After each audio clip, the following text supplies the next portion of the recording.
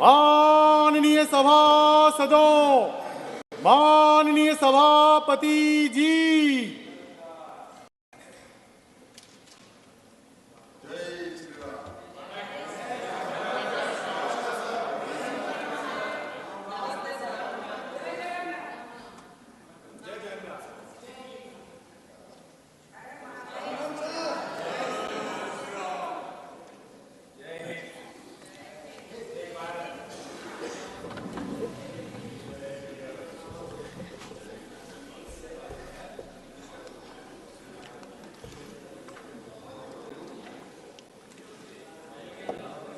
papers to be laid on the table. Sri V. Muralidharan. Respected Chairman, sir, with your permission, on behalf of my colleague Sri Arjun Ram Meghwalji, I rise to lay the papers listed against his name at serial number 11 in today's revised list of business. Sri Fagan Singh Pulaste. महोदय, मैं आपकी अनुमति से आज की संशोधित कार्यवाही के क्रम संख्या 2 पर मेरे नाम पर उल्लेखित कागजात सभा पटल पर रखता हूं। धन्यवाद। General सेवानिवृत्त V.K. Singh. Sir, with your permission, I rise to lay papers mentioned against my name at serial number 3 of the revised list of business. Sri Ramdas Athavale. Respected Chairman, sir, I lay on the table of the House papers listed against my name at serial number 4 in today's revised list of business. Thank you. Sadhvi Niranjan Jyoti. माननीय सभापति महोदय, मैं आज की संशोधित कार्यसूची क्रम संख्या 5 पर मेरे नाम के सामने उल्लिखित पत्र सभा पटल पर प्रस्तुत करती हूँ। श्री नित्यानंद राय। महोदय, मैं आज की संशोधित कार्यावली में क्रमांक संख्या 6 पर मेरे नाम के सम्मुख उल्लेखित दस्तावेज सभा पटल पर रखता हूँ। Shri V Muraleedharan. Respected Chairman, sir, with your permission, I rise to lay the papers listed against my name at serial number 17 in today's revised list of business. Shri Som Prakash. With your kind permission, I rise to lay on the table of the House paper listed against my name at serial number 8 in the revised list of business for today. Shrimati Annapurna Devi. आपकी अनुमति से आज की पुनरीक्षित कार्यसूची के क्रम संख्या 9 पर मेरे नाम के सामने उल्लिखित दस्तावेजों को सभा पटल पर रखती हूँ। श्री ए नारायण स्वामी। Respected Chairman, sir, with your kind permission, I lay the papers up the table of the House mentioned at serial number 10 of today's revised list of business against my name, sir. Shri B.L. Verma. आदरणीय सभापति महोदय, मैं आपकी अनुमति से आज की राज्यसभा की संशोधित कार्यवली क्रम संख्या 11 पर अपने नाम के सम्मुख अंकित प्रपत्र हिंदी और अंग्रेजी में सभा पटल पर रखता हूँ। श्री अजय कुमार। सभापति जी, मैं आज की संशोधित कार्यावली में क्रम संख्या 12 पर मेरे नाम के सम्मुख उल्लिखित दस्तावेज सभा पटल पर रखता हूँ। श्री भगवंत खुबा। आपके अनुमति से आज की संशोधित कार्यसूची क्रमांक संख्या 13 पर मेरा नाम के सक्षम उल्लेखित कागज पत्र सदन के पटल पर रखता हूँ। श्री ए नारायण स्वामी। Respected Chairman, sir, with your kind permission, I lay the papers on the table of the House mentioned at serial number 14th of today's revised list of business on behalf of Sushri Pratima Bhumika, my colleague Minister of State, Minister of Social Justice and Empowerment, sir. Doctor Subhash सरकार। सभापति महोदय, आपकी अनुमति से आज की पुनरीक्षित कार्यसूची के क्रम संख्या 1 दस्तावेजों को पटल पर रखना के क्रम संख्या 15 पर मेरे नाम के सामने उल्लिखित दस्तावेजों को मैं सभा पटल पर रखता हूं। नमस्कार। Shri Vishweshwar Tudu.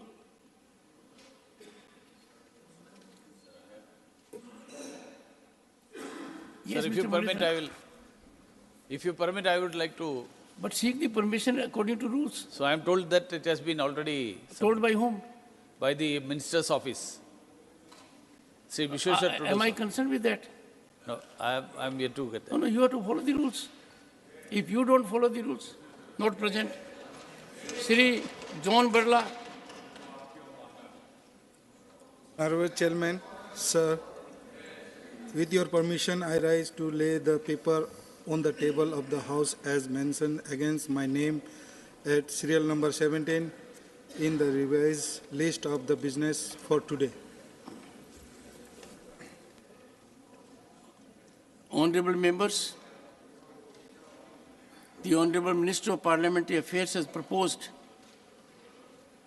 that the sittings of the current 263rd session of Rajya Sabha may be extended for 1 day up to Saturday, the 10th February 2024, in order to complete essential government business. Honorable members, the matter was also discussed in the meeting of the Business Advisory Committee held yesterday, the 6th February 2024, and the members of the committee and leaders of parties present had agreed to extend the sitting of this session of Rajya Sabha up to Saturday, the 10th February 2024. There will be no 0 hour and question hour on that day. Yes. निवेदन है आपसे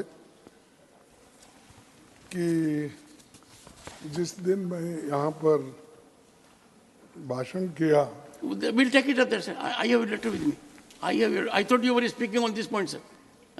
Your very detailed communication is with me, sir. I have to inform honorable members that panel of vice chairpersons has been reconstituted with the following members: Srimati Sulata Dev, Srimati Mamta Mohanta, Ms. Saroj Pandey, Srimati Vandana Chauhan, Dr. Sudhanshu Trivedi, Sri Rakesh Sinha, Sri GVL Narasimha Rao, Dr. Amar Patnaik.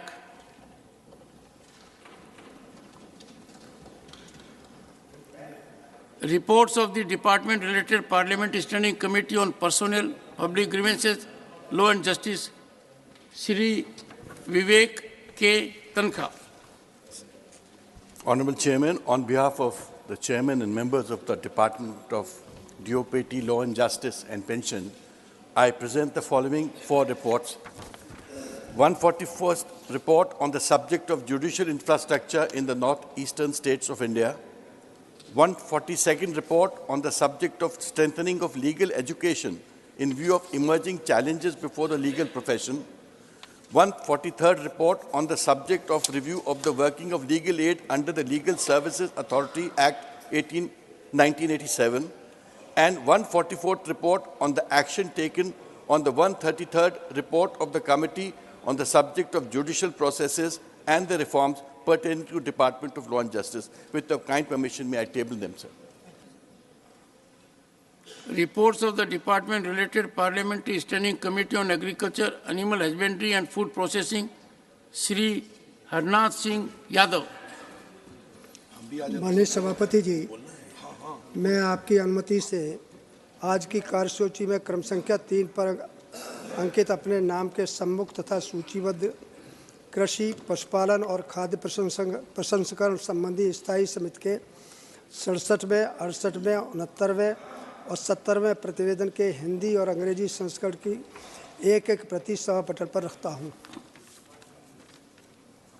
Statement of the Department-related Parliament Standing Committee on Agriculture, Animal Husbandry and Food Processing, Shri Harnath Singh Yadav.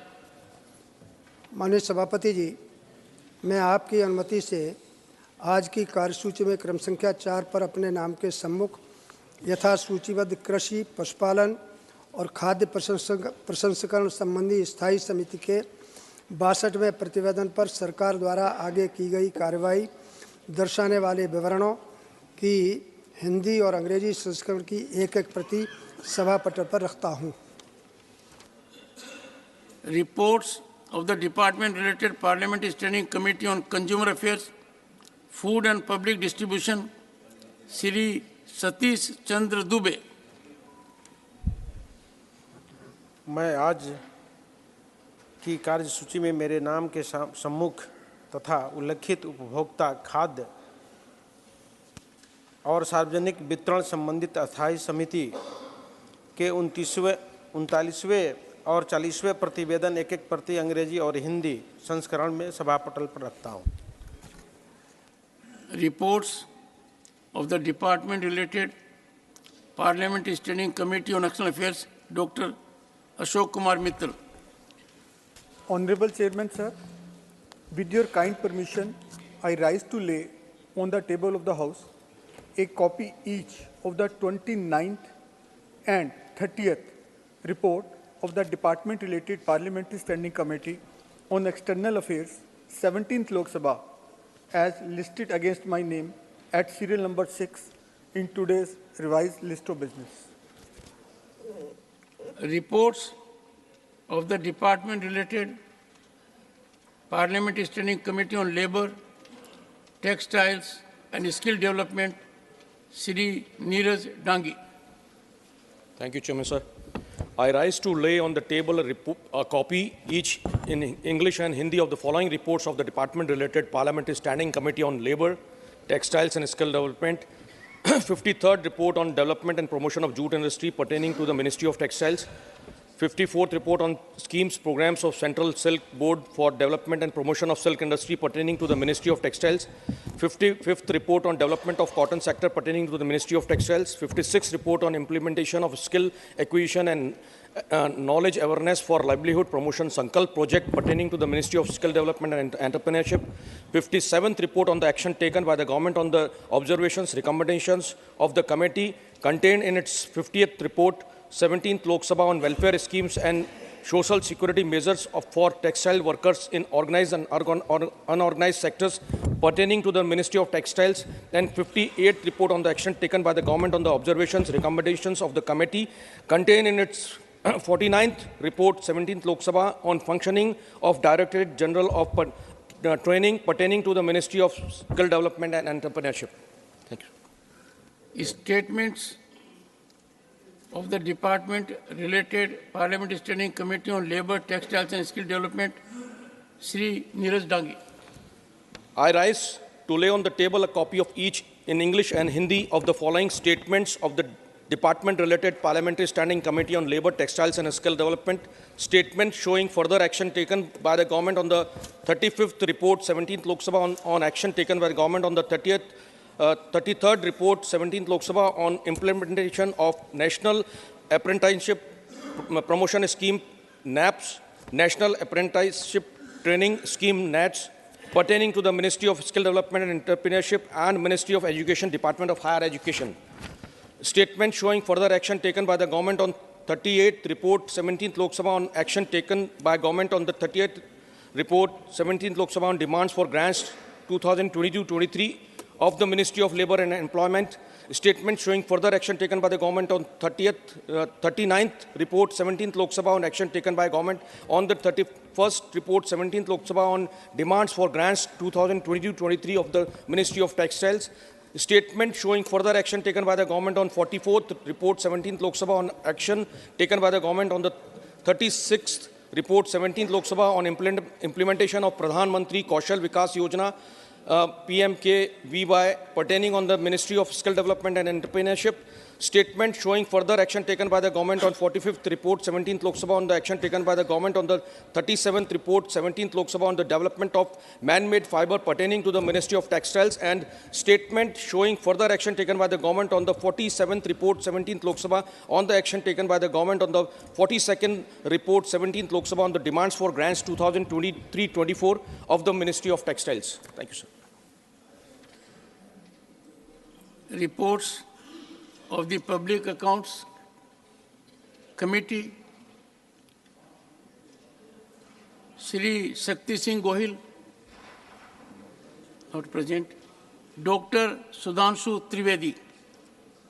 Sir, with your permission, I rise to lay the Hindi and English version of the report number 83, 84, 85, 86, 87, 88, 89, 90, 91, 92, 93, 94, 95, 96, 97, 98, 99, 100, 101, 102, 103, total 21 of the Public Accounts Committee 2023 to 24 as listed against my name in today's revised list of business.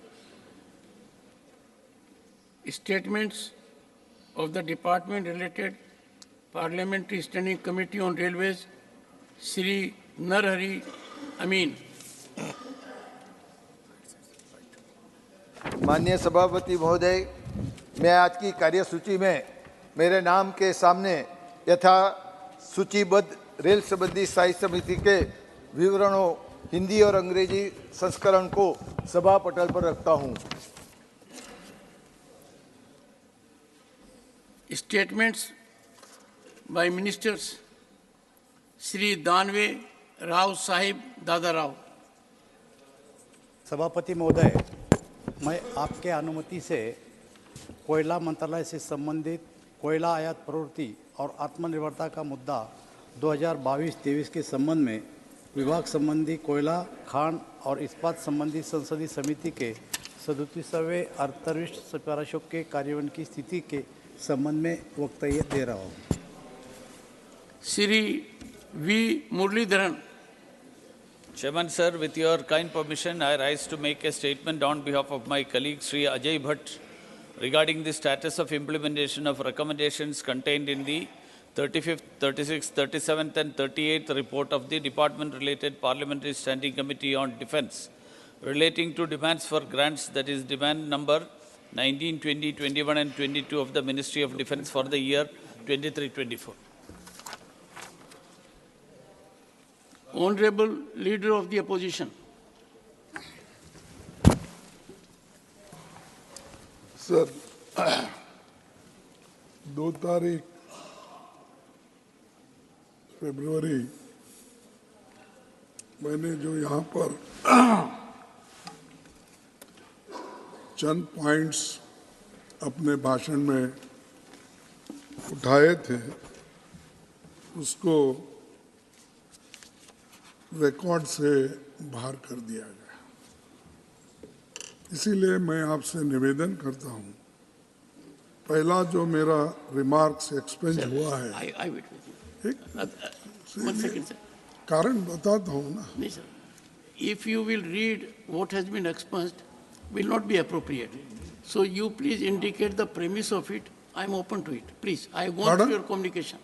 Please, sir.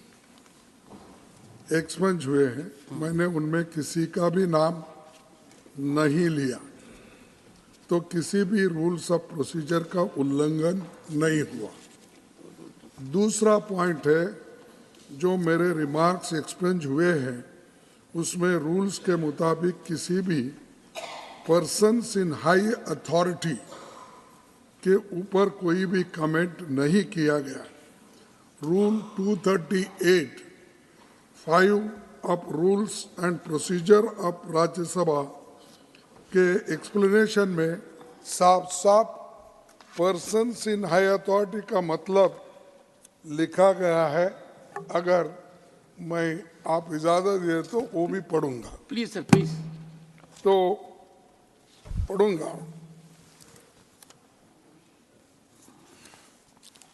238 ये rule A कहता है, no allegation of a defamatory और incriminatory nature shall be made by a member against any other member or a member of the House unless the member making the allegation has given a previous intimation to the chairman and also to the minister concerned, so that the minister may be able to make an investigation into the matter of the purpose of reply, provided that the chairman may at any time prohibit any member from making any such allegation if he is opinion that such allegations are derogatory to the dignity of the council or that no public interest is served by making such allegation. This is Rule 238 और 5 में ये भी कहा है कि इस rules के मुताबिक may reflect upon the conduct of a person in high authority unless discussion is based on substantive motion drawn in a proper terms. सब ये 238(5) सब क्लॉज के मुताबिक हो या 238(a) के मुताबिक हो, मैंने कभी इसका उल्लंघन नहीं किया। और दूसरा, जो भी ये पर्सन इन हाई अथॉरिटी का मतलब मैंने आपके सामने रखा है कि इस डेफिनेशन में कोई भी मुख्यमंत्री किसी भी तरीके से कवर नहीं होता, क्योंकि सदन में मुख्यमंत्री के खिलाफ कोई भी सब्सटैंटिव मोशन नहीं लाया गया। सर, एक्सप्लेनेशन टू रूल 38 पढ़ने के बाद, रूल 38 एक्सप्लेनेशन। नहीं, मैं बोलता हूँ, फिर आपके बाद आप कह दीजिए इसके मुताबिक ही है। तो मेरा कोई तीसरा पॉइंट ये है, तीसरे इसमें रूल्स के मुताबिक प्रियर नोटिस का भी कोई रिक्वायरमेंट इसमें नहीं है, क्योंकि ना तो जिनकी बात हो रही थी वो इस हाउस के सदस्य है, और जो मैंने बोला वो बिल्कुल फैक्चुअल सिचुएशन पर बेस्ड था। मैंने जिस ट्वीट का जिक्र किया वो फैक्चुअली बिल्कुल सही है। बाद में स्पष्टीकरण जरूर आया, लेकिन मैंने जो भी बोला वो फैक्ट्स के आधार पर बोला। सर, राष्ट्रपति अभिभाषण पर धन्यवाद प्रस्ताव एक ऐसा मौका होता है जब हमें कई विषयों पर व्यापक चर्चा करने पर मौका मिलता है। तो मुझे लगा कि एक प्रदेश का मुख्यमंत्री ऐसी भाषा का इस्तेमाल करता है तो ये मेरा कर्तव्य और हक है कि मैं इस मुद्दों को सदन में उठाऊं। मैंने बोलते हुए ना ही किसी मुख्यमंत्री का नाम लिया, ना ही किसी राज्य से उस राज्य का नाम लिया, उसका जिक्र भी नहीं किया। इसीलिए जो मेरे शब्दों को एक्सपंज किया गया उस पर मैं अपनी घोर आपत्ति दर्ज करना चाहता हूं, और साथ ही आपसे निवेदन करना चाहूँगा कि सदन की प्रोसीडिंग्स में इन रिमार्क्स को पुनर्स्थापित किया जाए, और उन शब्दों को पूरे 2 पेज का आपने काट दिया साहब। 2 पेज का मेरा भाषण काटने के बाद उसका उद्देश्य अलग अलग होता है, क्योंकि मैंने परसों बोला 400 पार का आपने गड़बड़ किया। उसमें क्या हो गया कि लोग अरे बैठो भाई, चुप सुनो। तो आपने क्या कहा, गड़बड़ शुरू हो गई। वो शब्द प्लीज नो, इस बार भी बोले वो आगे था, लेकिन आपने गड़बड़ में उसके सामने when the leader of the opposition is on his व्यादान बोल के legs, I expect you can appreciate, but you cannot raise a disturbance. Please. No, nothing. Yes. तो साहब क्या होता है, ये अर्थ का अनर्थ होता है। तो जब अब गड़बड़ करके आप स्टॉप कर देते हो, आगे के शब्द को आप निकाल देते हैं। आपने बोला इस तरीके से था। नहीं, वो आपकी है। आपके आगे मैं पढ़ूं, आपके आगे था क्या कि पूरा गड़बड़, क्या बोलते हैं हिंदी में, व्यवस्थान, क्या व्यवधान, तो आपने लिखा उसके सामने, तो वो शब्द चले गया दूसरा। तो ये मैं कह रहा हूं कि इसके लिए पूरा देखिए 1:55 में मैंने अछूत शब्द का इस्तेमाल किया था। फिर 2 बार सर वो मत पढ़िए, मैंने एक्सपेंस किया हुआ है। नहीं, अरे मैं तो वो मेरे को एक्सपेंस का ही होना है, मेरे को दूसरा नहीं है, मेरे को होना है एक्सपेंस का। देखिए 2 बजे onwards the expunged portion may not be read. But Achut sir has been held by unparliamentary. No. अरे एक्ट है कॉन्स्टिट्यूशन में अनटचेबिलिटी रिमूवल के लिए कॉन्स्टिट्यूशन में संविधान 17 आर्टिकल में है। खड़गे जी, आज मैं शीशे में 2 बार देख कर आया ताकि ज्यादा से ज्यादा सदस्य मेरी तरफ ही देखें। क्योंकि उनको मेरे से देखकर बोलना है, तो आप भी इधर ही देखकर बोले सर। ओ आप ही के तरफ आपको दो देखने के बाद मुझे खुशी होती है कि इतने सीनियर वकील सब आप है, इधर देखे तो हमको भी थोड़ा प्रोत्साहन मिलता है। कभी कभी क्या होता है साहब, सत्य बात जब हम कहते हैं तो जरा आप उधर ही ज्यादा देखते हैं, उस वक्त आपको आकर्षण करने के लिए हमको कभी कभी ऐसा करना पड़ता है। और 2 बजे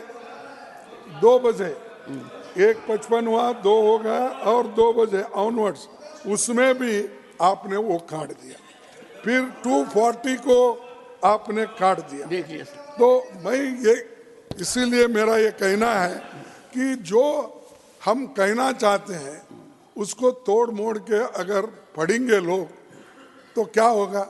अरे ये आपने जो चीजें बोली है इसमें नहीं है, मेरे को हर दफा हो रहा है। दिस इज द सेकंड और third time my speeches are cut and this is the letter I have returned to you. And मैं बाहर प्रेस को नहीं बोलना चाहता था unless I can bring to your notice. What is this sir, every time. And यहाँ पर तो मनुस्मृति के बारे में इतना बोला गया है, इतनी चर्चा हो गई है, और मैं जब बोलता हूँ उसको निकाल देते हैं। What is this? ये इसीलिए मैं कृपया करके आप उसको जो आपने निकाला है वो पूरे पेज को आप रख दीजिए, यही मेरी आपसे अपील है। ठीक है। Honorable members, we have unparliamentary expressions, a book from Lok Sabha Secretariat which says achut is unparliamentary, number one. Honorable members, I have received a communication, a written communication from Honorable Leader of the Opposition. I have gone through it. I'll give my ruling on it. But I may indicate to the House that his communication is in 2 parts. He has listed 4 items in particular. Item number 1 was relating to a word which was expunged because it is unparliamentary. The other 2, 3, 4 were recorded after I had said nothing will go on record. But I'll give my ruling. This matters because this is a platform where everyone has a free right of expression and in accordance with rules. Sir, I'll give my ruling on this. ना जब तक one second. Sir. Parliamentary, good. But there have been acts now. Not understand, the times change. When the times change, the law changes. Please, I am presenting to you. No, what do you want to say? Sir, untouchability, there has been act. It has been accepted legally as a terminology. Then please, it is for you. I want you to balance. It is for the chair or for the House to correct its book. 1 second. I would be too happy. 1 second. I will be too happy to revise unparliamentary expressions. And I may constitute a committee on that point so that senior members of the House and also young members, lest they take an offense at it, use that. We'll have an example. To the extent what the leader of the opposition has said, I will give my ruling on that. Sir मेरा point of order 1 minute सुन ले, ज्यादा नहीं दूंगा। Under rule sir शब्दों का निकाला जाना, अगर कोई शब्द आपको लगे कि वो अनपार्लियामेंट्री है तो आप उसे निकाल देंगे, लिख देंगे और कहेंगे ये कार्रवाई में नहीं होगा। लेकिन जिस तरह पेज बाय पेज 10-10 मिनट की स्पीचेस निकाली जा रही, सर ये कभी नहीं होता था राज्यसभा में। पार्लियामेंट में वो वर्ड निकाला जाता है, पूरा रेफरेंस नहीं। Pramod ji, leader of the opposition had very firmly, categorically put across his point. ठीक है। If you want my tentative response, have the book before you. Sir. Rule 238A, proviso. And what does the proviso say? Provided that the chairman may at any time prohibit any member from making any such allegation if he is of the opinion that such allegation is derogatory to the dignity of the council, not some individual, or that no public interest is served by making such allegation. Shri Kartikeya Sharma, matters raised with permission. Thank you, Chairman, sir, for giving me this opportunity to speak on this important issue. This concern over refusal by hospitals to release dead bodies due to pending bills. I have reserved my ruling. I'll come with it. The House will have the benefit of it. There I'll are have the benefit of it. saddening stories narrating the insensitive instances of refusal by a hospital to release the dead body to the family due to outstanding bills. The grieved families already traumatized with the loss are subjected to further distress for immediate commercial recovery. A report by the Lancet Commission on the value of death published in the year 2022 states that Mr. in Sharma, situations where a family... Mr. Kartikeya Sharma, now start. Thank you, Chairman, sir, for giving me an opportunity to speak on this important issue, which is concern over refusal by hospitals to release dead bodies due to pending bills. There are umpteen saddening stories narrating the insensitive instances of refusal by a hospital to release the dead body of the family due to outstanding bills. The grieved families, already traumatized with the loss, are subjected to further distress for immediate commercial recovery. A report by the Lancet Commission on the value of death published in the year 2022 states that in situation where a family is unable to pay hospital medical bills, hospital staff will often refuse to release the body of the deceased until the payment is made. The Geneva Convention and the UN Commission on Human Rights make it legally binding, provide for explicit provisions relating to the proper management, dignified treatment, and disposal of dead bodies, as well as respect for the need of families. Sir, earlier answering to my question, the Honourable Minister informed the House that there is no such legal provision authorizing any hospital to withhold dead bodies in the lieu of pending bills. Therefore, I urge this august House to deliberate on the situation that will bring some relief to the mourning families. I also request the Minister concerned to evaluate and issue guidelines for immediate release of the dead bodies and subsequent period for clearing the dues. Suggestively, penalties for the defaulting hospitals and that violate the said guidelines should also be incorporated for ensuring strict compliance. There is a growing consensus at international level that all patients must enjoy certain basic rights. In other words, the patient is entitled to a certain amount of protection to be ensured by physicians, healthcare providers, and the state, which have been codified in the various societies and countries in the form of charters of patients' rights. The patient rights charters, as approved by the National Council of Clinical Establishments, is available in public domain and needs to be promoted in good spirit. Further, we can collectively implement a few steps. Spread awareness about the Patient's Rights Charter and the rights that families of the deceased have in such situations. The Patient Rights Charter enlists 17 rights of patients, including the right to information, whereby every patient has a right to adequate relevant information about the disease, right to record in reports, the right to emergency medical care, the right to informed consent, the right to confidentiality, the right to second opinion, the right to discharge of patients or receive the body of deceased from the hospital and more. Enforce hospitals to display the charter in important areas of the hospital so that accountability is held. Treat violation of the charter with firm laws, as non-release of dead bodies is treated akin to violations of habeas corpus. Create a national helpline to assist the mourning families in such unfortunate times, and create a national corpus fund. Sir, and more importantly, let's incentivize the hospitals and doctors to community so that they encourage and follow the Patient Rights Charter. Thank you very much, sir. Shri Pramod Tiwari. Shri Pramod Tiwari. साहब एक minute मैंने वो उठाया और आपको कहा भी इसमें अनपार्लियामेंट्री क्या है और सारी चीजें I have reserved it. You have had your say. नहीं, रिजर्व with तो utmost साहब, respect. रिजर्व के बाद ही आप अड़चन करने वाले हैं। नहीं सर, कहाँ रूलिंग होगा? No, you will have it during the course of the day. अब तक तो During course of the day, before I rise for the day, you will have a ruling perfect on this. Kindly उठे। Come on, Pramod Tiwari, do you want to avail the opportunity? 2 बजे के onwards में जो भाषण हुआ 110 pages Nothing will go on record, sir. ये kindly, I gave you opportunity. Sir, how many times I will see it? I have read it. You have sent a communication. I have gone through it.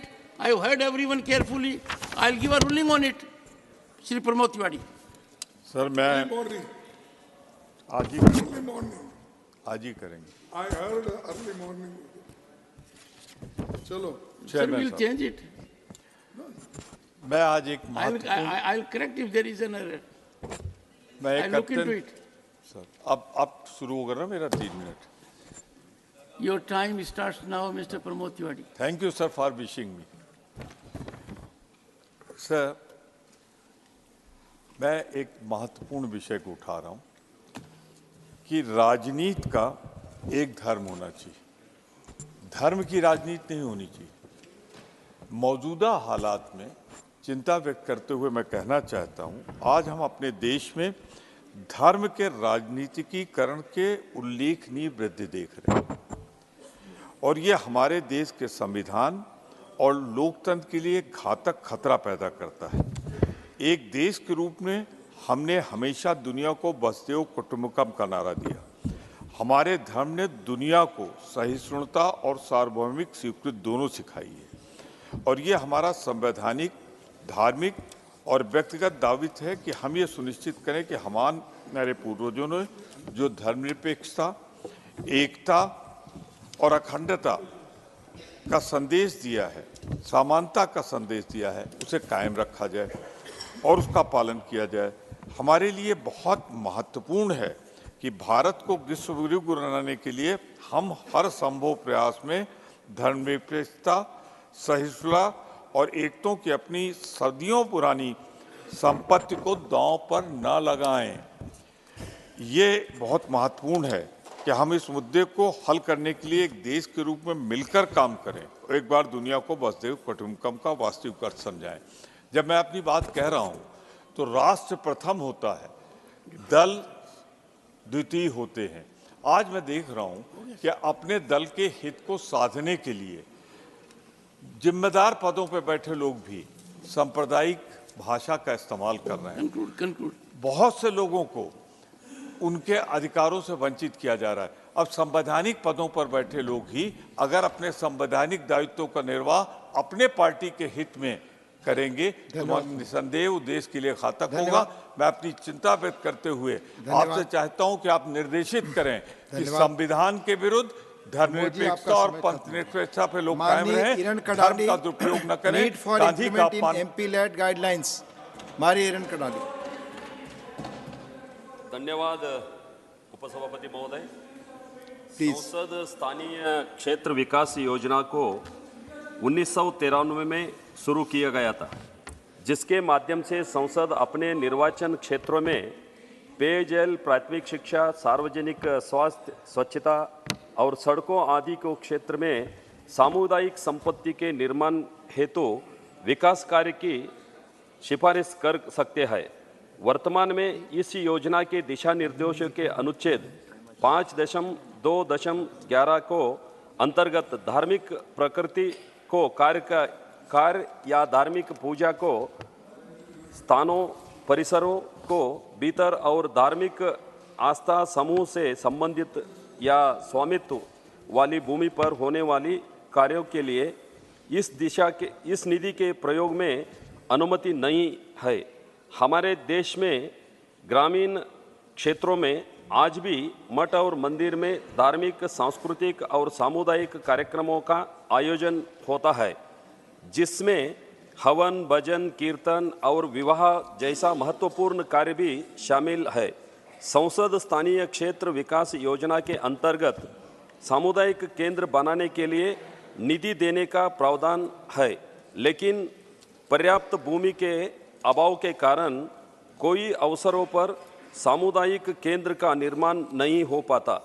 धार्मिक पूजा स्थलों पर पर्याप्त भूमि होती है, लेकिन संसद स्थानीय क्षेत्र विकास योजना के अंतर्गत प्रतिबंध के कारण संसद अपने क्षेत्रों के धार्मिक स्थलों का विकास और उनके परिसर में सामुदायिक केंद्र का निर्माण नहीं कर पाते। मेरा सरकार से निवेदन है कि दिशा निर्देश के अनुच्छेद 5.2.11 को निरस्त किया जाए और धार्मिक स्थल जैसे मंदिर और मठों में सामुदायिक कार्यक्रम को बढ़ावा देने हेतु सामुदायिक केंद्र और अन्य विकास कार्यों के लिए संसद स्थानीय क्षेत्र विकास योजना के माध्यम से निधि देने पर लगे हुए प्रतिबंध को तत्काल हटाओ जाए। नमस्कार। धन्यवाद कटाडी जी।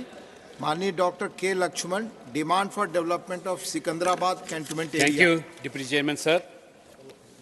This special mention is regarding the merger of Secunderabad Cantonment Board with the local Municipal Corporation of Hyderabad, sir.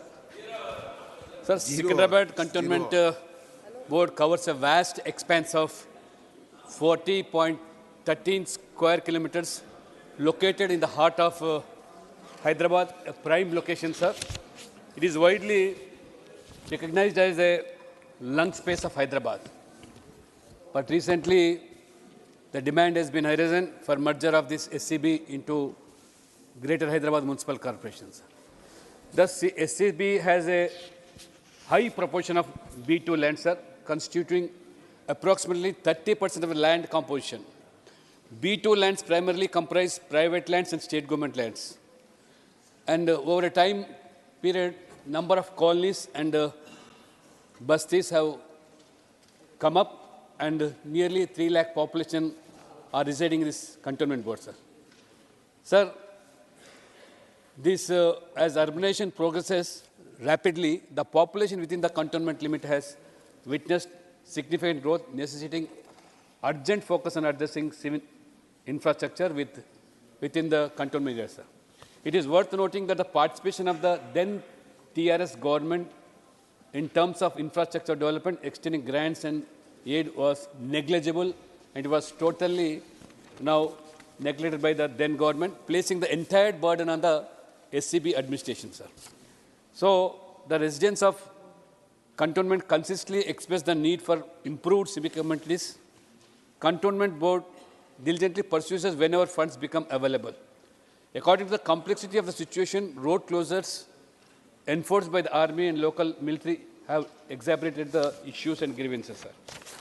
So the demand for merging in board with the GHMC was raised by the then party ruling. It was totally politically motivated, sir. The main hidden agenda behind is the open lands and the surplus lands left in the cantonment board. So they are being designated as the green spaces for Hyderabad. The availability of surplus lands such as OGB, B3, B4 category lands within the SB cantonment provides unique features, sir. The politically motivated conspiracy behind this is to grab that open lands. So now what I request is the main demand of the local residents to increase the FSI. आपका समय हो Sir, गया। I only request the government of India to. Dr. K. Lakshman, it's not going on record now. Sri GVL Narasimha Rao, demand for investment of around 500 crores for installing infrastructure for filtering of sewage water in Visakhapatnam city. Thank you, sir. Thank you for the opportunity. Sir, I'm happy to say that as a resident of Visakhapatnam, there is something to be very proud of. Visakhapatnam is one of the cleanest cities in the country as per Swachh Survections. In the last 3 years, it has ranked 4th every time. I would like to thank, first of all, Honorable Prime Minister and the central government for giving huge funds under various central schemes like Swachh Bharat, Amrit, Smart Cities Mission, G20 City, and many other ways. I think when the city was ravaged by Hudhud, it was central government and Honorable Prime Minister Modi ji who stood by the city. So there is so much to be proud of about Visakhapatnam. But there is also a concern, a rising concern about the high level of ocean pollution, which is possibly not evident to the public, but it has a huge negative adverse implications for the future.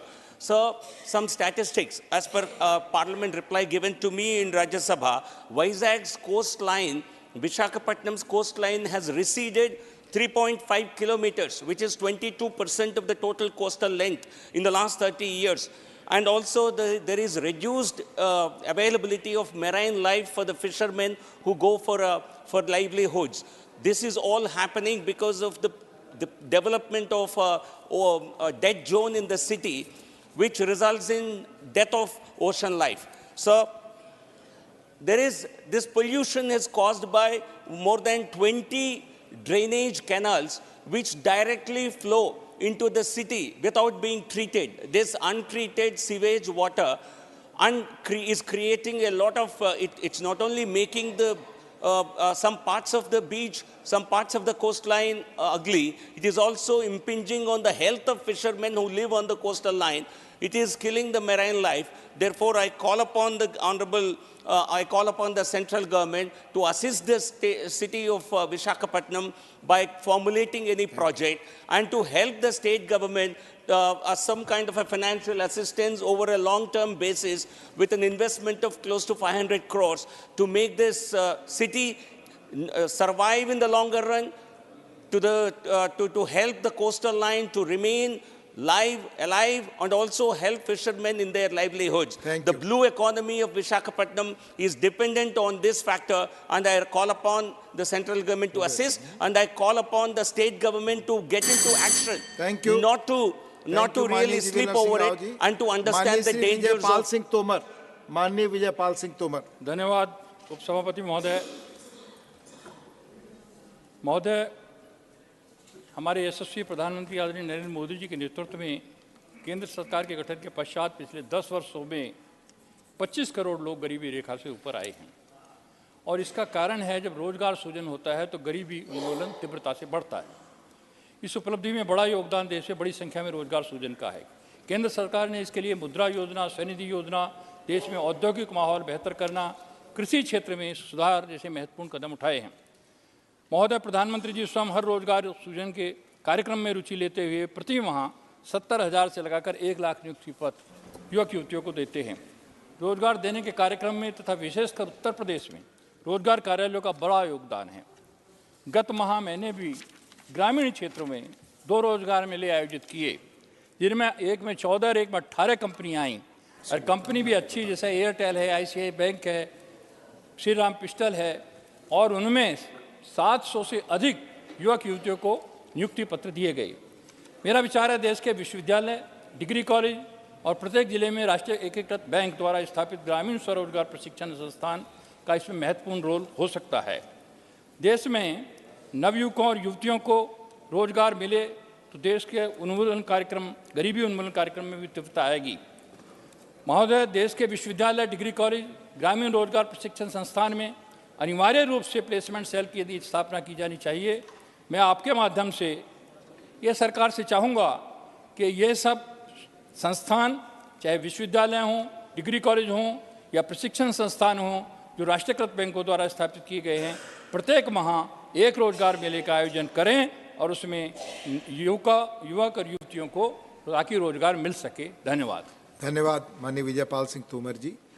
माननीय doctor Laxmikant Vajpayee. माननीय उपसभापति जी, ई filing centre की स्थापना का मेरा विषय है। आपदा में अवसर कोरोना काल में वर्चुअल पद्धति निकल कर आई। 4,20,937 केस सुप्रीम कोर्ट में 2.63 करोड़ जिला न्यायालय और उच्च न्यायालय में सुने गए। वादकारी का हित सर्वोच्च और सस्ता और सुलभ न्याय सरकार का सिद्धांत। 9 मार्च 2023 को न्याय मंत्रालय भारत सरकार का एक पत्र सभी हाई कोर्टों को गया ई फाइलिंग के संबंध में।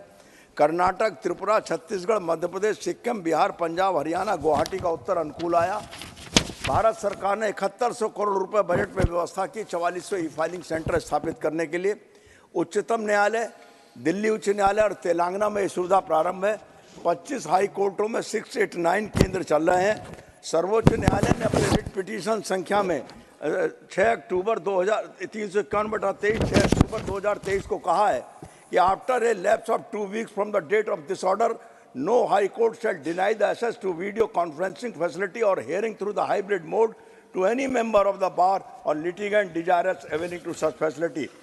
उच्च न्यायालय प्रयागराज ने भी अपने पत्र संख्या 18 अक्टूबर 2023 को जिला न्यायालयों को आदेश जारी करके 1 नवंबर 2023 से ई फाइलिंग सेंटर शुरू करने का आदेश दिया। मेरठ में उस क्रम में 25 अक्टूबर को 1 नवंबर से ई फाइलिंग सेंटर चलेगा, ये आदेश भी हो गया। लेकिन अचानक registrar general Allahabad high court ने पत्र संख्या 3542 सीपीसी ई कोर्ट दिनांक 28 अक्टूबर 2023 को केप्ट इन अबाइंस लिखकर उस हाई कोर्ट के आदेश को स्थगित कर दिया। सुप्रीम कोर्ट का निर्णय है, भारत सरकार ने उसके अधीन पत्र लिखा था, तमाम उच्च न्यायालयों ने उसमें सहमति दी है, उच्च न्यायालयों में चला है। सुप्रीम कोर्ट में, दिल्ली उच्च न्यायालय तेलंगाना में हुआ, करोड़ों केस सुने गए कोरोना काल में। और सुप्रीम कोर्ट ने जब ये कहा था कि 6 अक्टूबर 2023 के 15 दिन बाद कोई कोर्ट हाई कोर्ट मना नहीं कर सकेगा, यह स्थगन उत्तर प्रदेश की जनता के साथ अन्याय है। इस दृष्टि से मैं सदन के समक्ष रखकर भारत सरकार से न्याय मांगना चाहता हूं। धन्यवाद डॉक्टर वाजपेयी जी। माननीय Shri Nagendra Rai demand to include the history of Rajbanshis and Kamatapur in NCERT text books. Sir, I demand to include the history of Rajbongshi and Kamotapur in the NCERT textbook. The Rajbongshi community has a rich and heritage and culture which has been inherited from the ancient civilization. The Rajbongshi community is their own dialect, culture and way of the living. The culture reflects the humbleness, peace and harmony with nature. His Highness Maharaja Jagadevendranath Bahadur was the last Maharaja and the greatest warrior beside the Bir Sujya Vishwa Mahavir Chilarai. Was the greatest hero in the world. In December 1950, President of the Greater Kujbar People's Association had requested the Government of India in conclusion of the glorious history of the Rajbongshi and Kamotapur in the NCERT textbook for the benefit of the student, linguists and benefit community. In reply to this, in assurance was the given, then that is the matter would be placed before the textbook development committee of still now. History of Rajbongshi was not published. The great leader of Rajbongshi, their love, affection, the development for the people need to reach on the present and future generation so as to under the Indian history. I therefore request the central government to include the contribution, the Rajbongshi book of the NCERT. Thank you. Thank you, Sri Nagendra Rai ji. Mani M. Sanmugam, concern over delay in increasing minimum monthly pension of EPF pension to ₹9,000. Thank you, Chairman Sir. I raised to concern over the delay in increasing minimum monthly pension of workers under Employees Provident Pension Scheme. Sir, huge amount is lying with the Ministry of Finance as unclaimed amount. As many workers shift from one company to another, their EPF contribution remain unclaimed. This is the position up to the year of 2014. In 2014, Universal Account Card was introduced with the result. The employees workers continue to get the EPF subscription irrespective of the change from one company to another.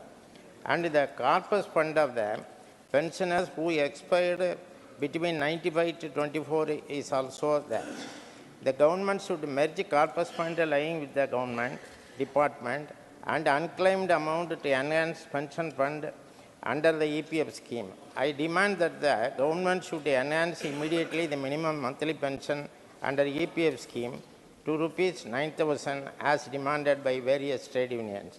Hence, the amount from corpus fund and the unclaimed amount which belong to the workers should be merged with the pension fund for the purpose of EPF scheme so that the actuary valuation will go up.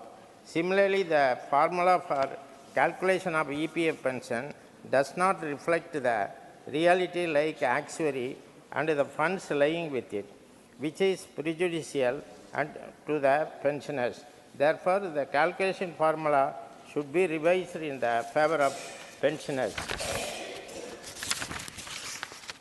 for giving higher pension under the EPF pension scheme for those who contribute more money.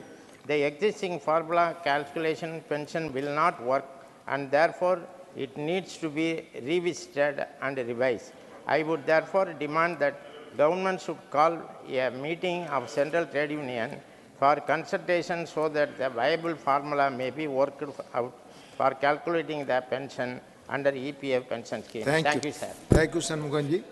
Dr. Amar Patnaik ji, demand to include Ho, Sambalpuri, Saroa and Mundari languages. Thank you, sir. Sir, Odisha occupies a very special position in the tribal map of India with 62 ST communities and 13 primitive tribes. They constitute 22.43% of the total state population. With this, Odisha has one of the highest percentages of tribals in India. So there is a long-standing demand of the Odisha government to include Ho, Mundari, Bhumish, Kui and Saura languages in the 8th schedule of the Constitution. The exclusion of these languages denies tribal linguistic communities access to education in their native tongue, perpetuating their marginalization. For instance, the Ho language spoken by approximately 10 lakh tribals in Odisha and Jharkhand, and Mundari language spoken by over 6 lakh people of Odisha and Mundari tribes are deserving candidates for constitutional recognition. So Honorable CM Naveen Patnaik, Odisha CM Naveen Patnaik had written a letter to the Union government in 2014 in this regard. However, their demand remains unheard. The incorporation of these languages into the 8th schedule will contribute significantly to their preservation and dissemination. This inclusion will catalyze various initiatives such as publication, content creation, and will also establish an ecosystem of conducive to research and studies focused on their preservation and promotion, fostering a robust platform for scholarly engagement in these areas. Sir, moreover, on September 16, 2022, Honorable Chief Minister Naveen Patnaik ji had also written a letter to the Union Tribal Affairs Ministry reiterating their long-standing demand for inclusion of 169 communities in the state's scheduled tribe list. In December 22, again a delegation of BJD MPs met the Union Tribal Affairs Minister. 3 have been included out of 169, which had fulfilled all the conditions and all the processes. For the remaining tribes, Honorable CM has been impressing on having joint meetings of all the involved ministries and state government to expedite the process. Even after the prioritization of 9 proposals by a Ministry of Tribal Affairs task force in 2014, many recommendations remain unaddressed. Thank you. Sir, Odisha has already taken initiative in this regard by constituting special development councils. Thank you. Mani Sri Biplav Kumar Dev. Mani Biplav Kumar Dev. Thank you. महोदय, मैं आपके माध्यम से केंद्रीय नगर विमान मंत्रालय के अवगत करना चाहता हूं कि एमबीबी हवाई अड्डा अगरतला त्रिपुरा भारत के नॉर्थ ईस्टर्न रीजन में आने वाले यात्रियों के लिए एक महत्वपूर्ण प्रवेश द्वार है। वहां नई टर्मिनल बिल्डिंग का उद्घाटन 4/1/2022 को माननीय प्रधानमंत्री जी द्वारा किया गया था। प्राप्त जानकारी के अनुसार वहां व्यस्त घंटे के दौरान 1000 अंतर्राज्यीय और 200 अंतर्राष्ट्रीय यात्रियों की संभालने की क्षमता है। 20 चेक इन काउंटर है एवं 3 मिलियन यात्रियों को वार्षिक क्षमता है। अगरतला चिटागांग मार्ग पर अंतर्राष्ट्रीय उड़ान का संचालन शुरू करने के लिए राज्य सरकार ने 18.85 करोड़ रुपए की राशि एयरपोर्ट अथॉरिटी ऑफ इंडिया को भुगतान कर दिया है। वह इंस्ट्रूमेंट लैंडिंग सिस्टम एवं ग्राउंड लाइटिंग सुविधा मौजूद है। रनवे की लंबाई 286 मीटर है। वित्त मंत्रालय भारत सरकार ने 4/1/2023 को एमबीबी हवाई अड्डा को सीमा शुल्क चेक पोस्ट घोषित कर दिया है और भारत सरकार के गृह मंत्रालय से इस संबंध में घोषणा की प्रतीक्षा है। माननीय अध्यक्ष जी, मैंने इस विषय में माननीय नगर विमान मंत्री जी को पत्र लिखा था, जिसके उत्तर में उन्होंने बताया कि इमिग्रेशन चेक पोस्ट का विषय गृह मंत्रालय का आता है। माननीय honourable member, question number 46, Shri Mithilesh Kumar. Not present. Honorable Minister. Patel पर रखा है. Dr. Fozia Khan for supplementary. Thank you, sir. Sir, the Social Justice Department has limited spending on key schemes such as the seed scheme for denotified, semi-nomadic and nomadic tribes, the National Action Plan for Drug Reduction, Demand Reduction, sir. Similarly, the Tribal Department also is underutilizing funds in Eklavya Model Residential Schools and the PM Adi Adarsh Gram Yojana transfer. Sir, what measures has the government implemented to identify and address the bottlenecks hindering the effective utilization of these policies and funds, given the increase in budgetary allocation for these schemes and the ministry despite the underutilization? Honorable Minister. Sir, ये पंचायत राज मंत्रालय के संबंधित प्रश्न नहीं है.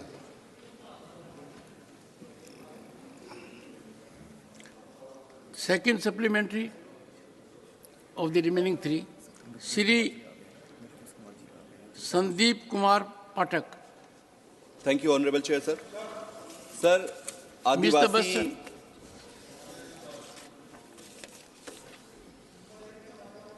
Yes. Thank you, Honorable Chair, sir. Sir, आदिवासी भाइयों के अधिकारों, रीति रिवाज, प्राकृतिक संसाधनों के संरक्षण के लिए पेसा कानून 1996 में लागू किया गया था. इसके तहत लगभग 10 राज्यों में इस कानून को अब तक लागू हो जाना चाहिए था. सर, लगभग 28 साल हो चुके हैं, ये कानून सिर्फ कागजों में है, अभी तक धरातल पे उतरा नहीं है. कई भारतीय जनता पार्टी के शासित राज्य भी इसमें शामिल हैं, जैसे कि गुजरात. मैं आपके माध्यम से माननीय मंत्री जी से जानना चाहता हूं कि 28 साल हो चुके हैं, 10 साल लगभग आपकी सरकार आ चुकी है, और कितना समय इसको धरातल पे उतरने में लगेगा? सर, ये प्रश्न से संबंधित प्रश्न नहीं है. इनको पैसा की जानकारी अगर चाहिए तो अलग से दी जाए.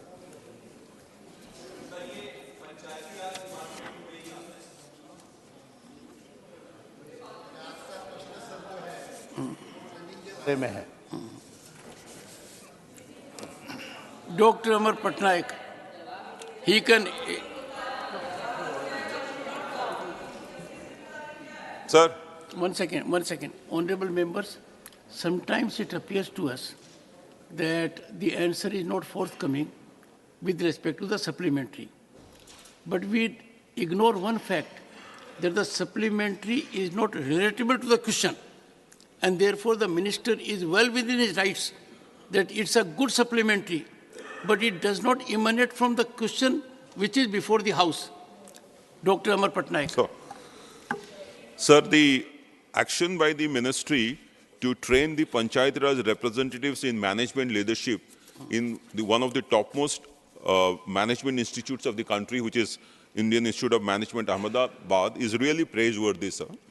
So my question is, whether the modules include digital education to these political representatives, because on one hand, we are trying to increase the intensity of digital footprint in the rural areas, and unless these representatives are actually educated and trained in handling these digital assets, they would not be able to exercise their management skills. So whether this forms a component of the entire leadership program is a suggestion, and also if it is there, then it will be welcome. Honorable Minister. अध्यक्ष महोदय, आपके माध्यम से सम्माननीय सदस्यों को मैं कहना चाहूँगा कि राष्ट्रीय ग्राम स्वराज अभियान के माध्यम से जो पंचायत राज संस्थान के प्रतिनिधियों को प्रशिक्षण दिया जाता है, वो निश्चित तौर पर टेक्नोलॉजी के आधार पर भी दिया जाता है.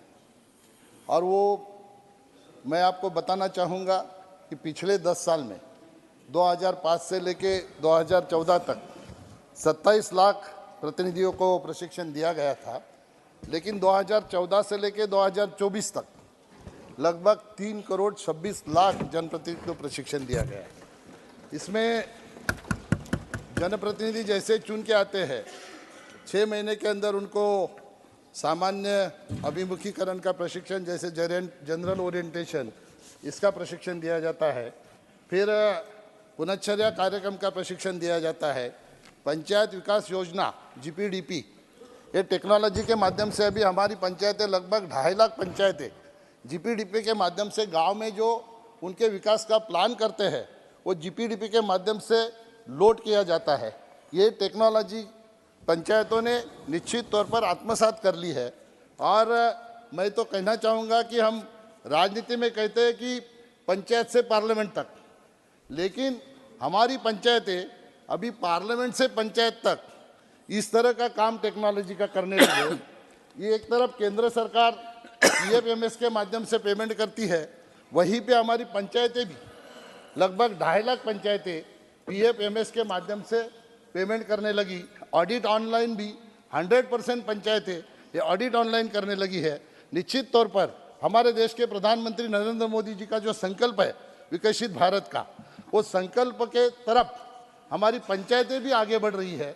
हमारी पंचायतें अभी टेक्नोलॉजी के माध्यम से सभी गांव का DPR बनाना हो, गांव की विकास योजना हो, गांव का डेवलपमेंट प्लान बनाना हो, वो सारों को टेक्नोलॉजी का यूज़ करके पंचायतें आगे बढ़ रही हैं। इस सदन में कुछ सदस्य हैं जिनका सफ़र पंचायत से शुरू हुआ और पार्लियामेंट तक पहुंचा, वर्तमान में भी सदस्य हैं। Question number 47, doctor Ashok Kumar Mittal. Honourable minister. Supplementary 1, doctor Mittal. धन्यवाद माननीय सभापति महोदय, आपने मुझे प्रश्न पूछने का अवसर दिया। सबसे पहले तो मैं मंत्री जी को बधाई देना चाहूँगा कि उन्होंने हाईवे निर्माण में देश में बहुत ही बढ़िया काम किया और हमारा देश हाईवे में ऊपर जा रहा है लगातार। इसी में आगे बढ़ते हुए मंत्री महोदय जी ने 4 धर्म स्थलों बद्रीनाथ, केदारनाथ, गंगोत्री, यमुनोत्री के बीच कनेक्टिविटी में सुधार लाने के लिए 4 धाम योजना शुरू की है। मैं पंजाब से आता हूँ। जिस प्रकार हिंदू धर्म में 4 धाम है, वैसे सिख धर्म में 5 तख्त हैं, जिसमें से 3 पंजाब में आते हैं, 1 बिहार में और 1 माननीय मंत्री जी के अपने होम स्टेट महाराष्ट्र के नंदेड़ में आता है। तो मेरा मंत्री जी से प्रश्न है कि इन 5 तख्तों के बीच बेहतर कनेक्टिविटी बनाने के लिए भारत सरकार क्या करने जा रही है? माननीय मंत्री जी। सम्माननीय सभापति महोदय, हमारे विभाग की ओर से लगातार ये प्रयास किया जा रहा है कि हमारे देश के लोग जहाँ रिलीजियस टूरिज़्म तीर्थाटन के लिए जाते हैं उसमें अच्छे रोड बने। करीब 22,000 करोड़ रुपए खर्चा करके हमने बुद्ध सर्किट, ये जो पूरा जहाँ भगवान गौतम बुद्ध का जन्म हुआ, जहाँ उनको ज्ञान मिला, जहाँ उनका देहांत हुआ, सब जगह को 4 लेन रोड से जोड़ा है। फिर उसी प्रकार से हमने अयोध्या सर्किट बनाया। अयोध्या सर्किट में भी विशेष रूप से हम करीब 30,000 करोड़ का राम वन गमन यात्रा, सभी प्रकार का, सीता के जन्म स्थान नेपाल के भूमि तक वहाँ से उसमें कनेक्टिविटी की है। महाराष्ट्र में हमारा पंढरपुर हमारा बहुत एक लोगों का श्रद्धा का विषय है। तो देहू से पंढरपुर और आळंदी से पंढरपुर ऐसे 12,000 करोड़ का पालकी मार्ग भी बनाया है। अभी सम्माननीय सदस्य जिसका उल्लेख कर रहे थे, विशेष रूप से सिख पंथ में धर्म में जिस प्रकार की श्रद्धाएं हैं, उसमें अमृतसर से कटरा ये हाईवे हम जब बना रहे थे तो अमृतसर से जाते समय 4 भव्य महत्वपूर्ण ऐतिहासिक गुरुद्वारा थे, वो छूट गए थे और हम बाहर से कटरा जा रहे थे। तो विशेष निर्णय लेकर वो चारों को जोड़कर वो रोड बढ़ा करके उसका भी निर्णय किया गया। जहाँ तक इस प्रश्न में आज नांदेड़ से लेकर आपने जितनी बातें की है वो इस प्रश्न का भाग नहीं थी, पर जहाँ तक मेरी जानकारी है, मैं थोड़ा एकदम प्रिपेयर एकदम शायद एक मेरे को लगता है कि वो सही है कि जितने गुरुद्वारों के बारे में आपने उल्लेख किया है, लगभग उन सब को हमने 4 लेन से अच्छी तरीके से जोड़ दिया है। अगर इसमें से कोई छूटा होगा ऐसा अगर ध्यान में आएगा तो वो भी जोड़ेंगे।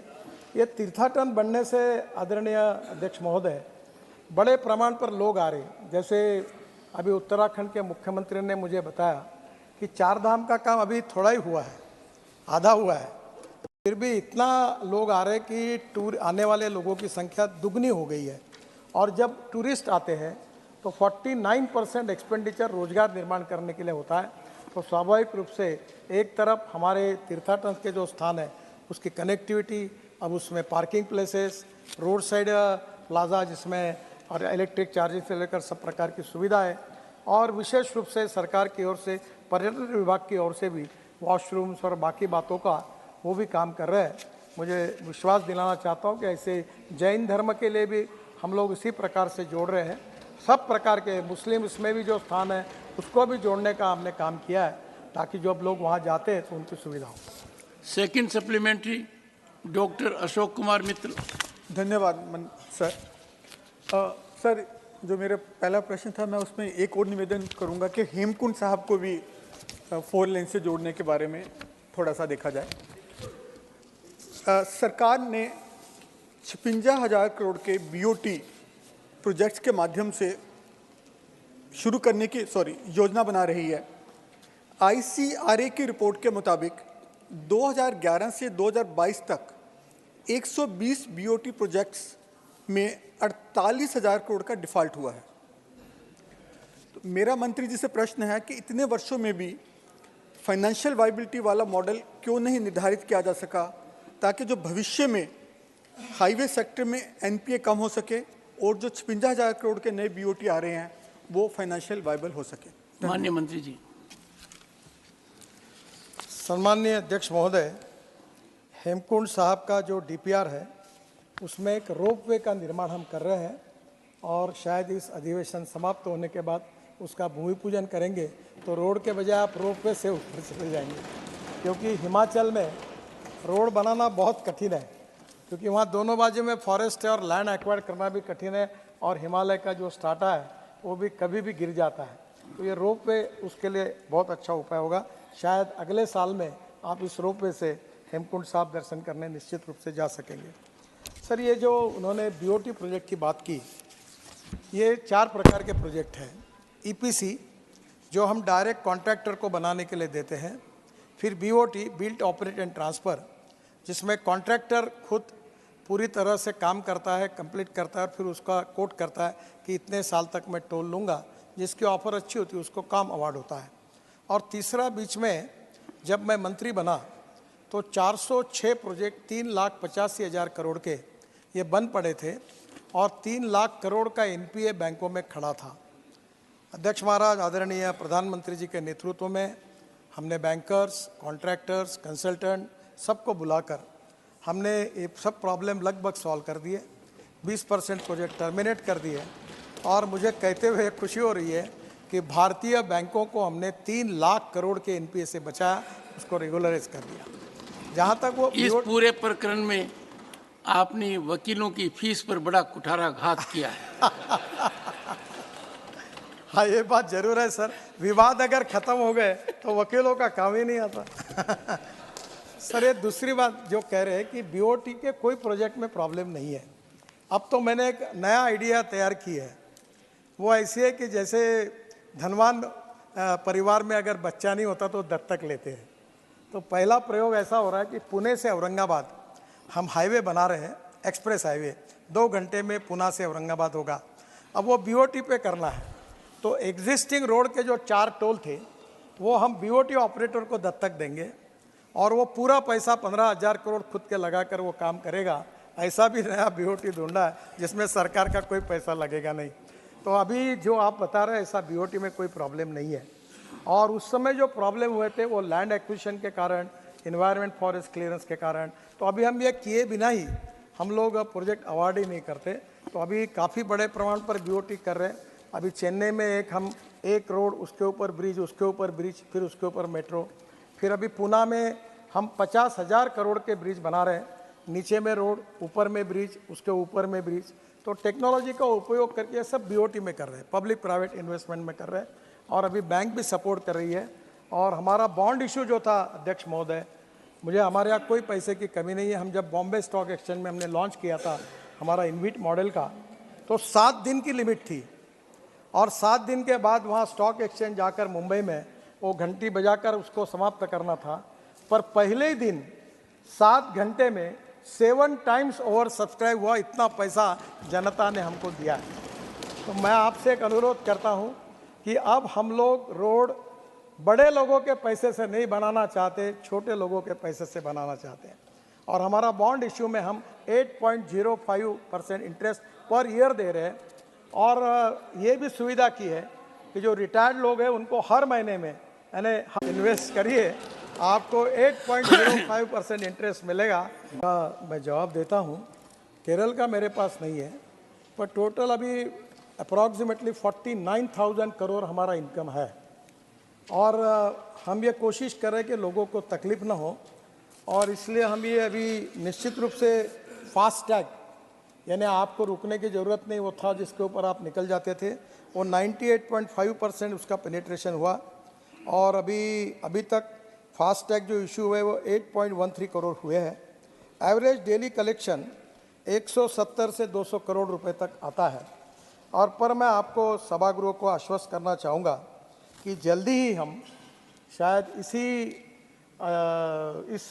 हमारे लोकसभा चुनाव के पहले, कोड ऑफ कंडक्ट लगने के पहले, हम कोशिश कर रहे हैं कि वर्ल्ड की best technology satellite based toll system, इसको हम पूरे देश में लाएंगे। टोल नाका हटा देंगे, आपको कहीं रुकने की ज़रूरत नहीं पड़ेगी, आपके नंबर प्लेट का फ़ोटो निकल जाएगा, आप जहाँ से एंट्री किया और जहाँ से बाहर निकले उतना ही टोल लगेगा और आपके बैंक अकाउंट से वो निकल जाएगा। आपको कोई रोकेगा नहीं, कोई तकलीफ होगी नहीं।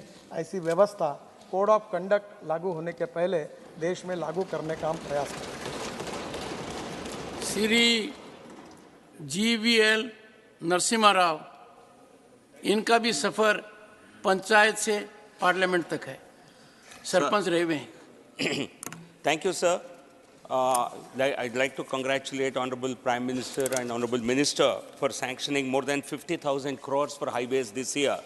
Sir, my question to Honorable Minister is about a particular toll plaza in Visakhapatnam city, Aganampudi Plaza, which is on a national highway, old national highway.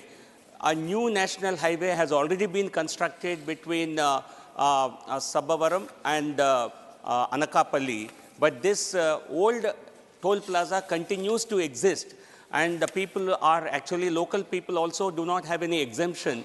As a result, they are suffering a lot. I'd like to appeal to the Honorable Minister to have the matter examined and to get this Aganampudi toll plaza removed as early as possible, sir. Thank you, sir. Honorable Minister. अध्यक्ष महोदय, ये कुछ जगह पर अड़चन आई है। हमारी सरकार आने के पहले यूपीए के कार्यकाल में प्रोजेक्ट में इकोनॉमिकली वायबल करने के लिए एक स्वीटनर करके नाम आया, और स्वीटनर के रूप में ये किया गया कि शहर के नज़दीक टोल खड़े किए गए, और बाद में वो टोल के टेंडर निकाल कर वो प्राइवेट पार्टी को मिल गए। अगर आज हम उसको टर्मिनेट करते हैं तो वो पार्टी हमारे ऊपर क्लेम डालती है, उनको कॉम्पेंसेशन देना पड़ता है। पर आप कह रहे ये प्रिंसिपली बहुत सही है, और इसलिए मुझे इस बात का अंदाज़ा इसलिए कि इस देश में टोल रोड की शुरुआत मैंने की, पहला पॉलिसी बनाई, और इसलिए शहर के बाजू में वो नौकरी करने जाता है उसको टोल लगता है। ये ठीक नहीं है। तो इसके बाद हम निश्चित रूप से ये कर रहे हैं कि शहर के बाद 6-7 किलोमीटर दूर बाद में टोल होंगे, ताकि गांव वाले जो रोज़ इंडस्ट्रियल एरिया में जाते हैं उनको तकलीफ ना हो। जो पुराने कॉन्ट्रैक्ट्स है वो हम लोग रद्द नहीं कर सकते, नहीं तो वो कॉम्पेंसेशन मांगते हैं। तो फिर भी नए इसमें ये जो आपकी तकलीफ है ये सही है, ये निकल जाएगी, ये हम जरूर प्रयास करेंगे। Shrimati Sulata Dev. Thank you chairman sir. मैं आपके माध्यम से माननीय मंत्री जी से ये जानना चाहती हूँ कि मेरे स्टेट ओडिशा में कितने NH कंप्लीट हो चुके हैं और कितने अनगोइंग है। जो अनगोइंग प्रोजेक्ट चल रहा है, खासकर NH 55 जो कटक संबलपुर रास्ता है भाया अनुगुल, वो अभी डेथ ट्रैप हो गया है, और वो रास्ता कब तक ख़त्म होगा, मैं ये जानना चाहती हूँ। Thank you. Honourable minister. सम्माननीय अध्यक्ष महोदय, उड़ीसा की पूरी लिस्ट तो मेरे पास नहीं है, पर इन्होंने जिस प्रोजेक्ट का उल्लेख किया था वो गायत्री कंस्ट्रक्शन का प्रोजेक्ट था। वो कंपनी अब NCLT में चली गई है, पर उसके पेटी कॉन्ट्रैक्टर को एस्क्रो अकाउंट खोलकर पैसा देकर हम काम पूरा कर रहे हैं। मेरी जानकारी है कि आने वाले 2-3 महीने में ये काम बरसात के पहले पूरा 100% कंप्लीट हो जाएगा। Question number 48, Shri K.R. Suresh Reddy. Honorable Minister. The House. Supplementary 1, Shri K.R. Suresh Reddy. Chairman, sir, 65% of the youth in our country are in the working age group, sir. That's a very big demographic dividend. But the agony is the business and industry are disappointed with the graduates lacking the right kind of skill for employment, sir.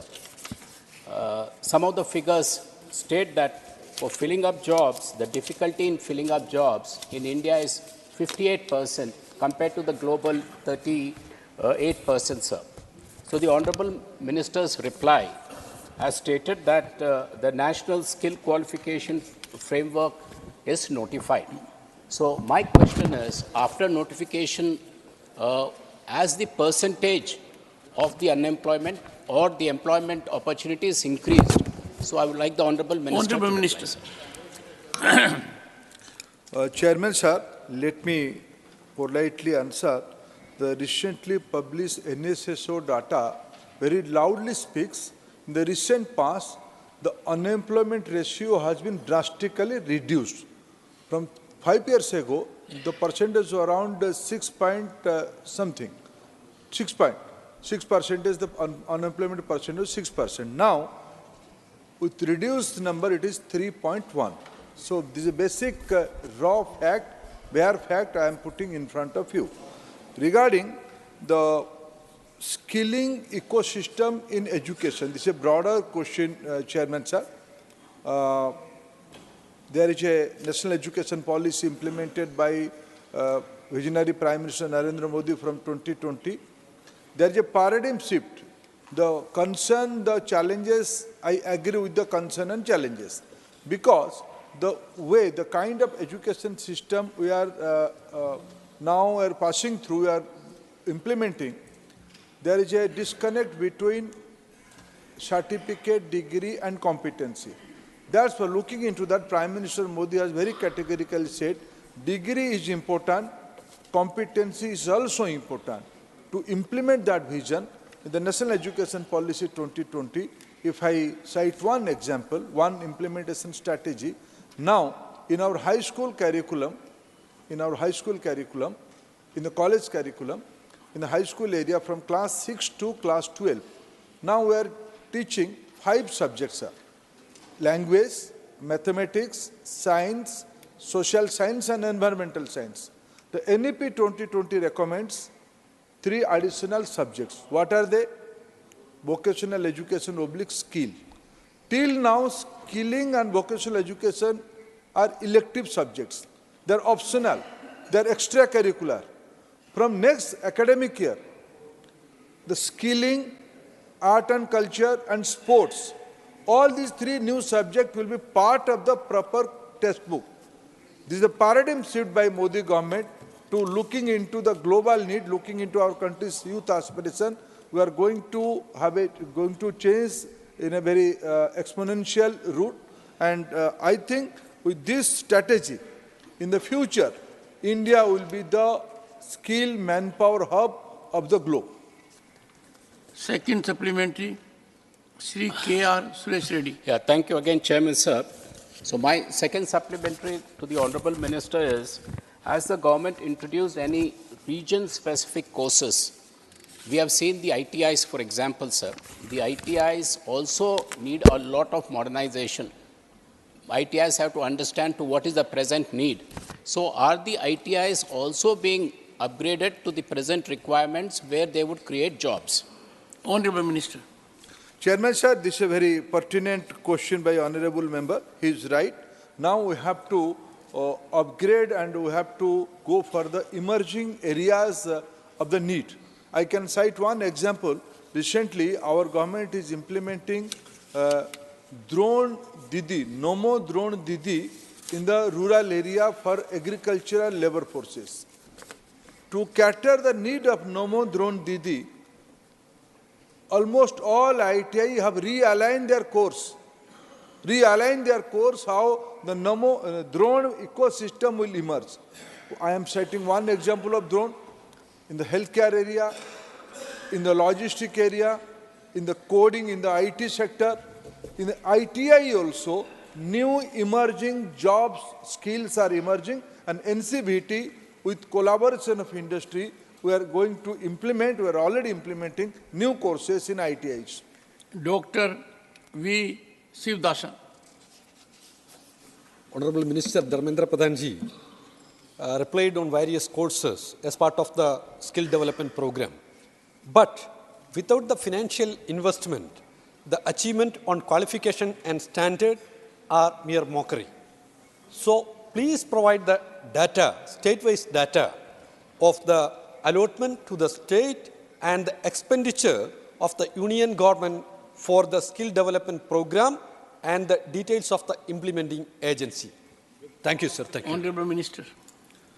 Chairman, sir, I politely beg to differ with my dear friend Shiva.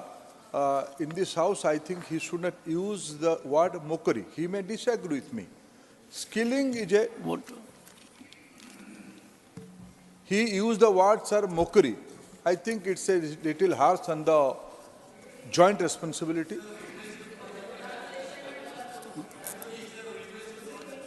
No, I am not so enlightened like Siva, like you. You can replace with the good words, but I can only request you. But let me put... No. Honorable Minister, you are underestimating yourself. No, Don't sir, say you are not as enlightened. You are. Oh, there was no room for sir, you. I am not good at English, sir. I belong to the vernacular state Odisha, so I am not good like my dear friend Siva in English. But let me, with my little understanding, let me clarify. ITI and skilling, this is not the monopoly issue of central government. Government of India, for the first time in our history, has created a new department, skill development and entrepreneurship. Till now, it's a very small appendix of a labor department. That means our government is giving priority to skilling ecosystem. In last 10 years, we have a number of 1 crore 40 lakhs youths have been gone through the Government of India sponsored skill ecosystem through NSDC. I can give numbers to him regarding his state and to the different state. But ITI ecosystem, skilling, these all belong to states' responsibility also. Lot of states are also doing good job in the skilling. I don't know how he is update about his own state, but according to me, Kerala government has a very progressive policy for skilling for the Gulf area. They are working jointly with Government of India. We are extending all kind of cooperation to states like Kerala, and we are working together. At least in a democracy, he may disagree with me, but he should not laugh at my English or my vocabulary.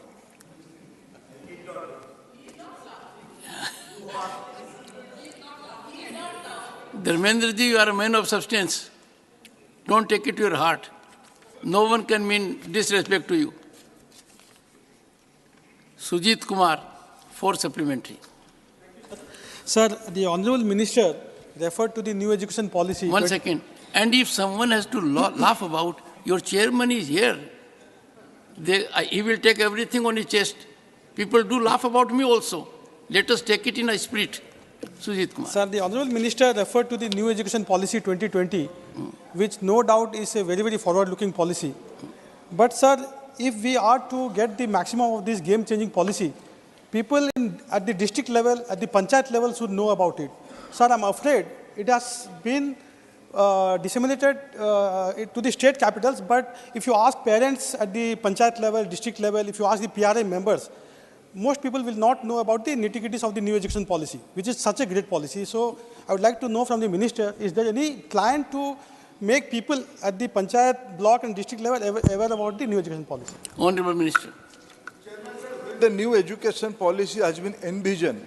I can, with utmost responsibility, I can say, after Constitutional Assembly debate, envisioning a new education policy, which is known as NEP 2020, has a wider consultancy mechanism given direction by Prime Minister himself and piloted by none else than a very eminent person of our country, Dr. Kasturirangan. Lot of consultancy are still going on.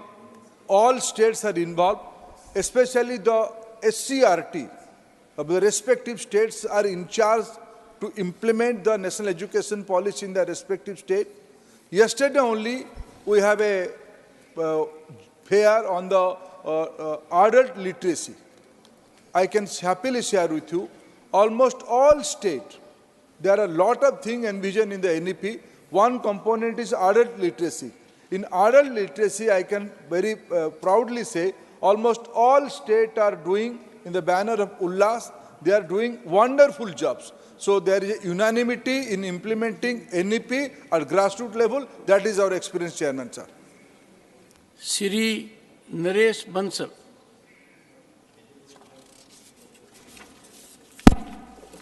धन्यवाद सभापति जी। मैं पहले तो आदरणीय शिक्षा मंत्री जी को बधाई देना चाहता हूं कि वोकेशनल कोर्सेज और स्किल डेवलपमेंट के क्षेत्र में बहुत अधिक कार्य हो रहा है। मैं मंत्री जी से जानना चाहता हूं कि वोकेशनल कोर्सेज और स्किल डेवलपमेंट से कितने युवकों को लाभ हुआ है, इसके लाभार्थी कितने हैं और कितनों को जॉब मिला है या उन्होंने अपना बिजनेस या स्टार्टअप किया है, state wise, district wise. Thank you. Chairman साहब, मिनिस्टर, जैसे मैं शुरुआत की आदरणीय सुरेश जी के प्रश्न पे उत्तर दिया कि इन दिनों में जो बेरोजगारी की तथ्य कह रहा है ये घटी है, इसकी अर्थ नया रोजगार सृजन हुए हैं। अगर हमारी देश की अर्थनीति आज विश्व की 5वें स्थान पे पहुंची है, इसके अर्थ है देश में नया रोजगार की सृजन हुई है। अगर इस देश में 11 लाख करोड़ रुपया की कैपेक्स एक्सपेंडिचर हो रहा है, उसके अर्थ है हमारे देश में रोजगार बढ़ी है। और बाकी कितने लोगों को प्रशिक्षण हुआ, और इन दिनों में हमने कहा कि 1 करोड़ 40 लाख लोगों की प्रशिक्षण हुआ। मेरे मित्र भूपेंद्र यादव जी यहाँ नहीं है, लेकिन श्रम विभाग की EPFO की डाटा, शायद हाईएस्ट नंबर EPFO डाटा में एनरोलमेंट हुई है। ये प्रमाणित करती है हमारी देश में नौजवानों ने मुद्रा की सर देखिए, स्वनिधि की नंबर्स देखिए। इन दिनों में परम आदरणीय राष्ट्रपति जी और माननीय प्रधानमंत्री जी अपने बयानों में पिछले 2-3 दिनों में उसके बारे में तथ्य आधारित जानकारी दी इस सदन को। ये प्रमाणित करता है आज हमारे देश की अर्थनीति की जो स्थिति है, रोजगार, युवाओं को रोजगार में काफी एक उछाल आई है, लोगों में एक उत्साह भरी है।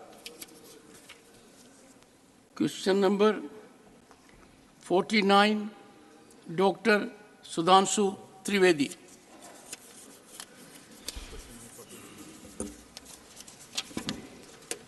Honourable minister. Supplementary 1, doctor Sudhanshu Trivedi. मैं आपके माध्यम से माननीय मंत्री जी से पूछना चाहता हूं कि केरल राज्य में national action plan for drug demand reduction, इस योजना के अंतर्गत ड्रग्स की समस्या जो इस समय देश में बहुत बढ़ती जा रही है, उसकी रोकथाम के लिए क्या पहल की गई? Honourable minister.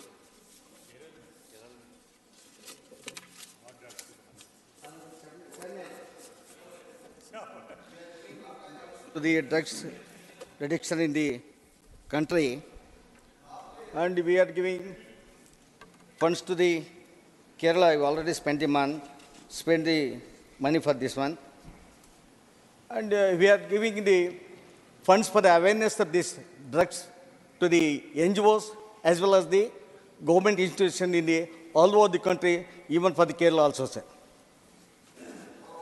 Second supplementary, doctor Sudhanshu Trivedi. मेरा दूसरा प्रश्न ये था कि राज्य में वरिष्ठ नागरिकों के लिए कौन कौन सी सुविधाएं और उपलब्धियां प्रदान की जा रही हैं? Honourable minister. Sir, we are having so many schemes in the Social Justice Department. We are working on the social sector in the entire country, sir. We are giving funds to the states to have a senior citizens houses in the whole the country, sir. And also we are giving the aids and appellants to the senior citizens wherever the the state governments are sending requisitions to the department, sir. Third supplementary, Ilamaram Karim. Thank you, Chairman. Thank you, Chairman. Sir, in the reply of Honorable Minister, it is in that the fund allocated to Kerala for various schemes under the Ministry of Social Justice and Empowerment from 2017 to 2024, it is drastically reduced. What is the specific reason for that other than political? Honorable Minister. Sir, Honorable Chairman, there is no question of reducing the funds allocated to the Kerala, sir. Since we have given the detailed report on only 7 years. It is there, the 7 years I have submitted, I have circulated all the copies, all the copies to all the members, sir. It is there. You might have known, sir. Earlier, the scholarship in the country, we small amount we have earlier the government is given small amount of scholarships. Whereas after BJP came to power, after the Modi became the Prime Minister, we have changed the scholarship model in the country, sir. We are giving the scholarship on the model of 60-40. If the government is, state government gives 40%, we will give the 60%. If you go through the 10 years, what we made it, post-matric scholarship to the students belongs to scheduled caste for the studies in India. We have raised 14 to 15 to 20 to 24, 477 crores in the Kerala, sir. Pre-matric scholarship for ST students, others, 305 lakhs beneficiaries getting from 81.28 crores for the pre-matric scholarship, sir. Even higher education and achievers in the Kerala, sir. The 1920 onwards, total 90 students have been provided assistance under the National Overseas Scholarship Scheme in the state of Kerala. 1920 onwards, total 692 students have been provided assistance under the National Scholarship in the state. So if you want, it is the 10 years data, sir. Yes, Honorable Minister. Yes. You can go for the analysis, sir. You can go website, sir. You can get all the details in the website only. There is no to get any answer from here. But anyway, I have got the documentation. Even schemes for the residential education students, higher schools in the targeted area. Honorable Minister, please sit down. Honorable Minister, take. Yes, Dr. Right before us, the plates that you have given gives all the figures. So don't read something different from what is given Dr. to Keshav, us. Something wrong. through me. So something wrong. Subject-wise details are given in the reply. I am referring that. He is referring some other things. No. And I have submitted only the 4 years data. He asked only the 21, 24. But I have submitted 7 years data on this record, and I have got the 10 years data. Whatever the government is spending on this for the social sector scheme, you have given the 10 years data, sir. 1 second. No. Honorable Minister has indicated he is making available data for 10 years and years less than that also. Please, yes, sir. Sir, every year the government of India budget is increasing. This year our budget is nearly 14,000 rupees we allotted in the budget, sir. In our budget, we have allocated for the SCs only, sir, 1,30,000 crores, sir. We have no limitations. We are working for the sector, social sector of the public in the country, sir. For supplementary, Mr. P. Wilson. Sir, I think the Honourable Minister will be in a position to answer this. Sir, there are no reservations for OBCs in all India seats of national law universities functioning in all states, including in Kerala. Sir, what steps have you taken to implement reservations in all India seats in national law universities? Thank you, Chairman, sir. It's not related to the main question, sir. Thank you, sir. Prima facie, it doesn't relate to the question, Mr. Wilson. In Kerala also. We are talking about social justice in Kerala. I'm saying social justice in...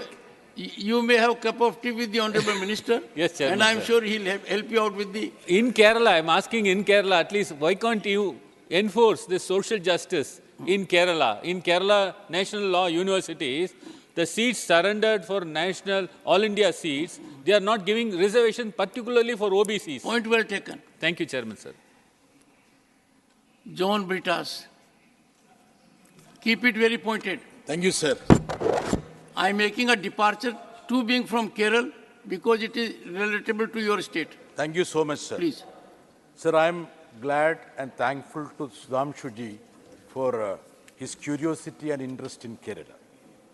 Sir, under Accessible India campaign, Sugamai Bharat Abhiyan, a proposal has been submitted by the government of Kerala to make 28 public buildings in Trivandrum friendly for the differently abled people. However, an amount of 4.56 for the phase 1 is still pending with the government, and I would ask the Honorable Minister, what is the total allotment for this scheme and how much has been disbursed? Thank you, sir. Honorable Minister. धन्यवाद सभापति महोदय जी। माननीय सदस्य जी के द्वारा केरल के संबंध में जो चिंता व्यक्त की गई है, मैं बताना चाहता हूं। दिव्यांगजन अधिकार अधिनियम 2016 के पारित होने के बाद देश के प्रधानमंत्री नरेंद्र मोदी जी के मन में दिव्यांगजनों के प्रति जो संवेदनशीलता है, उसमें सुगम्य भारत अभियान इस एक्ट का एक महत्वपूर्ण भाग है। और सुगम्य भारत अभियान के अंतर्गत बाधा मुक्त वातावरण निर्मित करने के लिए, चाहे वो रेलवे स्टेशन हो, स्कूल हो, शासकीय कार्यालय हो, एयरपोर्ट हो, सभी स्थानों पर दिव्यांगजनों के लिए बाधा मुक्त वातावरण बनाने के लिए जो पहल की गई, उसमें केरल के तिरुवनंतपुरम शहर में राज्य सरकार के 51 भवनों की पहचान और लेखा परीक्षा की गई। माननीय सदस्य ने जो उल्लेख किया, राज्य ने 28 भवनों के लिए लागत अनुमान साझा किया था और वर्ष 2018-19 के दौरान 28 भवनों के लिए मंजूरी आदेशों के माध्यम से 4.30 करोड़ रुपए की राशि जारी की गई थी। राज्य सरकार को EIC के अंतर्गत आगे रिलीज प्राप्त करने के लिए वास्तविक और वित्तीय प्रगति रिपोर्ट, निविदा दस्तावेज और जो उपयोगिता प्रमाण पत्र है वो प्रस्तुत करना होगा। शिवडा की बाधा मुक्त पर्यावरण उप स्कीम के निर्माण के अंतर्गत वर्ष 2019-20 के दौरान 75 लाख रुपए की अनुदान सहायता और वर्ष 21-22 के दौरान 73,99,902 रुपए की अनुदान सहायता national institute of speech and hearing Thiruvananthapuram Kerala के 3 भवनों को बनाने के लिए जारी की गई थी। Question number 50, Shrimati Geeta alias Chandraprabha. No point of doing question hour. Question number 50, not present, Honorable Minister. Honorable Minister. माननीय सभापति महोदय, उत्तर सभा पटल पर प्रस्तुत है। Third supplementary, Dr. Fozia Khan. Sir, Kerala has one of the highest social security pension coverages, particularly befitting tribes and rural areas. Yet Kerala faces financial constraints due to delayed contributions from the central government. This results in irregular pension disbursements.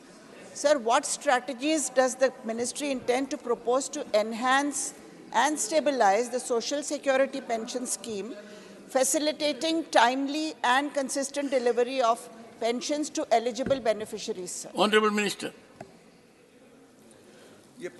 माननीय अध्यक्ष महोदय, माननीय सदस्य ने जो सवाल पूछा है इससे संबंधित नहीं है।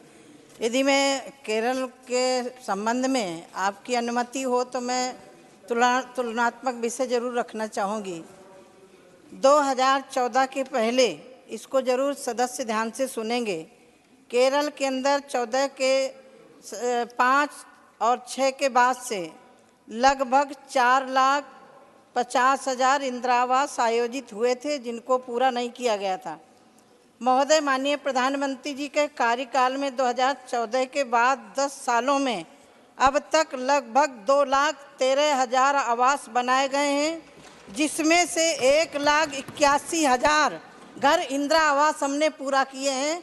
महोदय, ऐसे मेरे पास सभी विभागों का मेरे पास तुलनात्मक है। अध्यक्ष महोदय, सभापति महोदय, मैं आज आपकी अनुमति से मनरेगा में भी कुछ चर्चा करना चाहूँगी। 2014 के पहले मनरेगा में 5,016 करोड़ रुपया जारी किया गया था। माननीय प्रधानमंत्री जी के नेतृत्व में केरल के लिए 26,906 करोड़ रुपया जारी किया गया है। ऐसे ही हर विभागों का यदि मैं आपके बीच में रखना चाहूँगी तो मुझे लग रहा है कि समय ज़्यादा वेस्ट होगा, इसलिए मैं अधिक ना समय देते हुए भारत सरकार, मोदी जी की सरकार किसी भी राज्य के साथ कोई पक्षपात नहीं करती है। हाँ, कुछ राज्यों ने मनरेगा में भ्रष्टाचार किया है, उनकी छटनी जरूर हुई है और वो करना जायज भी है। श्रीमती रजनी अशोक राव पाटिल। सर धन्यवाद सर। Please, ma'am, धन्यवाद sir. I have already indicated if an honorable member is not satisfied from the answer, please take recourse to rules. Please. Yes. Sir मैं मंत्री जी का धन्यवाद देना चाहती हूँ कि उन्होंने मनरेगा का उल्लेख किया, जो महत्वाकांक्षी योजना यूपीए के कार्यकाल में हमारे नेता मनमोहन सिंह और राहुल गांधी जी की वजह से इस देश में इंप्लीमेंट कर दी गई थी। Honorable member, और मैं इसी संदर्भ में क्वेश्चन पूछना चाहती हूँ कि what steps is the ministry undertaking to ensure social audit under the Mahatma Gandhi Manrega scheme, considering only 6 states have completed 50% as on November 2023. Thank you, sir. Honorable Minister. माननीय सभापति महोदय, इससे संबंधित नहीं, यदि सदस्य चाहेंगे तो हम मिलकर के दे देंगे।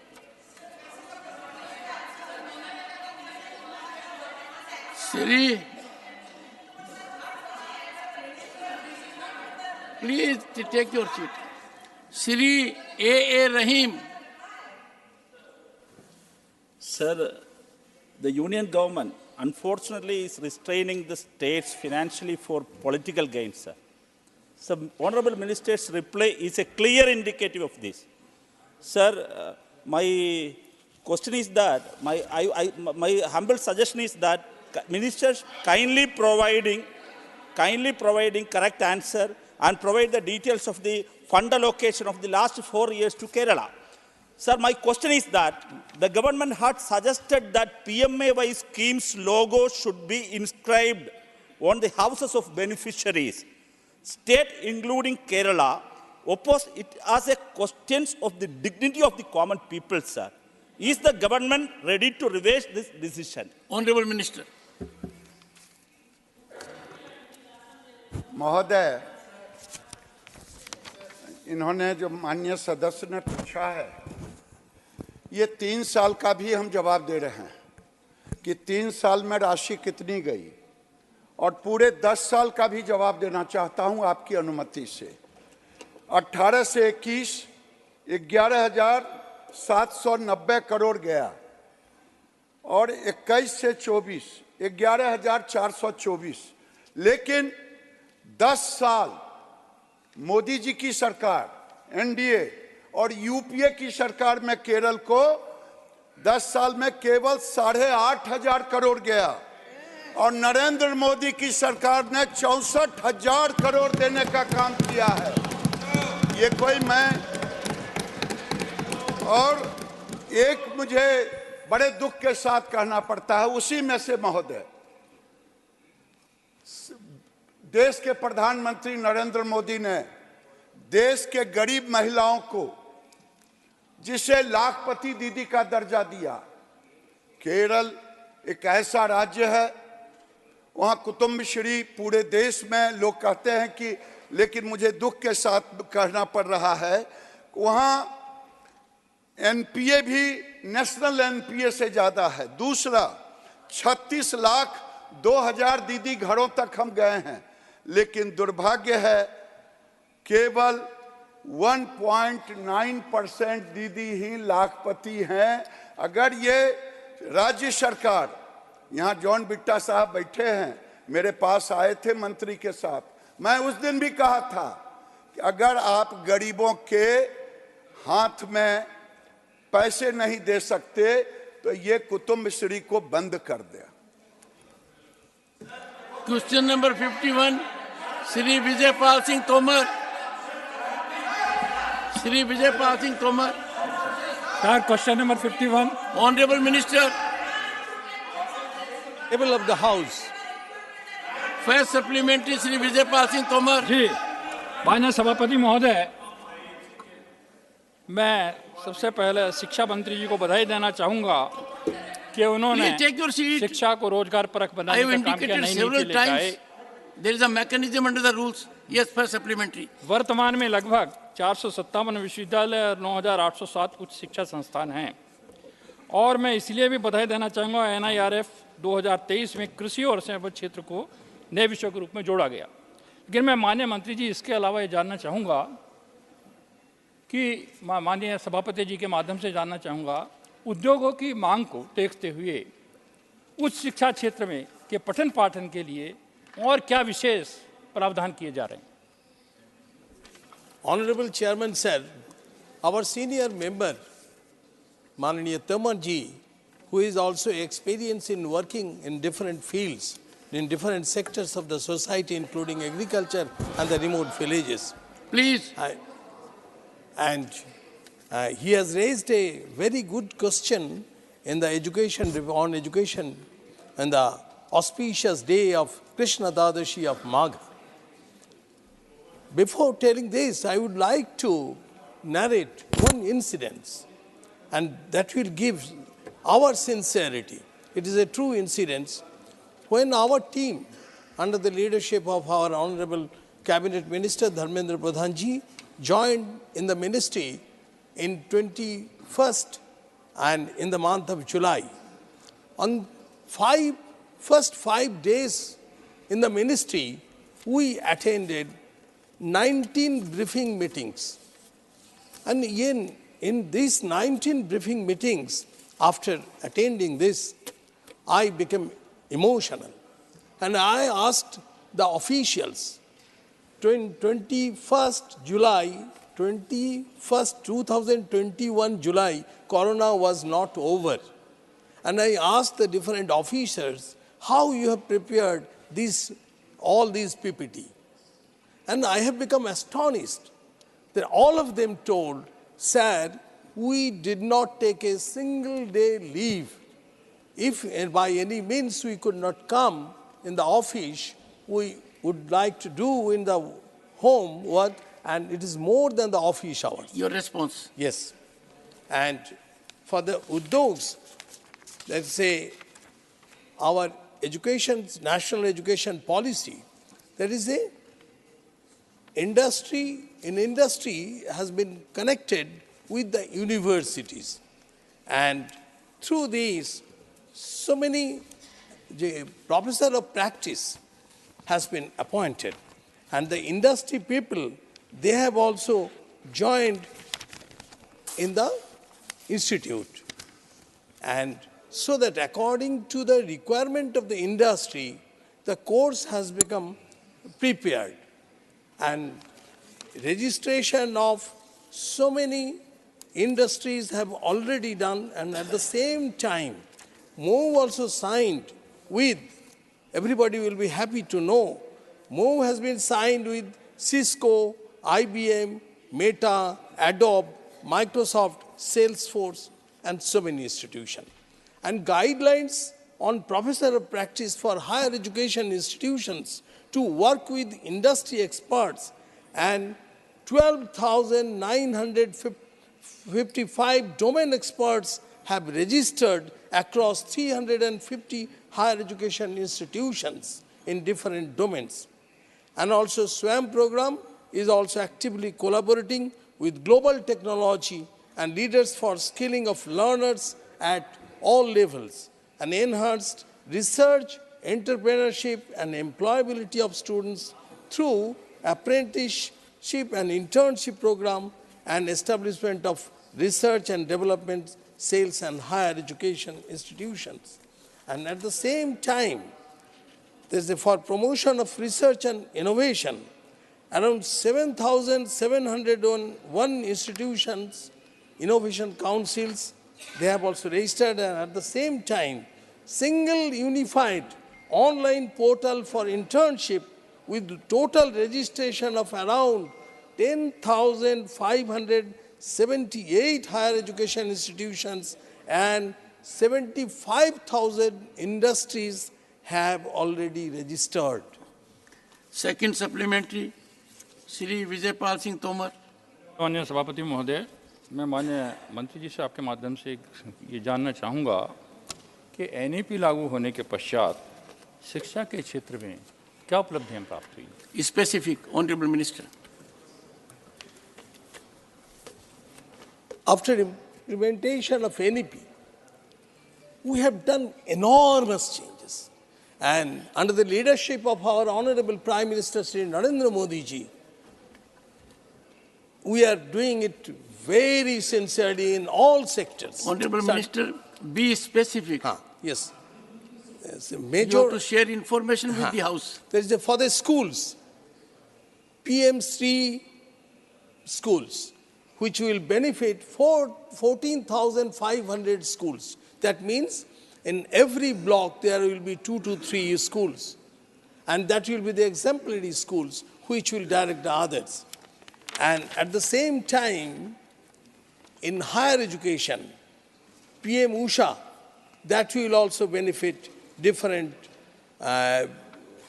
colleges and universities. If we think about the ECC, that is early childhood care and education, and foundational learning, and for these also, I will be happy to inform that our education policy is on the basis of medical science. And now medical science tells that the development of a child's brain, and within 8 years, 80% of the development happens. And that's why on Nipun Bharat, Vidya Pravesh, Diksha, and assessment forms have been also in different forms. That is a shuffle, parak, and in the skilling also. CBSE has introduced 11 skill subjects of vocational exposures at middle school levels. And from grade 6 to 8, an interministerial skill hub program launched for skilling 15 to 29 years. Even in the teacher education, there is a 4 years integrated course. Thank you, Honorable Minister. Srimati Jaya Bachchan. Thank you, sir. Sir, I'd like to ask the Minister,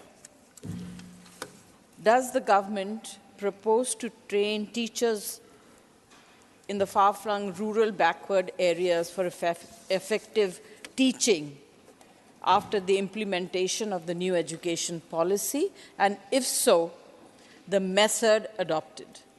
Honorable Minister.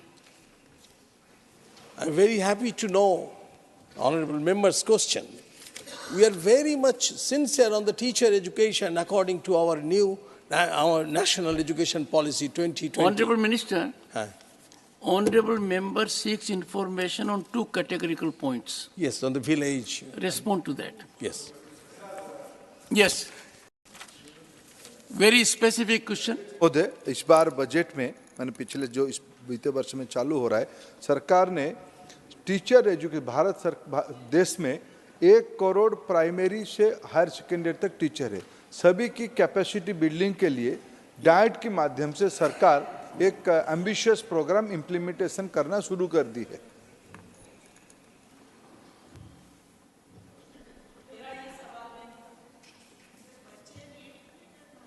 Take recourse to rules, ma'am. My office will help you out. Shri Ajay Pratap Singh. माननीय सभापति महोदय, मैं माननीय मंत्री महोदय से जानना चाहता हूं कि देश के विभिन्न बोर्डों के पाठ्यक्रमों में अंतर है और जो हमारी संस्कृति है, सभ्यता है, कई पाठ्यक्रमों उसका विद्रूप किया गया है। उस संदर्भ में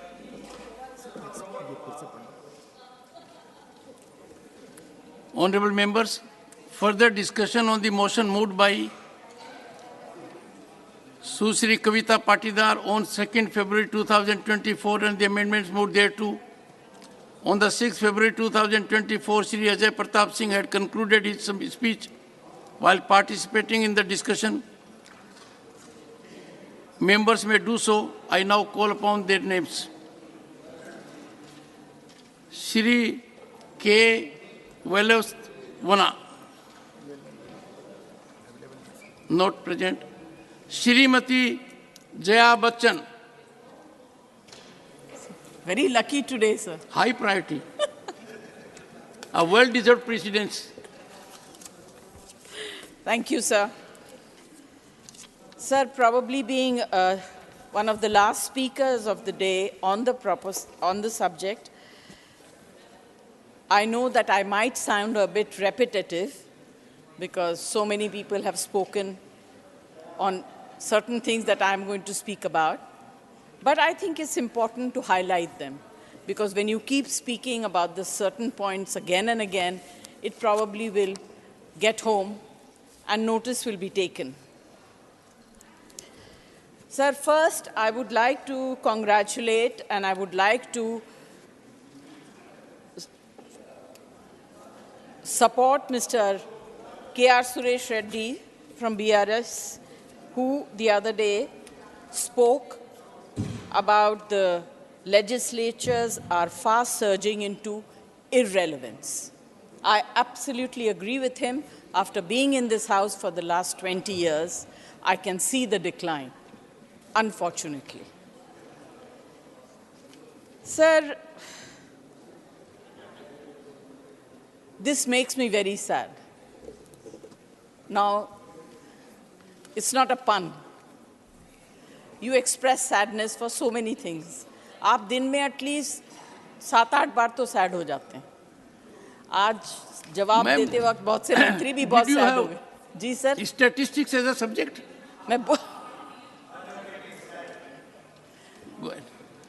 तो मैं भी इस वजह से बहुत sad हूँ कि जो legislatures का जो fast surging of irrelevance हो रहा है, वो उससे मैं बहुत sad हूँ. And I'm sure you will understand.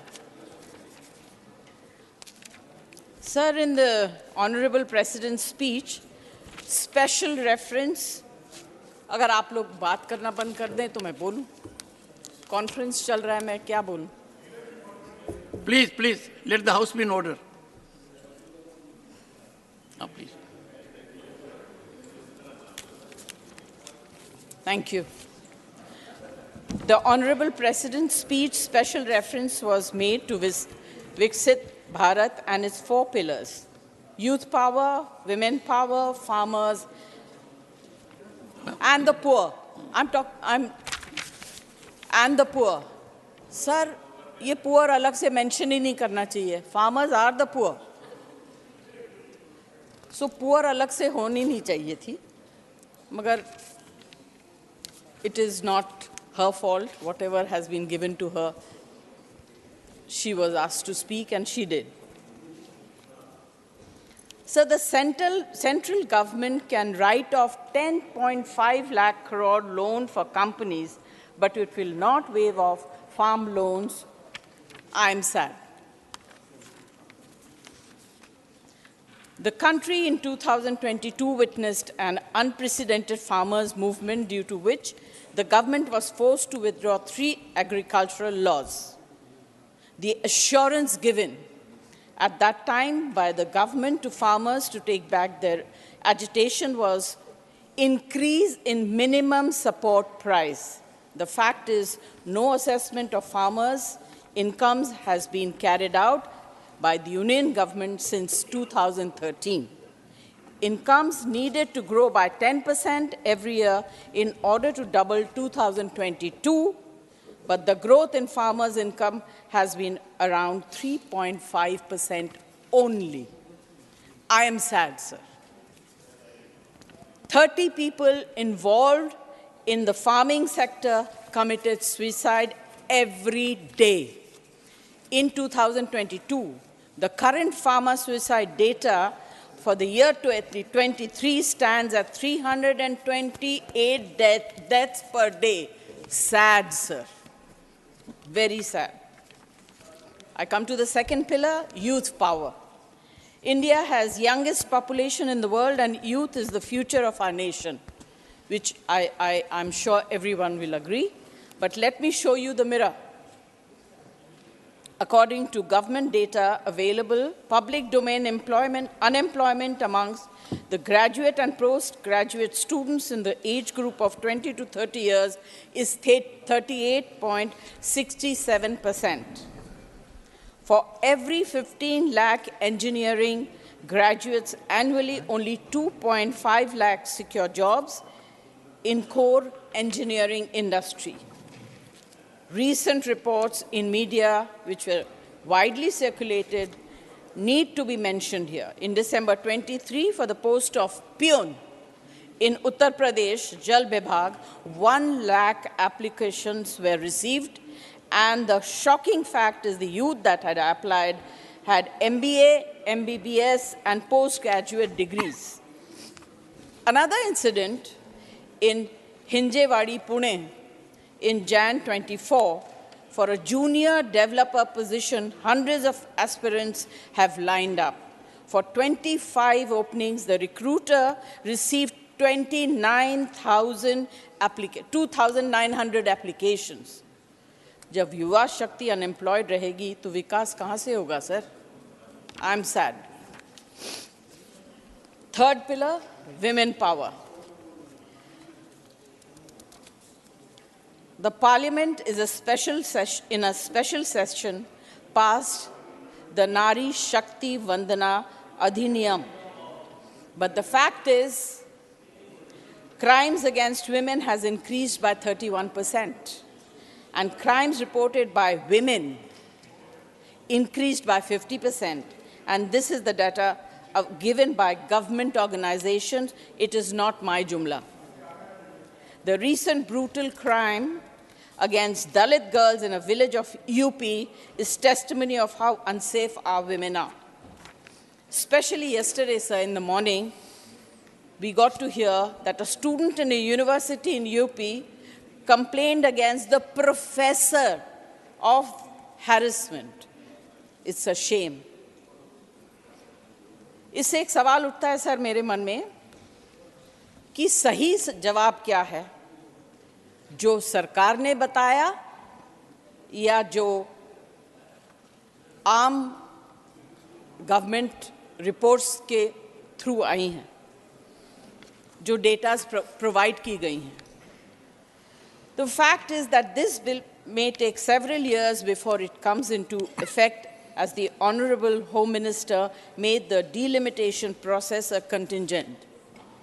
What's the point of this bill if it is going to take years before women get democratic right, and why the special session for a cosmetic bill? What is the hurry, sir? I'm sad. जनगणना पे आते हैं, fourth pillar. In order for all sections of the society to get their due share in government schemes without any discrimination, it is necessary to have correct and accurate figures of their numbers before the coming elections.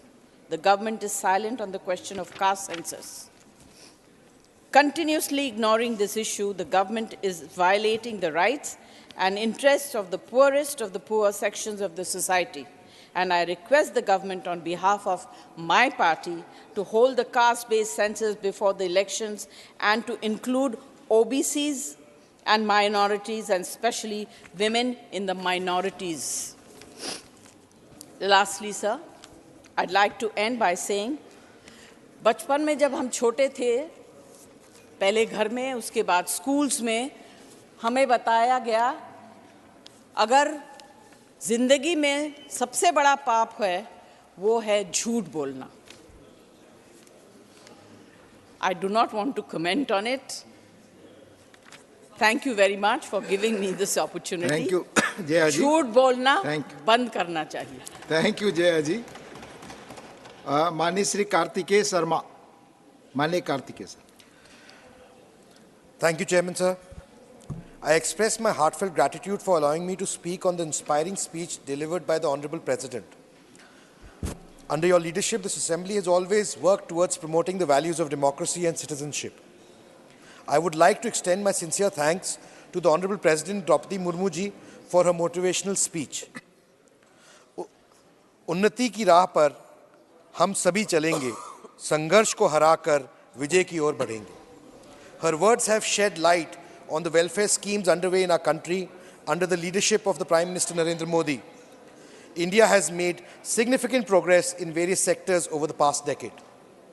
The ideals of the Bhagavad Gita: you have the right to perform your prescribed duties, but you are not entitled to the fruits of your actions, resonate with the way the Prime Minister Narendra Modi's government has diligently fulfilled its duties. The mantra of Sabka Saath, Sabka Vikas, Sabka Vishwas epitomizes the policies of this government. In spite of the biggest pandemic in the world has seen in the last 100 years, the two simultaneous global crises leading to the global economic problems, India has marched ahead.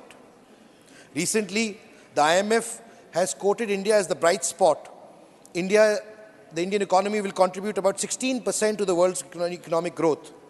India has succeeded in maintaining a GDP growth rate over 7.5% consistently for 2 quarters, showcasing its resilience and capability. On the diplomatic front, by hosting the historic G20 summit, India has strengthened its position on the global stage and reaffirmed its commitment to the cooperative efforts for world peace and prosperity. With a commitment to technological advancement and the digital integration, the Indian government has rapidly implemented 5G technology. This demonstrates a strong position in the global leadership in telecommunications, ensuring that every citizen can benefit from the digital age. There has been significant progress in the financial transactions through digital means, sir. A record 1,200 crore transactions have been conducted via UPI, and rupees 34 lakh crores has been transferred through debit and digital transactions. The shift towards a cashless economy ensures inclusive financial access for all sections of society. Sir, when I was 11 years old, I remember a quote from a very famous American show called Star Trek. And it had a tagline which said, "To boldly go where no man has gone before." Sir, honestly, I never thought that such a statement would be possible in the Indian context. But today I can proudly say that India has dared to go where no one has gone before. India has become the first country to hoist its flag on the southern pole of the moon. Sir, such achievements are for the entire nation. And we must rise above our differences in politics, acknowledge and applaud such historic achievements. As many members, including me, sitting in this august house, might be forgotten in the passage of history, but such events are enshrined in history forever. As former President Dr. APJ Abdul Kalam said, "Science and technology are the means to realize our dreams, and the current government is living up to this ideology through its actions." But sadly, sir, as Honorable Prime Minister has so aptly mentioned, few in the opposition are able to recognize the country's achievements. They are fixated on this cancel culture and have failed to recognize all these achievements. Sir, Mirza Ghalib का एक शेर है, cancel culture वालों के लिए समर्पित है. हर एक बात पे कहते हो तुम कि तू क्या है. हर एक बात पे कहते हो तुम कि तू क्या है. तुम ही कहो ये अंदाज़े गुफ्तगू क्या है. I would like to mention certain facts. Thanks to the Prime Minister Modi's vision, leadership projects like Atal Setu have expanded foundation infrastructure in India significantly. National highways, which were 91,287 kilometers in 14, have increased to 1,46,000 by 23, a growth of 59%. Similarly, in the railways have also increased from 21,413 kilometers to 1,04,647 kilometers. So as a lifeline of our nation, the Indian Railways has undergone a significant transformation, with over 25,000 kilometers of railway tracks being laid. Even the aviation sector has achieved historic milestones. Sir, whether it's the IITs, IIMs, AIMS, from 16 IITs, 13 IIMs, 9 IITs, and 7 AIMs in 14 to 23 IITs, 21 IIMs, 25 triple ITs, and 23 AIMs have been made in the last 10 years, reflecting the commitment to excellence in higher education and healthcare services. Sir, the list is endless. Whether I talk about Ayushman Bharat, which is the world's largest healthcare program, or the world's largest food security program, which is feeding more than 80 crore people, the government has ensured that that distinction that exists between completely done away with all the schemes reaching to people equitably regardless of social status or religious identity. The scheme has ensured the people are integrated into the financial, social, economic fabric of this country, which is crucial for building the idea of one nation. Sir, whether I talk about the Swachhta Bharat mission, which has completed 110 million toilets, or various other provisions that the government has achieved. Sir, the list is endless, but some people can't see it. Sir, Wasim Barelvi जी का की कुछ lines हैं जो बिल्कुल उपयुक्त हैं, जो इस पूरी चीज़ को समाप्त करने के लिए अच्छी रहेंगी. अपने चेहरे से जो जाहिर है छुपाएं कैसे, अपने चेहरे से जो जाहिर है छुपाएं कैसे, तेरी मर्जी के मुताबिक नज़र आए कैसे, कोई अपनी ही नज़र से तो हमें देखेगा, एक कतरे को समंदर नज़र आए कैसे. Sir, Prime Minister Modi has instilled a sense of nationalism and patriotism among the youth. Campaigns like Make in India, Self-Reliant India, and Startup India have inspired the youth to contribute towards the country's development. Sir, not only this, but the Prime Minister has also made efforts, and under his government, to promote Indian culture and heritage, bringing yoga at the center stage of the world. Sir, it is imperative to acknowledge the return of Lord Sri Ram to his home Ayodhya, which has been eagerly awaited by the country's citizens, crores of citizens across the nation, including those from Haryana. Therefore, I express heartfelt gratitude to the government and the Prime Minister for making it possible to fulfilling the sentiments and expectations of all the citizens. Bearing witness to this historic moment personally, I believe that the divine smile of the idol Lord signifies the arrival of good times to come for us.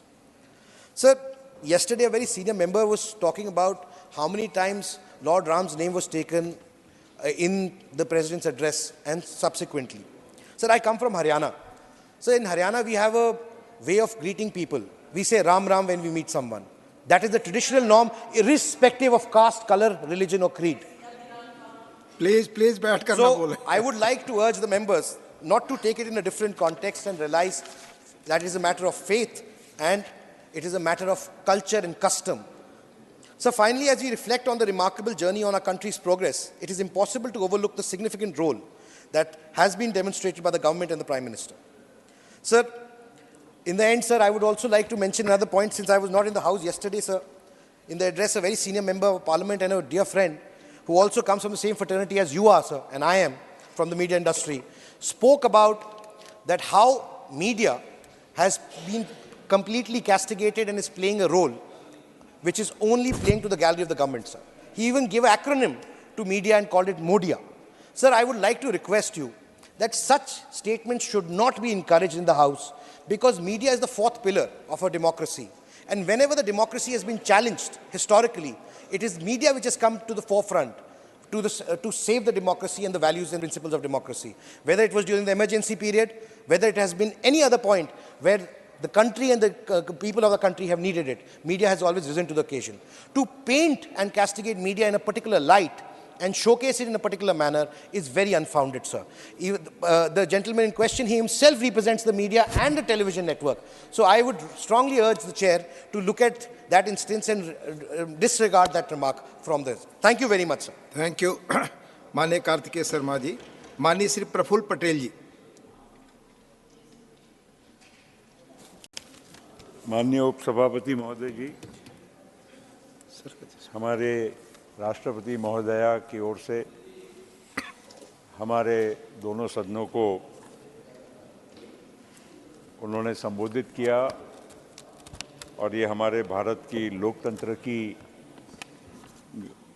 गरिमा है, बड़प्पन है कि एक बहुत सामान्य व्यक्ति को, वो भी एक दूर दराज के गांव से आदिवासी अनुसूचित जनजाति की महिला को भारत के सर्वोच्च स्थान पर बैठने का मौका मिला, और हमको उनका उद्बोधन सुनने का भी अवसर प्राप्त हुआ. उसी तरह से हमारे देश के लोकतंत्र की ये भी बहुत बड़ी महिमा है कि सामान्य व्यक्ति भी इस देश के सर्वोच्च अधिकार को प्राप्त करके देश के प्रधानमंत्री जी का भी दायित्व निभा सकता है. ये भी हमारे भारत के संविधान ने जो प्रावधान किया और उसको साक्षात हमने होते हुए देखा है. और केवल उतना ही नहीं, केवल भारत के ही लोकप्रिय प्रधानमंत्री बनने का तो अवसर उन्हें प्राप्त हुआ ही है, सौभाग्य प्राप्त हुआ है, लेकिन विश्व में भी आज जो चंद नेताओं को एक सर्वमान्य एक अधिकार प्राप्त हुआ है, वो उनमें से हमारे प्रधानमंत्री नरेंद्र मोदी जी हैं। ये हमारे लिए भी एक बहुत बड़ा सौभाग्य की बात है। यही लोकतंत्र में हम सब लोगों को हासिल करने की कोशिश करना चाहिए कि इस सदन और दोनों सदनों के माध्यम से हम देश के लोगों को कोई ना कोई एक ऐसा संदेश दे जिससे भारत की एकता, हमारी जो विकास की जो सफ़र है, ये सारी चीज़ों में हमको सफलता मिले। हमारे सरकार की ओर से प्रधानमंत्री जी ने पिछले करीब 10 वर्षों से नेतृत्व किया है और मेरे को एक चीज़ जो मैंने एक उनके हम्बल बैकग्राउंड की वजह से जो देखी है, जो यहाँ पर हम देश के लोगों ने अनुभव किया है कि उन्होंने शुरू किससे किया था, स्वच्छ भारत से। फिर उन्होंने टॉयलेट, शौचालय हमारे हर भारतीय को मिलना चाहिए, ये उन्होंने मुहिम चलाई। उसके बाद सबको घर मिलना चाहिए, उसके बाद सबको स्वच्छ जल मिलना चाहिए, उसके बाद सबको शिक्षा, सही किफ़ायत और अच्छी शिक्षा मिलनी चाहिए, स्वास्थ्य और आरोग्य के प्रति सब लोगों का ध्यान रखना चाहिए और किसी को भी भूख से सोना ना पड़े, ये व्यवस्था होनी हमारे देश में होनी चाहिए। तो एक सामान्य अगर आप देखेंगे कि जो ज़रूरत एक व्यक्ति की या इस नागरिक की होती है, पहले उसको एड्रेस करने का, उसका कोई एक समाधान करने का कोशिश प्रधानमंत्री जी ने अपने सरकार के माध्यम से करने की कोशिश की। तो ये बहुत बड़ी एक उपलब्धि है, क्योंकि 80% लोगों को कहीं ना कहीं इन चीज़ों से उनको जूझना पड़ता है और इसका समाधान सरकार ने किया है बहुत बड़े पैमाने पर। देश की लोक संख्या 140 करोड़ है, स्वाभाविक है सबकी आकांक्षाओं को एक साथ पूर्ति नहीं हो सकती है, लेकिन उसके बावजूद उस दिशा में तेज़ी से सरकार ने कदम बढ़ाए हैं।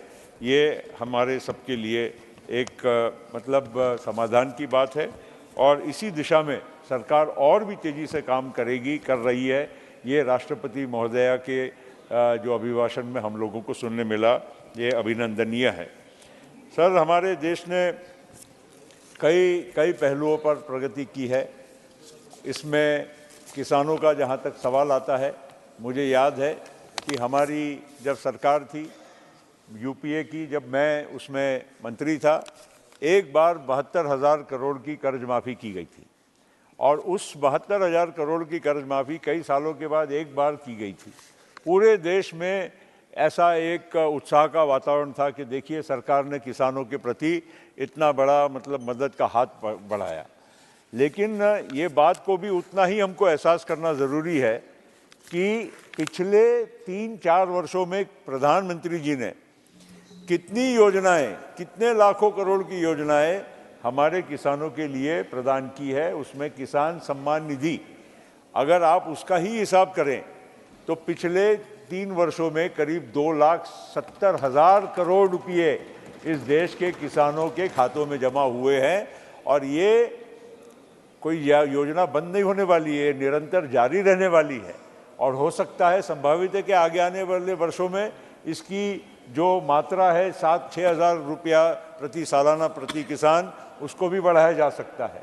और उसका एक उदाहरण मैं इसलिए भी देना चाहता हूँ कि महाराष्ट्र से जहाँ से मैं आता हूँ, वहाँ की हमारी महाराष्ट्र की सरकार ने इस 6,000 रुपये के साथ अपने ओर से भी 6,000 रुपया जोड़ दिया है, जिससे किसानों को 12,000 रुपया मिलता है हर साल। तो ये भी एक प्रशंसनीय एक कदम जो है, इसके बारे में भी हम लोगों को ध्यान देना चाहिए। और किसानों की कितनी सारी जो समस्याएं थी, देखिए प्रधानमंत्री जी ने ध्यान छोटी छोटी बातों से, जैसे मैंने कहा, दिया।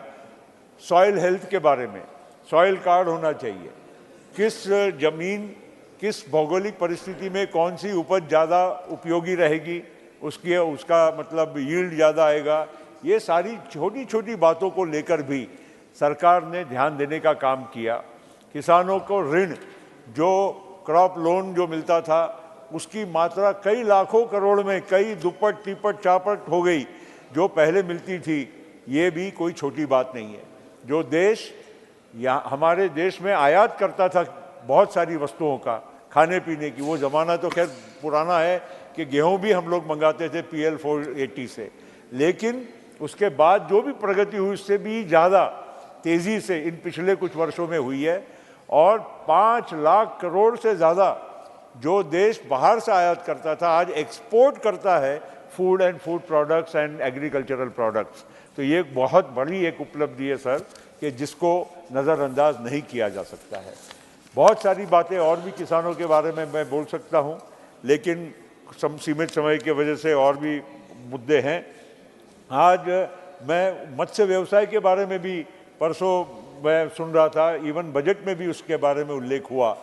आज fisheries, inland fisheries and ocean fisheries, इसमें जिस तरह से बढ़ोतरी हुई है, आज Bharat one of the largest exporters of marine products विश्व में हो गया है। और आज प्रॉन जो झींगे होते हैं, वो जो इनलैंड फिशरीज में पूरे आंध्र प्रदेश में, तेलंगाना में, गुजरात के खास करके और उड़ीसा के कोस्ट में जो इनलैंड फिशरीज के माध्यम से आज जो तैयार होते हैं उपज, इसकी हज़ारों करोड़ की मात्रा में एक्सपोर्ट होती है। And we are probably the largest exporter of prawns in the world. तो इस प्रकार से एक चीज़ को ध्यान में रखते हुए, जिस तरह से लोगों के आय आमदनी, आज दूध उत्पादन में हम विश्व में 1 नंबर हैं, उसमें प्रति एनिमल हम मात्रा कैसे उसकी यील्ड प्रोडक्टिविटी बढ़ा सकते हैं, इसके बारे में अब ध्यान दिया जा रहा है।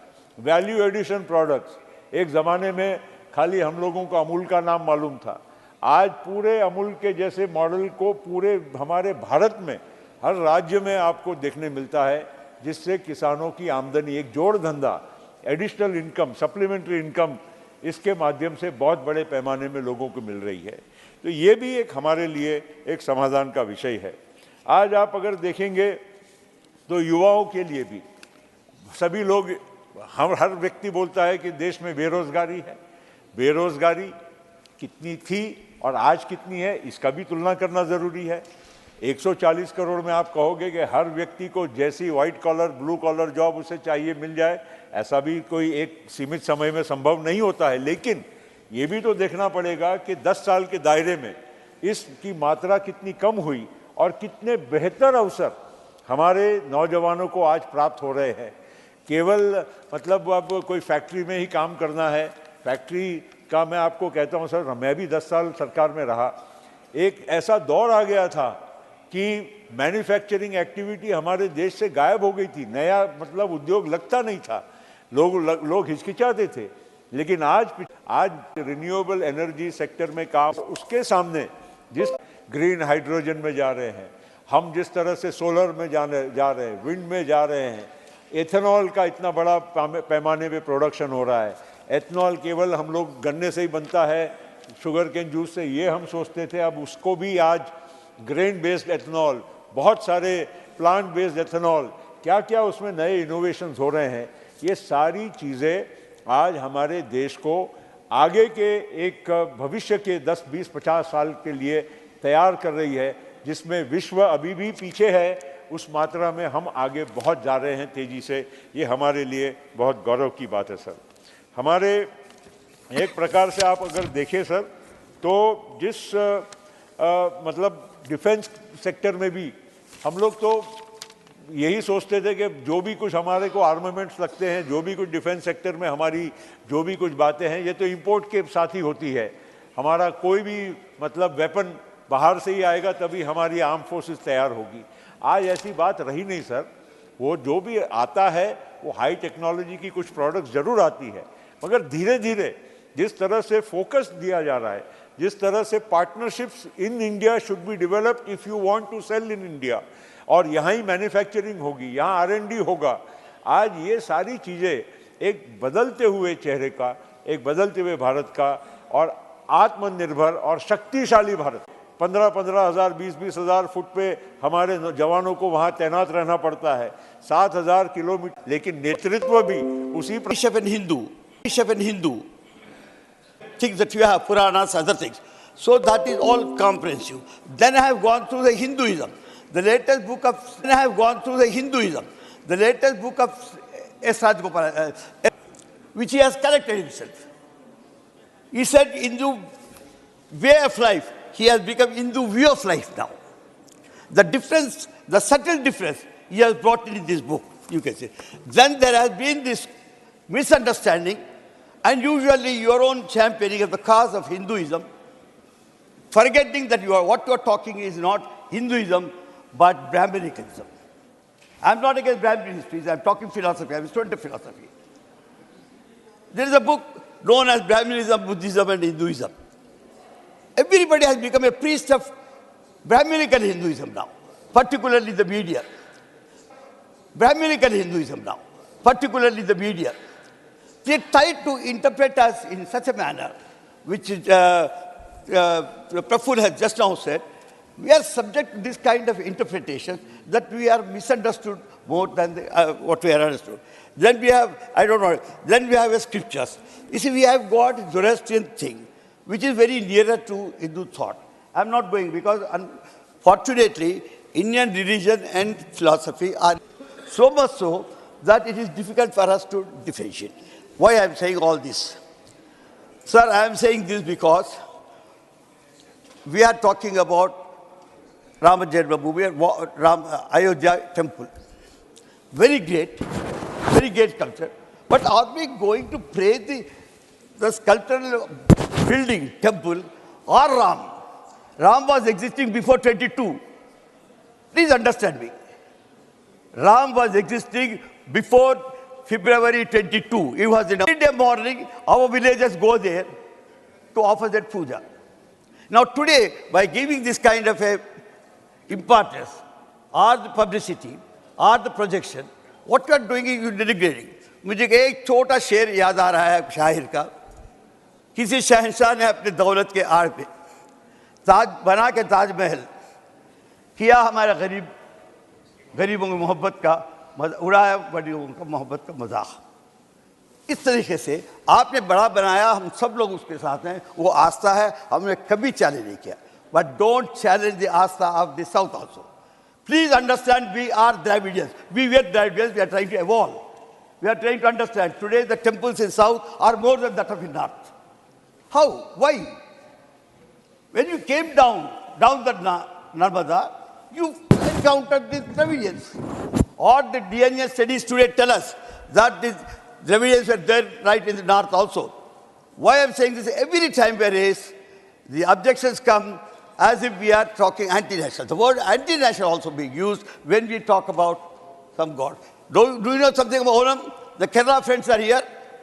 The Onam is celebrated every year, where your Prime Minister also joins to wish us.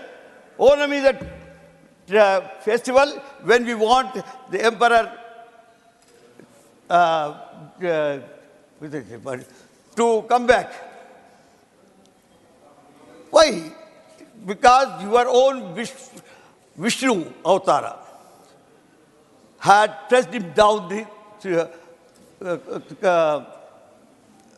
down the word, what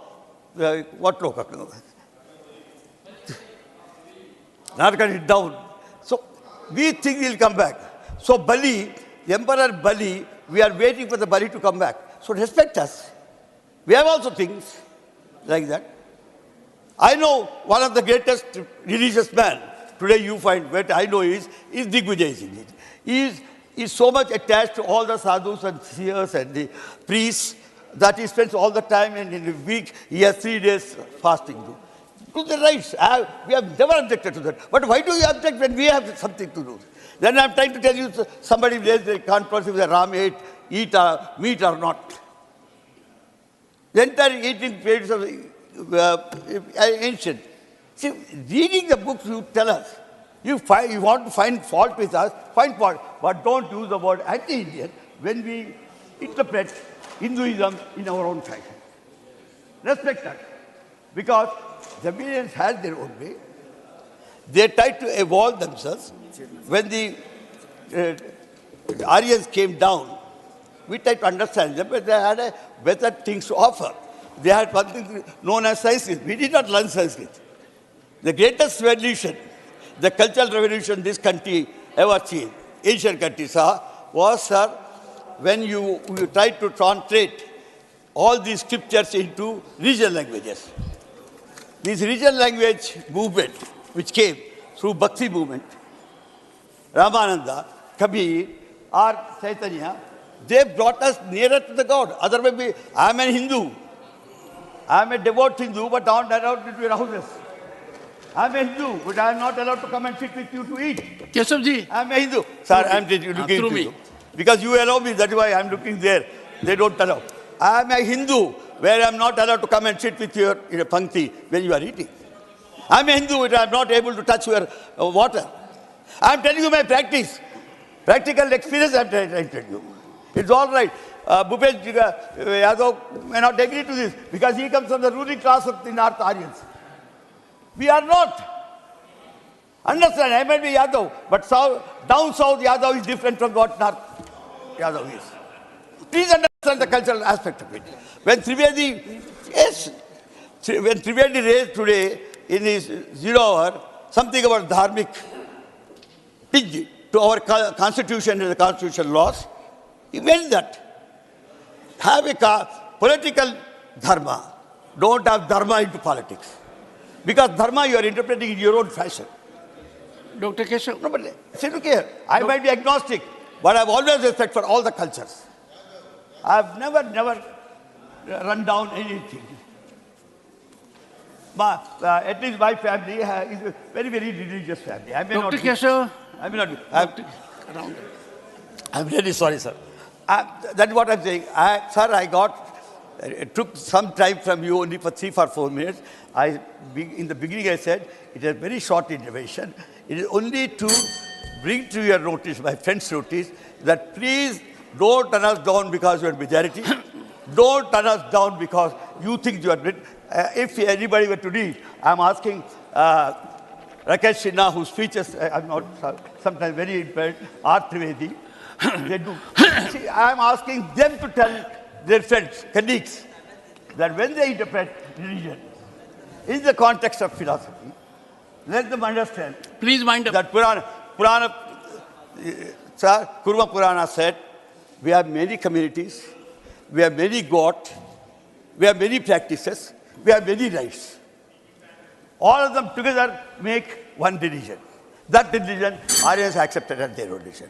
So, hereafter, whenever we talk, if it is in politics, please understand our own self. Say that after 1,000 years or 2,000 years or 5,000 years is not a big age for making a civilization. So it has taken only 1,000 years for us. We are evolving ourselves, become. And yesterday you took a strong objection, Chairman, sir, about saying we can't do any word which is against India. You can't speak it. We are a union of states, Mr. Chairman, sir. Let me tell you, under Article 105, I have a right to say, I have a right to give by it. The Constitution says we are a union of states. That means we, the British provinces, plus 600 states joined together on some condition, some agreement, we became one and we shall remain one. Thank you, Dr. Keshav. We are enlightened. Also on constitutionalism.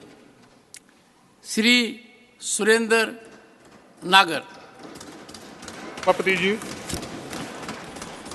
देश की पहली आदिवासी राष्ट्रपति के पहले अभिभाषण पर की चर्चा में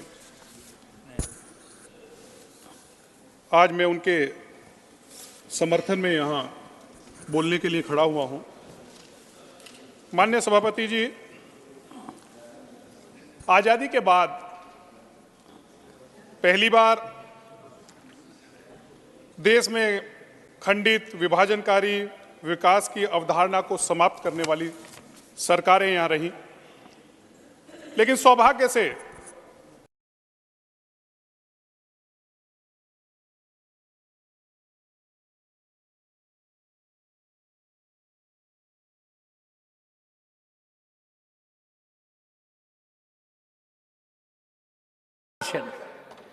apart from that, they have done nothing. They have promised to one rooftop solar scheme. It's all fraud. You will not be able to fulfill 10% of your target in rooftop solar scheme, as Supriya Sule knows very well. So 61% cuts No, one man was telling us that day, na, Samit. 61% cut for UGC. Now let me go to something else. Center's food, fertilizer, and petroleum subsidy to increase by 7% to 3.81 millions. Personal IT, only personal income tax has saved this government is more than corporate income tax. Sir, now let's talk about the macroeconomics. Between 2014 and 22, GDP grew at an average of 5.6%. But India's growth rate was even higher from 2000 to 2010 at 6%. Economists say India's economy will need to grow faster than current 6 to 7% rate in order to absorb growing number of entrants in the work area. Sir, what does Raghuram Rajan, world-class economist, say? He said, India is poorest among BRICS nations. BRICS is Brazil, Russia, India, China, South Africa. It also has a much longer distance of travel before it reaches their level of per capita income. Growth has been good, but it has to be set in perspective. What is the per capita income? India's unemployment remains high compared to pre-pandemic levels. According to CMI, Center of Monitoring Indian Economy, it exceeded 10% in October. Among young people aged 15 to 34, unemployment in the age group stood at 45.4% in 2023. Women's participation in the labor force is one of the lowest in South Asia. India's female labor force, ये नारी शक्ति बोलती है ना, कोई जवाब देने वाला है नहीं. हेमा मालिनी जी केवल है, वो शायद जवाब देगी. India's female labor force participation fell from 25% in 2014 to 24% in 2022. It is women's participation is lower than regional neighbors Bangladesh, Sri Lanka and Pakistan. Sir, lot of India spending on research and development, they are saying we'll give 1 lakh crores. You know, it is the lowest in the world. Spending has fallen in the past decade. Share of research and development under this section has dropped to 0.7% of GDP, lower rate than any BRICS country, and far below what is it for South Korea, 5%, and ours is 0.7%. What is for Israel, 5%. Ours is 0.7%. One thing is wrong. What? This is by Raghuram Rajan, not by me. Might be an old one. Today, Kalahandi is the second largest paddy growing district. It is quoted in The Economist, which is a more reputed no, it's not factually correct. It is not factually correct. 115 क्या? Speaker का direction. एक विदेशी आदमी को ये बार बार coat कर रहे sir. Raghuram Rajan हमारा नागरिक नहीं है. और इस सदन में जो है हमने जो संशोधन किया है कि उसको बार बार कोट नहीं कर सकते. What is the point of order? Which one? ये गलत जानकारी दे रहे हैं सर. केबीके के बारे में जो है ये केबीके के बारे में जो उन्होंने कालाहंडी के बारे में बोला है सर, यदि इनके पास कोई पेपर है केवल रघुराम राजन के तो इनको जो है भेजना चाहिए, नहीं तो इसको एक्सपंज करना चाहिए सर, क्योंकि ये गलत बयानी कर रहे हैं. 115 स्पीकर का डायरेक्शन ये कहता है कि मेंबर यदि गलत बोल रहा है तो दूसरा मेंबर उसको सुधार सकता है. ये गलत नहीं बोल सकते सर. और एक विदेशी को बार बार कोट कर रहे हैं. वो रघुराम राजन हमारे माँ पिता नहीं है sir. He is not my father. या यहाँ के इकोनॉमिस्ट नहीं है. वो मनमोहन सिंह जी नहीं है. आप उससे छोड़िए और आगे बढ़िए. Sir, The Economist on November 13 said Now, if sluggish you have a investment copy is of that, holding please India place it back. on the table of the House. Otherwise, Investment it will as a not go fraction on. of GDP, which exceeded 40% in 2008 UPA, No. is now 34%. This cannot go on like this, Professor. As per Barclays Bank. The money is not going Swagat into Babu, factories, something research. we have to follow Sir, the rules. you're saying something. We have to follow the rules. If we are quoting some statement, Yes. then you have to place it on the record. Please. You, just after this, I have the papers with me. The money is not going into factories, research, or other parts of private business. 36.5% of banks But you are reading from sanctioned, bank sanctioned are for roads and only 2.3%. Chemicals is an index of country's development. And it has dropped from 3.4%. Foreign portfolio investment only recently turned positive after more than 2 years of outflows. And FDI fell by foreign direct investment, fell by 16% to 71 billion in March 31, 2023. New announcements have crashed to a 20-year low, reflecting insufficient animal spirits in the economy, as per CMI. Sir, Indian business climate remains difficult. The touted tax changes have too many tires and too much discretion in the hands of feared revenue officials. Playing field is not level, with a few local giants perceived to have gamed the system. Of the $120 billion worth of projects scheduled to be completed by March 2023, only 72 billion were present. This is by Eshwar Prasad of Cornell. The future is a fraught exercise. The country's infrastructure still has many gaps in supporting a vibrant manufacturing sector. The education system is not equipping young people with the vocational skills needed for a modern economy. Adani को नाम होने से जलते हैं। ये गलत है। आप अपनी बात खत्म कीजिए। आप अपनी बात खत्म कीजिए। If I have said anything unparliamentary, I am ready to hold my ears and be expunged. But I shall not take this nonsense from the professional hecklers. Sir, World Bank, sir, ये सुनिए. World Bank's Human Capital Index, which measures countries' education and health outcomes on a scale of 0 to 1, India's score is 0.49, below Nepal, Kenya, both poorer countries. China scored 0.65, on par with Chile and Slovakia, which have higher GDP per capita. India has hundreds of millions of underskilled youngsters. In 2019, less than half of India's 10-year-olds could lead a simple story. And compared to 80% of China's children and 96% of American children, India's path is neither that of China nor that of the West. India might become the forerunner दादा खत्म कीजिए। हो गया sir, एक 4 sentence.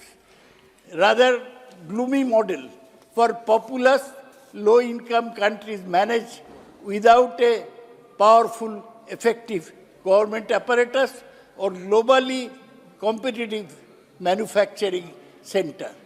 Political connection deliver easy credit. India's growth has been debt-fueled. In the current moment, there is a natural fit between the promoter model of capitalism personified by Adani and Modi's popularism. लोग आर्थिक स्थिति को आगे नहीं बढ़ा रहे हैं, केवल बोलना कि हम 3 नंबर हो जाएगा और आधा लोग गरीबी में रहेगा, वो कोई सलूशन नहीं है। इसलिए मैं ये बजट को विरोध करता हूँ। M Gurumurthy ji. Thank you, Chairman, sir. Sir, I particularly appreciate the government vision of Vikasit Bharat, aligned with the Honorable President's emphasis on establishing this vision on the pillars of youth power, women power, farmers, and the poor.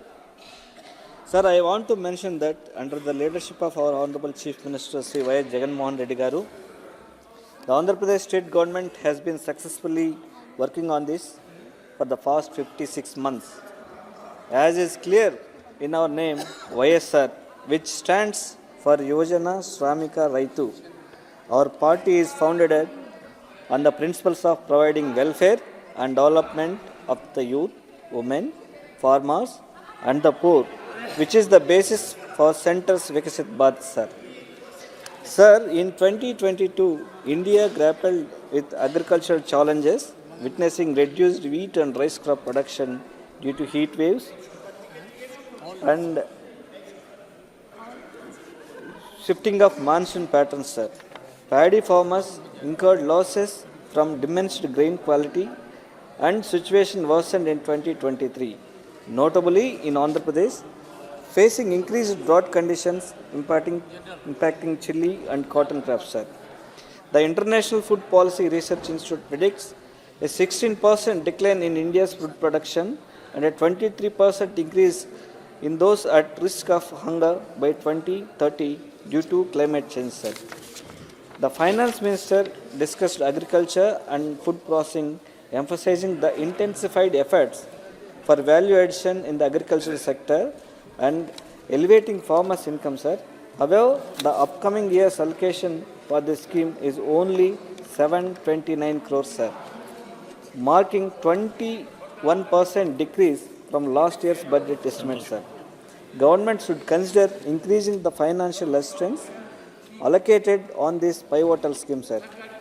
Fertilizer Department actuals for financial year 2023-2022 are 2,51,369 crores. However, the interim budget only allocates 1,64,150 crores, sir.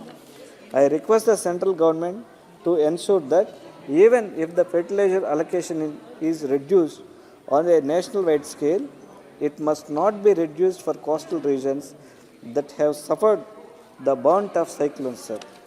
Sir, the Labor Ministry has seen a decreased allocation from 13,221 crores to 12,531 crores, sir. Scheme-wise, these changes is best reflected in the allocation to the Atmanirbhar Bharat Rozgar Yojana scheme, whose allocation has been cut down from 2,272 crores to 150 crores, sir. Unemployment being a biggest harm facing the youth of today, sir, such decreases do not reflect the need of the hour, sir. Significant investment in employment generation is needed, sir. In this next context, the stagnant budget allocation of 538 crores for the upcoming year, sir, the same as last year, made to the center's capacity building and skill development scheme does not seem adequate, sir. Bharat must take advantage of the demographic window, hence investing the job creation to maximize our greatest resource, our people, is crucial for economic success, sir. Sir, increasing the funding for the scheme for safety of women from 321 crores to 955 crores deserves applause, sir. Making a woman feel safe also encourages her to engage in variety of other productive activities that can increase her quality life, sir. However, it must be considered that the revised projection of 22-23 was 1,008 crores, sir. Hence, the increase in allocation could have been more considerable, keeping in view that these schemes are undoubtedly effectively using the financial allocation supplied and have provided to need even more allocation needed than provided in this interim budget, sir. The rise of artificial intelligence, unfortunately, we weaponized against women, regrettably being done via a manner of deep fake, sir, among other defensible acts, sir. Sir, the Pradhan Mantri Awas Yojana has the second highest budget among all schemes, sir, 2024 and 25 at 80,671 crores, sir. This new allocation boost to PM Awas Yojana would also prove tremendously beneficial to women since the initiative incentives women's ownership of houses, sir. The Andhra Pradesh government has previously submitted a proposal for about 4,000 crores to be disbursed under special assistance of capital investment, which would go on to benefit the women of our nation via schemes such as PM Awas Yojana and others, sir. And also, it contributes to the cause in states such as Andhra Pradesh, which have exhibited solid track record of fund usage in the past, sir. Sir, Mahatma Gandhi National Rural Employment Guarantee Program remains the largest work guarantee program in the world, sir. There has been a continuous decrease in budgetary allocations from MGNREGS from 98,000 crores in 2021 to 2022 to 73,000 crores, sir. In 2022-2023, further reduced down to 60,000 crores, sir. In 23-24, and for the upcoming year, it remains stagnant 86,000 crores, sir. Same as last year's revised estimates. The Andhra Pradesh government has consistently sought as increase in MGNRGA mandates, proposing a augmentation from 100 to 150 days for individuals and a total of 16 crore mandates, sir. Given the prevailing drought condition leading a rural migration, the state urges the central government to support its economy by enhancing NREGS man hours and introducing new initiatives under the scheme, sir. Sir, I find it essential to highlight that the promise of special category status of Andhra Pradesh made during its bifurcation in 2014 remains unfulfilled to this day, sir. Despite promise of the then Prime Minister and prior approval from the Cabinet, this commitment is not just a demand but a right of the people of Andhra Pradesh, sir. The unscientific bifurcation process, which led to the loss of the capital city of Hyderabad and crucial infrastructure, has resulted in severe economic and developmental and institutional challenges for the successor state, sir. Furthermore, inheriting higher debates and liabilities along with receiving only 45% of the revenues despite compromising 58% of the undivided state population, given the adverse impact on the financial capacity, Andhra Pradesh urgently requires greater financial space for developmental activities, sir. It is the responsibility of the state government, central government, to compensate for the loss of suffered by the successor state, sir. Therefore, I urge the government to formulate a implementing time-bound plan for granting special category status to the Andhra Pradesh promptly, providing the necessary support, be a financial or otherwise, to address the unfair losses incurred due to the illegal bifurcation, sir. Sir, the Polavaram irrigation project is a national important project and is very important for the people of Andhra Pradesh. The total cost of the project is 55,548.87 crores at 2017 to 2018 price level as approved by the Technical Advisory Committee, sir. But these revised cost estimates is not yet approved by the central government, sir. Further limited the funding of phase 1, completion of 12,911 crores, sir. But this amount is inadequate for the providing rehabilitation and resettlement to the 36 additional villages and 48 habitations. Hence, the Andhra Pradesh government submitted a proposal of revised cost estimates of 17,144 crores, sir, for phase 1 of the project, which includes the cost of such rehabilitation as well, sir. It is requested to approve the revised cost estimates approved by the Technical Advisory Committee and the revised cost estimates for the phase 1 and to provide compensation of the additional cost of 4,222 crores incurred by the Andhra Pradesh government for the resettlement and rehabilitation, sir. Sir, the NTC mill in Tirupati is among the 23 textile mills run by the National Textile Corporation across the country, sir. Production activities in all NTC mills were suspended from the March 2022 due to COVID pandemic. This mill has more viability in equipped with sufficient resources, sir. The central government should take immediate action for fulfilling function of the NTC mill in Tirupati for relieving the BPL families supporting through the operation, sir. Thank you, sir. Santosh Kumar ji. सभापति महोदय, आपने मुझे माननीय वित्त मंत्री जी द्वारा वित्तीय वर्ष 2024-25 के लिए अंतरिम बजट में सदन में चर्चा के लिए अनुमति दी, इसके लिए आपको बहुत बहुत धन्यवाद। मैं अपनी पार्टी की तरफ से इस अंतरिम बजट का समर्थन करता हूं। सर्वप्रथम मैं माननीय प्रधानमंत्री जी का आभार प्रकट करता हूं कि हमारे गुदरी के लाल जननायक कर्पूरी ठाकुर जी को इस वर्ष भारत रत्न देने का काम किया है। यह मात्र आदर सम्मान और पुरस्कार नहीं है, बल्कि पूरे बिहार वासियों के लिए उनके सम्मानित नेता के प्रति सम्मान है। इसे बिहार के 14 करोड़ जनता गौरवान्वित महसूस कर रही है। यह पिछड़े, अति पिछड़े और कमज़ोर वर्गों के लोगों का सम्मान है। हमारे नेता माननीय मुख्यमंत्री नीतीश कुमार जी भी कर्पूरी ठाकुर जी के साथ काम किए हैं और उन्हीं के सिद्धांतों और वसूलों को आगे बढ़ाने का काम किए हैं। और जो आरक्षण उन्हीं की देन है। देश का पिछड़ा, अति पिछड़ा और शोषित समाज आज उनका ऋणी है। इसके साथ श्रद्धेय लाल कृष्ण आडवाणी जी को भी भारत रत्न मिला है। उनका सम्मान किसी पार्टी के कार्यकर्ता का सम्मान है। पुनः मोदी जी को इसके लिए हृदय से धन्यवाद देता हूँ। आज़ादी के बाद अब तक का लोकसभा आम चुनाव से पहले यह 7वां अंतरिम बजट पेश हुए हैं, जो असल में वोट ऑन अकाउंट होता है, लेकिन आने वाले चुनाव को लेकर धीरे धीरे लोक लुभावनी वाला अंतरिम बजट का रूप ले लिया था। मैं धन्यवाद देता हूं वित्त मंत्री जी को कि हम फिर से मूल रूप की ओर लौट रहे हैं। यह हिम्मत उन्होंने दिखाई है, क्योंकि मोदी जी है तो मुमकिन है।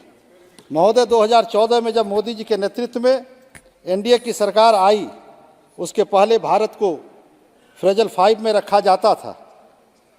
इन 10 सालों में हमने जब टॉप 5 अर्थव्यवस्था बनाने का सफर तय किया है, यह बजट उसका प्रतिबिंब है। लोक लुभावनी नहीं, बल्कि यह देश की अर्थव्यवस्था को मजबूत करने के मार्ग पर यह बजट प्रशस्त्र है, जिसमें किसान, युवा, गरीब, महिलाओं को विशेष ध्यान में रखा गया है। हमें उम्मीद है कि 2024 में जब भारी बहुमत के साथ मोदी जी की सरकार बनेगी, एनडीए की सरकार वापसी होगी, तो जुलाई में जब पूर्ण बजट देश की जनता के हित में कई महत्वपूर्ण और ऐतिहासिक निर्णय लिए जाएंगे, जिसमें 2047 तक का भारत को विकसित भारत बनाने का लक्ष्य प्राप्त करेगा। यह हमारा आत्मविश्वास है। महोदय, अमृतकाल का यह दूसरा बजट है। मोदी जी के नेतृत्व में भारत अमृतकाल से कर्तव्य काल की ओर बढ़ रहा है। महोदय, मैं पूर्वी भारत के बिहार राज्य के सीमांचल और पूर्णिया संसदीय क्षेत्र से आता हूँ। दशकों तक कांग्रेस की सरकार जो केंद्र में रही, उसने बिहार को, विशेषकर सीमांचल और कोसी के इलाकों को पिछड़ा बनाए रखने का काम किया, जबकि कोसी और सीमांचल क्षेत्र में बाढ़ प्रभावित क्षेत्र रहा है। यहाँ के लोगों में गरीबी है, गुर्बत है। मोदी जी के आते ही दशकों से उपेक्षित रहा यह क्षेत्र मोदी जी की दृष्टि पड़ी और पूर्णिया और सीमांचल के कई जिलों को एक्सप्रेशन डिस्ट्रिक्ट में शामिल करने का काम मोदी जी की सरकार ने किया। मुझे खुशी है इस बात की, आदरणीय वित्त मंत्री जी ने अपने बजट भाषण में इस बात पर जोर दिया है कि पूर्वी और पूर्वोत्तर भारत को देश के विकास का इंजन बनाया जाएगा। मैं श्रीमान, सीमांचल के इलाके में मक्का और मखाना की खेती बिहार में खेती सबसे अधिक होती है। हमारी मांग है जब पूर्णकालिक बजट पेश हो तो सीमांचल में मक्का और मखाना आधारित उद्योग स्थापित करने के दिशा में पहल किया जाए, जिससे हमारी सबसे बड़ी समस्या जो मानव संसाधन के पलायन पर रोक लगाया जा सके। यह बहुत ही महत्वपूर्ण है।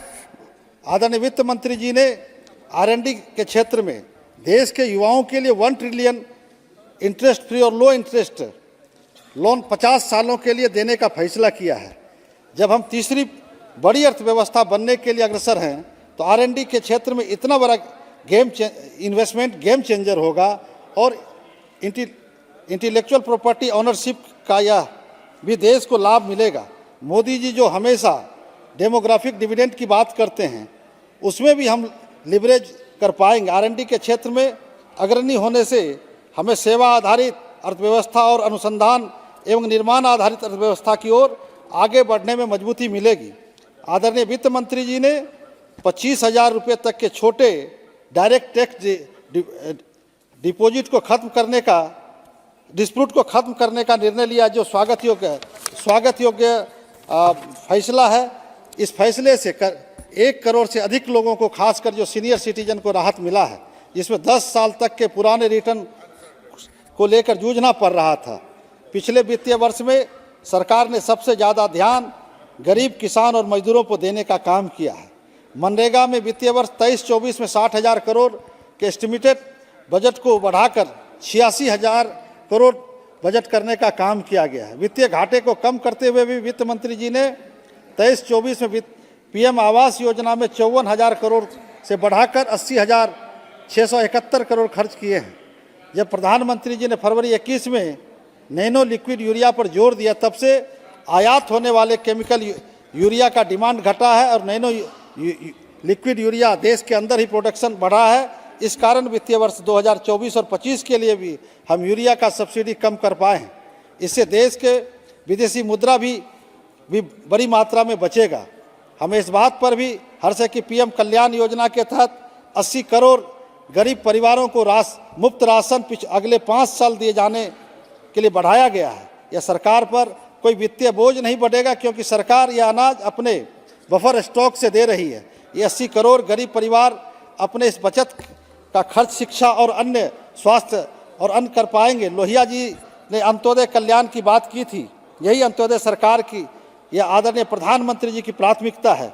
वित्त मंत्री जी ने आशा और आंगनबाड़ी कार्यकर्ताओं को भी आयुष्मान भारत से जोड़ा है और सर्वाइकल कैंसर से पूरे विश्व में जितनी मृत्यु होती है उसका 1/4 केवल भारत में होता है। मुझे खुशी है कि वित्त मंत्री जी ने अपने बजट भाषण में इसकी चिंता व्यक्त की है और 9 से 14 वर्ष की किशोरियों के लिए वैक्सीन का प्रावधान किया है। आदरणीय प्रधानमंत्री जी ने 3 करोड़ लखपति दीदी का सरकार लक्ष्य रखा है कि 3 करोड़ लखपति दीदी हम बनाएंगे सेल्फ हेल्प ग्रुप की आजीविका की दीदियों को। इसके लिए बिहार में पहले से काम बिहार के माननीय मुख्यमंत्री जी ने जीविका के माध्यम से नारी सशक्तिकरण को मजबूत करने का काम पूर्व से करते आए हैं और केंद्र की सरकार ने, आज मोदी जी की सरकार ने 3 करोड़ महिलाओं को, हमारी माँ बहनों को सशक्त करने के लिए लखपति दीदी बनाने का योजना रखा है। यह फ्लेक्सिबल इंक्लूजन और नारी सशक्तिकरण का मजबूत कदम है। माननीय वित्त मंत्री जी ने पीएम आवास के तहत 2 करोड़ पक्के मकान का फैसला लिया है और 1 करोड़ घरों में पीएम सूर्योदय सोलर ऊर्जा से आच्छादित किया जाएगा। यह सराहनीय कदम है। माननीय वित्त मंत्री जी ने 40,000 वंदे भारत कोच बनाने की घोषणा की, अच्छी बात है। यह मेरा आदरणीय रेल मंत्री जी से आग्रह होगा कि वंदे भारत का किराया मिडिल क्लास के अनुरूप हो, यह सुनिश्चित करने की कृपा करें। अंतरिम बजट में रेलवे के अपग्रेडेशन की बात कही गई है। हमारा पूर्णिया रेल के क्षेत्र के मामले में 2 भागों में बटा हुआ, पूर्वोत्तर सीमांत रेलवे और मध्य पूर्व रेलवे में बटा हुआ है। मेरी समझ में यही कारण है कि पूर्णिया संसदीय क्षेत्र जितना रेल सुविधाओं मिलनी चाहिए उतना नहीं मिल पा रहा है। हमारे क्षेत्र की 2 रेल परियोजनाएं लंबित है। काफ़ी समय से हम सरकार से मांग करेंगे कि जब हम पूर्ण बजट में आएंगे तो दोनों परियोजनाओं को हमारा चालू कराया जाए, ताकि जो हमारा जलालगढ़ से किशनगंज रेलखंड परियोजना लंबित है, वहीं कुर्सेला बिहारीगंज रेलखंड परियोजना हमारी लंबित है, इसको पूरा कराने का काम जो पूर्ण बजट हो उसमें किया जाए। हमारा एक नेशनल हाईवे जो 4 लेन जो Vidyupur Dalsinghsarai Simri Bakhtiyarpur Purnia greenfield access road है, ये स्वीकृति के कगार पे है। इसको भी स्वीकृत करके आने वाले समय में अगले बजट में इसको लेके इस रोड का निर्माण कराया जाए। पूर्णिया खगड़िया 4 लेन सड़क हमारा वो अभी सुपर एक्सप्रेस है, उसको 4 लेन में परिवर्तित करके उसको बजट में प्रावधान किया जाए। हमारे साथी यहाँ पे कह रहे थे कि सिवान में सिवरन से सिवान शहर को जोड़ने वाले संपर्क संख्या 91 आरओबी का निर्माण वो लंबित है, उसको भी रेल मंत्री जी के माध्यम से उसको पूर्ण कराया जाए। स्वीकृत हो चुका है, क्योंकि हमारे साथी अभी कह रही थी इसको भी पूर्ण कराने का काम किया जाए। और पूर्णिया से रेल पटना के लिए कोई ट्रेन नहीं है, एक ट्रेन चलाने की कृपा किया जाए। कई योजनाएं हैं, मैं इसको लेकर देता हूं। माननीय सभापति महोदय, आपने इस बजट में बोलने का मौका दिया, इसके लिए आपको बहुत बहुत धन्यवाद। और इस रेल वित्त मंत्री जी के बजट का समर्थन करते हुए अपनी बात समाप्त करना चाहते हैं। बहुत बहुत धन्यवाद। गिरीश चंद्र जी।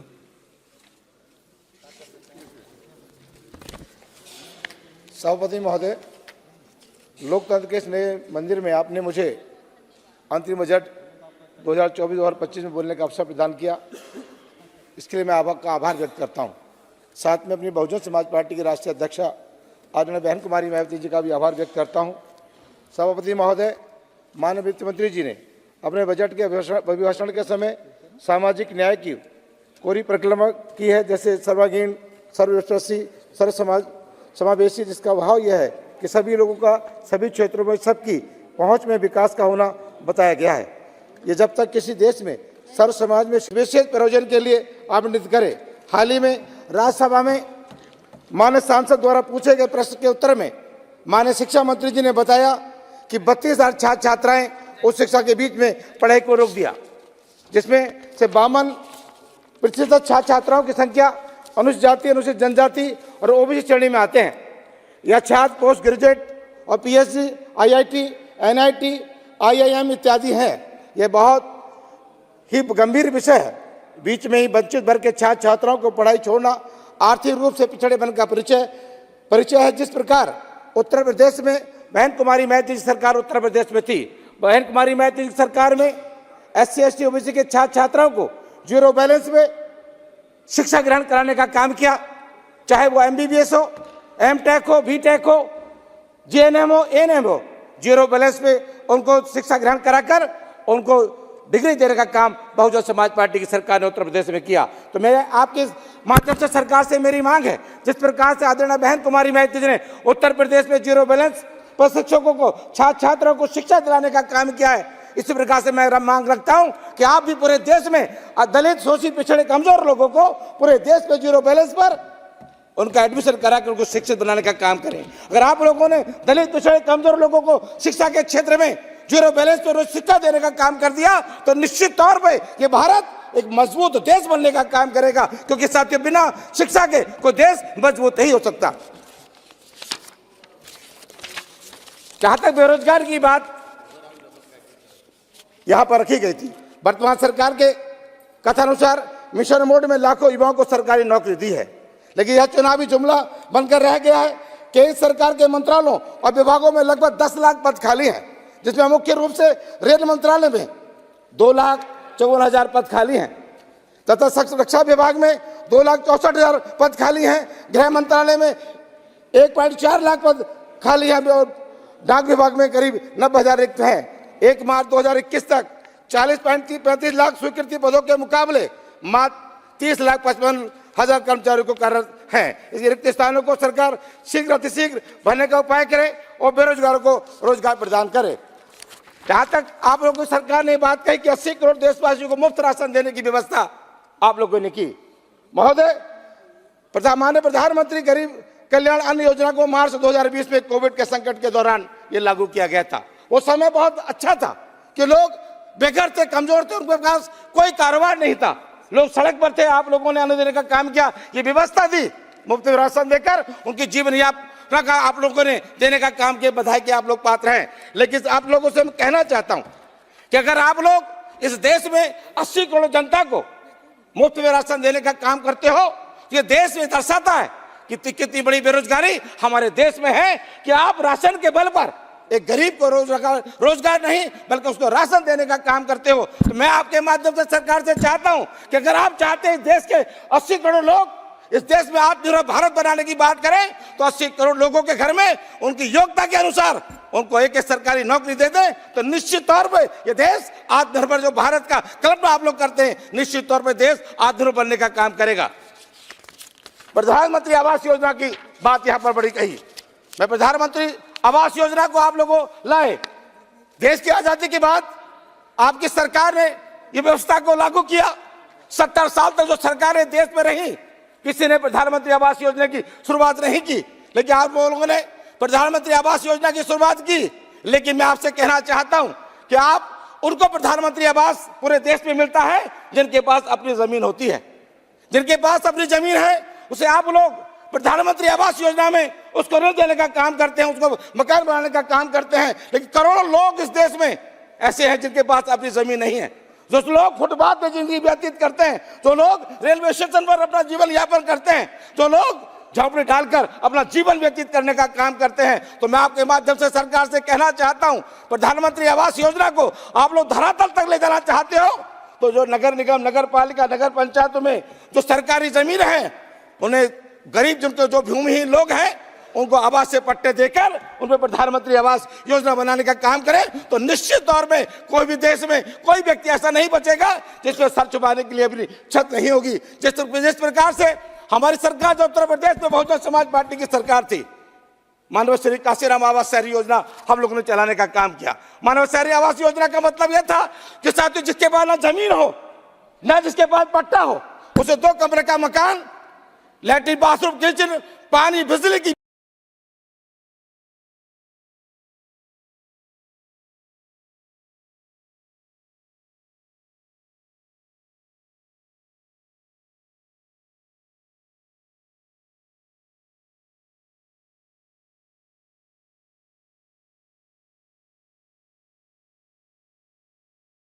व्यवस्था बहन कुमारी मैत्री की सरकार हम लोगों ने देने का काम किया। अगर आप चाहते हैं हर गरीब के पास अपना घर हो तो उसी तर्ज पर आप हर गरीब को साथियों पट्टा देकर इस सरकार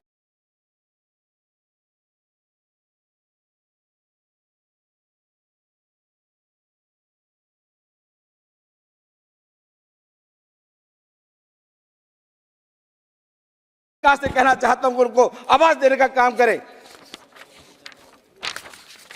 महिला सशक्तिकरण की बात भी यहां कही गई। महोदय, जैसा कि वर्तमान सरकार ये वर्ष विशेष रूप से महिला सशक्तिकरण के रूप में दिखाने का प्रयास कर रही है, जिसका उदाहरण गणतंत्र दिवस के पर होने वाले समारोह में एक झलक देखने को मिली है। इस संदर्भ में मुझे बस इतना वो कहना है कि वर्ष 2022 में महिलाओं के खिलाफ होने वाले अत्याचार से संबंधित कुल 4,45,256 केस रजिस्टर्ड किए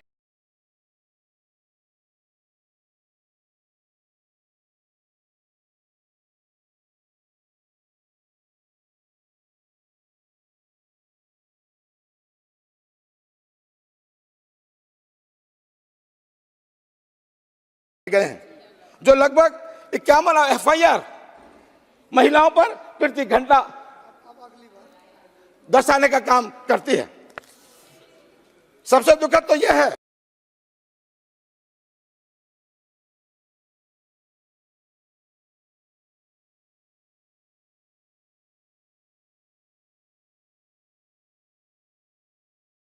कि 14,247 केस बस 2022 में दिल्ली में दर्ज हुए हैं, जो देश के अन्य राज्यों से सर्वाधिक हैं। ये आसानी से समझा जा सकता है कि केंद्र सरकार के अधीन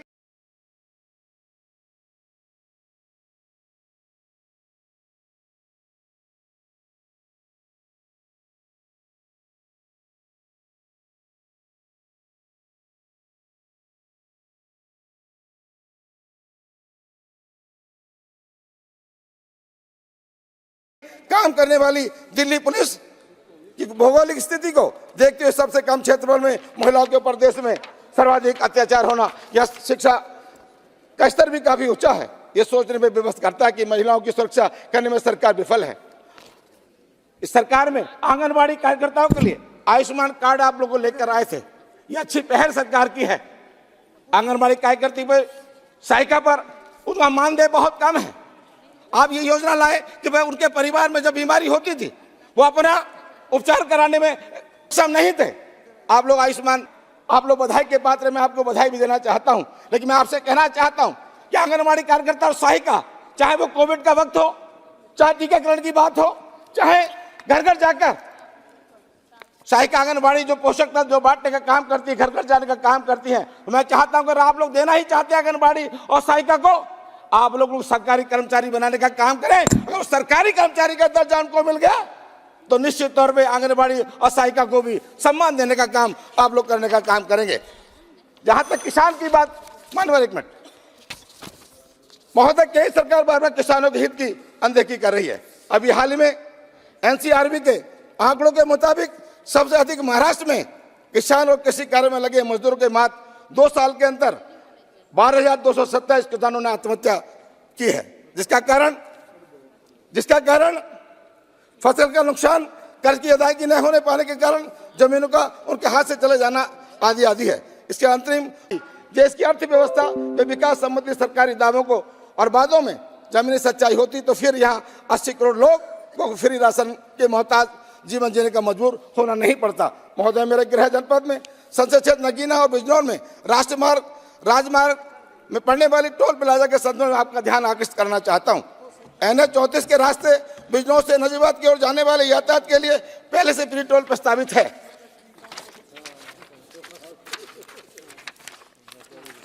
NH 734 और NH 790 AD के माध्यम से बिजनौर से धामपुर की ओर यातायात कोतवाली से धामपुर के बीच पहले से टोल संचालित है। ये सड़क 2 लेन वाली सड़क है, जिसका अधिकतम उपयोगकर्ता क्षेत्र के किसान और स्थानीय निवासी करते हैं। कोई भी वाणिज्य वाहन इस सड़क पर उपयोग नहीं करता। NHAI नीति के अनुसार 10 किलोमीटर के दायरे में सभी स्थानीय निवासियों को टोल शुल्क में से छूट दी गई है। फिर भी सरकार बिजनौर कोतवाली रोड के बीच टोल प्लाजा के निर्माण पर पैसे क्यों बर्बाद कर रही है? विदित हो कि NHAI अधिकारी जानबूझकर किसानों और स्थानीय निवासियों से अवैध टोल वसूलना चाहते हैं, जिससे किसानों की आय प्रभावित होगी। इस छोटी सी सड़क पर टोल की व्यवस्था नहीं है। अतः आपसे अनुरोध है कि बिजनौर से कोतवाली के बीच बन रहे टोल प्लाजा का निर्माण किसानों व स्थानीय निवासियों के हित में अमल निर्माण रुकवाने की कृपा करें। आपका बहुत बहुत धन्यवाद। भावना गवली जी, एक मिनट। भावना जी, मंत्री जी। हाँ, सरकारों को आदेश संवाद किया गया है कि जो भूमिहीन किसान गरीब हैं उनको जमीन उपलब्ध करा करके 20/25 करवाएं, आवास उनको दिया जाएगा। मंत्री जी ने अच्छी बात कही। संसद महोदय, संसद आपने सुना नहीं? मंत्री जी ने रिप्लाई दिया है, सुनो। आपने जो मुद्दा उठाया था, मंत्री जी ने आपकी बात कह दी।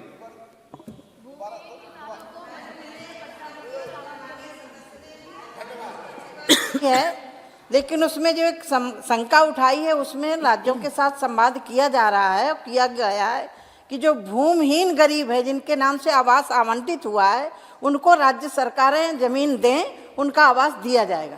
धन्यवाद। भावना गवली जी। धन्यवाद सभापति जी। आपने मुझे बजट 24-25 के 25 पे बोलने का अवसर दिया। मैं समर्थन के साथ में यहाँ मेरे कुछ विचार यहाँ रखना चाहती हूँ। जैसा कि सरकार ने इस बजट में सारी चीज़ों को लिया है, सभी विषय को इसमें हमने देखा है और हर विषय पे ध्यान दिया गया है। और सबसे बड़ी बात तो मैं यहाँ पर बताना चाहूँगी कि जैसा हमारा एक विशेष संसद का सत्र हुआ था और उसमें महिलाओं का आरक्षण हुआ, उसके बाद बताया गया है या बजट में उसका उल्लेख भी हुआ है। मैं यहाँ पर बताना चाहूँगी विशेष करके सभापति जी, जब हमने दिशा की बैठकें हम लेते हैं, हम सभी उसके चेयर होते हैं, उसमें मैंने और मेरे वहाँ के जो डिस्ट्रिक्ट कलेक्टर हैं उन्होंने मिलके, हम दोनों ने मिलके एक निर्णय लिया था कि जो हमारी महिलाएं हैं, छोटे छोटे व्यवसाय करती है, छोटे छोटे सेल्फ हेल्प ग्रुप के माध्यम से काम करती है, कुछ चीज़ों का निर्माण करती है, उनको भी रोजगार इस माध्यम से मिले। और हमने उसको जोड़ा था कि जो आयुष्मान भारत के कार्ड बनाएंगे तो वो ये आशा वर्कर और दूसरी महिला बनाएंगे, उनके साथ साथ सेल्फ हेल्प ग्रुप की महिलाएं भी बनाएंगी। क्योंकि सभापति जी, हम देखते हैं कि हमारे देश में 48% महिला है और महिलाओं के ऊपर अभी तक किसी का ध्यान नहीं था। जितना ध्यान हमारे महिलाओं के ऊपर मोदी जी ने दिया, पिछले कार्यकाल में किसी ने नहीं दिया। और मैं फिर से धन्यवाद देना चाहूंगी मोदी जी से। उनको जब वो बैंकों में जाती है तो वो बैंकों में जाने के बाद में उनको वहाँ से ऋण मिलता है। और मैं यहाँ पर बताना चाहूँगी सभी हमारे सांसद भाइयों को भी और सभापति जी, ये बहुत विशेष करके है कि उन हमारे महिलाओं की क्रेडिट जो है आप देखिए क्रेडिट जो है ना, सबसे बड़ी क्रेडिट हमारी महिलाओं की है, क्योंकि जब वो ऋण लेती है ना तो ऋण देती भी है बैंकों को, और इस वजह से महिलाओं के लिए यहाँ पर फोकस किया गया है। और महिलाओं को अगर हम और सपोर्ट करेंगे, और इस बजट में तो दिया है, इससे आगे अगर हम करते हैं तो मैं समझती हूँ कि घर घर में उद्योग होगा, घर घर की महिला उद्योग करेगी और इस देश को सक्षमता के तरफ ले जाने के लिए पूरे जोर शोर से देश के प्रगति में अपनी हिस्सेदारी भी देगी। और मैं चाहती हूँ एक क्रांति के मिशन, एक क्रांति जैसा मिशन यहाँ पर बने, एक मिशन के रूप में महिलाओं के ऊपर और फोकस हो और वो देश को आगे बढ़ाए। इस प्रकार से आगे के बजट में भी महिलाओं के लिए और अच्छे तरीके से, ये तो दिया ही है लेकिन अभी आप देने जा रहे हैं तो और दीजिए। मैं हमारे प्राइम मिनिस्टर सर से भी विनती करती हूँ, प्रधानमंत्री जी से भी विनती करती हूँ, मोदी साहब से भी विनती करती हूँ कि महिलाओं को आपने दिया है और वो सक्षम है, वो करने जैसे हमारी भारत की नारी और सब पे भारी, ऐसे स्थिति में आज महिला हमारी भारतवर्ष की काम कर रही है। तो मैं यहाँ पर बताना चाहूंगी कि जिस प्रकार से हमें यहाँ पर मिला है उसको बजट में और थोड़ा 3 करोड़ नहीं, मैं तो समझती हूँ लखपति दीदी 10 करोड़ तक हमने उसको बढ़ाना चाहिए। सभापति जी, दूसरी चीज मैं यहाँ पर बताना चाहूंगी कि जो हमारे किसान हैं, किसानों के ऊपर, उस किसानों के लिए भी करीबन 6,000 रुपए हमारे किसानों को दी जाते हैं प्रधानमंत्री जी के ये योजना के तहत। और मैं ये भी बताना चाहूंगी कि बहुत सारे मत्स्य उद्योग है, डेयरी उद्योग है, उसके ऊपर भी बहुत अच्छा फोकस किया है, उसमें भी प्रोजेक्ट हम बढ़ाने जा रहे हैं, बजट भी हमने बढ़ाया है। और मछली का निर्यात करने के लिए भी यहाँ पर बहुत बड़ी अच्छी पहल की हुई है। तो मैं यहाँ पर बताना चाहूंगी कि जो हमारे किसान हैं जो सोयाबीन का उत्पाद करते हैं, लेकिन ये चीज हमने बार बार देखी है, मैं 25 साल से देखती आ रही हूँ, जब उनकी फसल निकलती है, जब फसल वो काट के घर पे लाते हैं तो उनका जो भाव है वो गिर जाता है। उसके भी ऊपर हमने देखने की और सोचने की आवश्यकता है। दूसरी बात यह है कि मेरा क्षेत्र है, कर्नाटक है, महाराष्ट्र है, मध्य प्रदेश है, ऐसे कुछ राज्य है, तेलंगाना है, ऐसे कुछ राज्य है जहाँ पर किसान कपास का निर्माण करती है। और बहुत बार ये भी देखा गया है कि बीटी कॉटन को हमारे यहाँ लागू नहीं किया है, उसे हमने ये नहीं दिया हुआ है। तो मैं यहाँ पर बताना चाहती हूँ कि बीटी कॉटन को भी मान्यता मिले और किसान चुपके चोरी से वो कॉटन ना लगे, बीज ना लगाए, वो कॉटन का बीज लगाए और अच्छी फसल भी ले। इसलिए हमें उसके ऊपर भी सोचना पड़ेगा। 2004 से हमारा ये बीटी कॉटन के ऊपर एक रिट पिटीशन हुआ है सुप्रीम कोर्ट में, वो पेंडिंग है, उसके तरफ भी देखने की बहुत आवश्यकता है। जो ऑर्गेनिक करना चाहते हैं किसान वो ऑर्गेनिक खेती करें, कपास निकालें, और जो हमारा बेटी का उपयोग करना चाहते हैं वो बेटी का उपयोग करें, क्योंकि मैं एक किसान की बेटी हूँ और यहाँ पर ये बताना बहुत जरूरी मैं समझती हूँ। और उसी के साथ साथ मैं यहाँ पर एक बात बताना चाहूँगी कि जिस प्रकार से हमारे प्रधानमंत्री जी ने हर लक्ष्य को तय किया है, जैसा अर्जुन का लक्ष्य, आपको पता है महाभारत में देखा है कि मछली आपको कैसी दिख रही है, ऐसा पूछने के बाद में अर्जुन ने यह बताया था कि मुझे मछली नहीं दिख रही है, मुझे मछली का आग दिख रहा है। उसी प्रकार से हमारे जो प्रधानमंत्री जी है उनको मछली की खाली आग दिखती है, विकास दिखता है, लोगों की सेवा करना उनके प्राथमिकता है। और उसी सेवा का नतीजा यहाँ हम देखते हैं कि ये 10 साल में इतना परिवर्तन हुआ है कि पिछले जो 70 साल की बात कर रहे हैं वो लोग भूल गए 70 साल वाले लोगों को। अब ये लोग बोलते हैं कि मोदी जी है तो सब मुमकिन है, और ये मुमकिन होती हुए हम सब लोग देख रहे हैं, हम साक्षीदार हैं इस चीज के। और मैं यहाँ पर बताना चाहूंगी कि जिस प्रकार से मेडिकल एजुकेशन में भी ओबीसी के बच्चों को 27% का आरक्षण यहाँ दिया गया, ये हमारे लिए बहुत बड़ी बात है। उसी के साथ साथ मैं यहाँ पर रेलवे की तरफ आना चाहूँगी। मेरे क्षेत्र में वर्धा, नांदेड़, यवतमाल, ये रेलवे को 3,500 करोड़ रुपए मिले हैं सभापति जी। ये बहुत बड़ा प्रोजेक्ट होने जा रहा है। विदर्भ से मराठवाड़ा को जोड़ने के लिए ये प्रोजेक्ट हो रहा है और उसका 40 किलोमीटर का काम पूरा होकर वहाँ पर रेलवे भी अगले कुछ दिनों में, मंत्री जी से भी मैंने बात किया है, अगर प्रधानमंत्री जी भी उसका उद्घाटन करें तो वो हमारे लिए सौभाग्य की बात होगी और वो प्रकल्प भी पूरे होने के कगार पर है।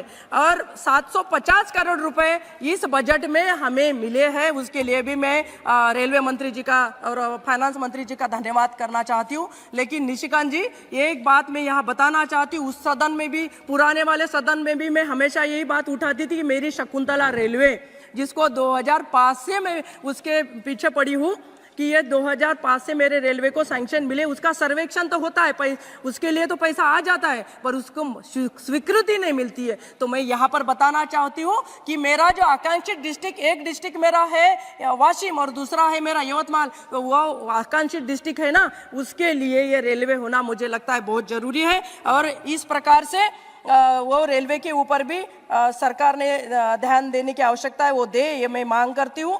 और उसी के साथ साथ एक चीज़ मुझे यहाँ पर मैं बताना चाहूँगी सभापति जी, जैसा 22 तारीख को राम मंदिर में हमारे राम जी प्रतिष्ठापना उनकी की गई और सारे भारतवर्ष में पूरा दिवाली के जैसा माहौल था, हर मंदिर पे लाइटिंग थी, हर घर पे रंगोली थी, हर जगह पताका थी, और इस प्रकार से हमने ये दिवाली के जैसा ये 22 तारीख का दिन यहाँ पर मनाया है। उसी को लेके मैं ये बताना चाहती हूँ कि जितने भी बड़े मंदिर है, वो बड़ी मंदिर छोटे मंदिरों का देख रेख करे, उनके पुजारी है, उनके भविष्य का, उनके बच्चों का भविष्य का सोचे, और बड़े मंदिर छोटे मंदिर को देखे। क्योंकि हमारे यहाँ कुल जो हम बोलते हैं ना, जो बच्चों को पढ़ाने के लिए हमने गुरुकुल हमारे यहाँ चाहिए, तो वह गुरुकुल भी बने, क्योंकि गुरुकुल बनेंगे तो बच्चों के ऊपर संस्कार होंगे, और संस्कार होंगे तो संस्कारी बच्चे आगे बढ़ेंगे तो देश आगे बढ़ेगा। तो इसके ऊपर भी देखने की सोचने की बात है, और उस पर भी बजट में कुछ आना चाहिए अगले बार में, मैं ये समझती हूँ। और मैं यहाँ पर मोदी जी का धन्यवाद करती हूँ कि जिस प्रकार से उन्होंने हमारे सभी तबके के लोगों के लिए काम किया, आवास के लिए किया है, 2 करोड़ के आवास यहाँ पर बनाने का उद्देश्य भी रखा है। मंत्री जी ने अभी बताया है कि राज्य सरकारें हमें वहाँ पर जमीन उपलब्ध कराए, तो हम दूसरे गरीबों को भी वहाँ पर घर ये जो बनाने के लिए मकान बनाने के लिए भी स्वीकृति देंगे। इस प्रकार से और बच्चों के लिए और महिलाओं के लिए टीकाकरण कैंसर का दिया है, वो भी बहुत बड़ी बात है। और ऐसे बहुत सारी चीज़ें हैं कि इस बजट में आई है और आगे भी आती रहेगी। ये बोलते हुए मेरे 2 शब्द ही समाप्त करती हूँ। धन्यवाद, मुझे मौका दिया, धन्यवाद। सुप्रिया सुले जी। Thank you of my party to speak on the budget. I would thank and congratulate Nirmala ji. Probably this is her fourth budget and a woman leading from the front. After Indira Gandhi ji, this is the first time we've had a woman leading the budget. So I compliment her on her achievements since we are all going into elections this year. It's been an extraordinary, wonderful relationship with her. We have many disagreements on the budget, but she's been very kind and indulgent to all of us when she has spoken and replied to many of our questions. So I compliment Nirmala ji for all the efforts that she had done, right or wrong, but she has done something. So I compliment her for the good and a few suggestions for improvement in the larger interest of the nation. Sir, there are 4 engines to growth. One is private consumption, second is private investment, exports and government expenditure. Unfortunately, in the way this government has worked, the entire focus is on government expenditure. I will come back to that point, but I would like to highlight a few points that this government is harping about in this. आप कहते हैं कि आपकी 4 जातियां हैं, किसान, महिला, गरीब और युवा। तो एक का संक्षेप में मैं आपको पूछना चाहती हूँ कुछ सवाल कि आप कहते हैं कि ये किसानों की सरकार है, तो किसान का सबसे ज़्यादा नुकसान सर आप और मेरे निर्वाचन क्षेत्र से में सीमित है, वो है प्याज का। आपके यहाँ भी प्याज की दिक्कत है, मेरे यहाँ भी है। ये पहली सरकार है इस देश के इतिहास में जिसने एक्सपोर्ट पे बैन लाया है किसान के प्रोडक्ट पे। इनको पाकिस्तान का किसान को 2 पैसा ज़्यादा मिले चलता है, लेकिन उनको भारत के किसान को 2 पैसा नहीं देना है। और बाहर से लाएंगे प्याज, लेकिन यहाँ से बाहर नहीं जाने देंगे। क्या इनका कौन से किसान के लिए इनका प्यार उबल रहा है, मुझे समझ में नहीं आ रहा है सर। और ये फिर 10 बार हमने कॉमर्स मिनिस्ट्री को पूछा है, विनती की है। यहाँ आज भारती ताई नहीं है शायद, वो भी खुद गई है लेकिन महाराष्ट्र के बाकी के कोई सांसद ने एक बार भी उन्होंने रिक्वेस्ट नहीं किया। और महाराष्ट्र सरकार, पता नहीं आप ही की सरकार है सर, आपको थोड़ा सा इन्फ्लुएंस लगा ही आपका, और ये जो प्याज का जो किया है गड़बड़ इस सरकार ने, तो वो बोलिए कि एक्सपोर्ट खोल दे। और ये सिर्फ प्याज का भी नहीं है, अभी ताई आपकी पार्टी की बोल रही थी कि सोयाबीन की क्या दिक्कत है, अच्छा हुआ आपके घर से ही आपको मिला है गिफ्ट, तो वो भी कह रही थी कि आप सोयाबीन को अभी भाव नहीं मिल रहा है। वही दिक्कत है दूध की, दूध का महाराष्ट्र सरकार ने अभी सरप्लस दिया है लेकिन पैसा नहीं पहुंच रहा है किसानों को। तो ये किसान विरोधी सरकार है ये मेरे। और doubling of income of farmers, where is the data? ये कहते जाते हैं we have doubled the income of the farmers, but what is the data to prove it? Yes, this is one of that जुमलेबाजी कि हाँ double करेंगे करेंगे, आजकल वो कहते भी नहीं है। And if you ask this entire data which shows of this government, I'm purely going by data which is available in the government of India. In commodities, if you go by paddy, if you compare UPA and NDA, 10 साल में 138% we have increased the price, while in their 10 years only 60.5. Same thing with urad, tur, wheat, chana, cotton. सबका है sir. I would like to table this data. I won't take the time of this house. And I would urge this government. Maharashtra का किसान आज दिक्कत में है, कई जगह पानी भी नहीं है, तो महाराष्ट्र और देश में जहाँ जहाँ किसान आज अड़चन में है उसका ऋण माफ किया जाए। जैसे यूपीए की डॉक्टर मनमोहन सिंह जी के सरकार ने कर्जा माफ किया था, वही बड़ा दिल मोदी जी दिखाए और इस देश के किसानों का कर्जा माफ करे, ये मैं इनके विनती करती हूँ, अगर ये सरकार उनको सचमुच में सोचती है उनके बारे में। दूसरा, ये गरीबों की सरकारें बोलते हैं सर, अच्छी बात है, हर सरकार करती है। गवर्नेंस इज कंटिन्यूटी, कोई ऐसी सरकार नहीं इस देश में जो गरीबों के खिलाफ होती है, लेकिन इनका डेटा ऐसा कहता है the total wealth of this country is in the top 1%, बाकी के सब 1%। सर कैन यू इमेजिन 40%, 40% इस देश की जो वेल्थ है वो 1% में है सर। तो how are they supporting the wealth and how many people they keep saying, एक जगह कहते हैं कि हम सब ने गरीबी हटाई है, तो फिर 80 करोड़ को जो जनता को खाना देते वो नंबर क्यों नहीं कम हो रहा है? It's a contradiction. मैं पिछली बार भी यही सवाल था लेकिन मुझे किसी तो जवाब नहीं दिया सर, इसलिए मैं फिर पूछ रही हूँ कि अगर आप गरीबी कम कर रहे हैं तो how is that impact not showing in the numbers? So this is something the government must reply to us. And गरीबों के लिए इन्होंने जनधन योजना जो चिदम्बरम साहब ने शुरू की थी, और ये गरीबों के लिए, शोषित, वंचित, पीड़ित के लिए बहुत अच्छी बात है, लेकिन जनधन योजना में जो अकाउंट है 50 करोड़ से ज़्यादा अकाउंट्स है, उसमें से 20% से ज़्यादा नॉन ऑपरेटिव है, उसमें से महिला के ज़्यादा है। फिर भी जो भी बचा हुआ पैसा है उसके ऊपर क्यों ना ये सरकार उन गरीबों का जो पैसा प्रॉफिट में दिखाती है, इनकी बैंक के साथ सारी इनकी नहीं, जो भी पब्लिक सेक्टर की बैंक से, उन गरीबों को, उन शोषित और वंचित और पीड़ितों को क्यों ना 3 से 5% आप उनको interest they they. Sir it's a suggestion I am giving you. ये जो जनधन योजना का आप इतना बोलते हैं गरीबों के लिए, उनका जो पैसा है उसके इंटरेस्ट दे के उनको क्यों नहीं पैसा देते?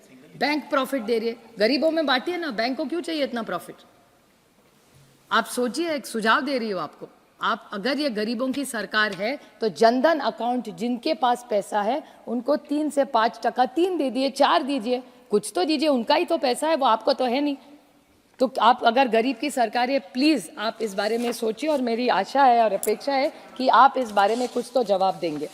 उसके बाद आप गरीबों के लिए बोल रहे हैं, शोषित के लिए बोल रहे हैं, ये जो एक इशू है यूथ का, युवा पीढ़ी का, आप सर देख रहे हैं, युवा का डेटा तो आप सब जानते हैं। मेरे निर्वाचन क्षेत्र का उदाहरण दूं सर, हिंजेवाड़ी मेरे निर्वाचन क्षेत्र में आता है, इनके सर के ही बगल में है, वहाँ 25 जूनियर डेवलपर की पोजीशंस थी, वहाँ 3000 बच्चों ने एप्लीकेशन किया है sir.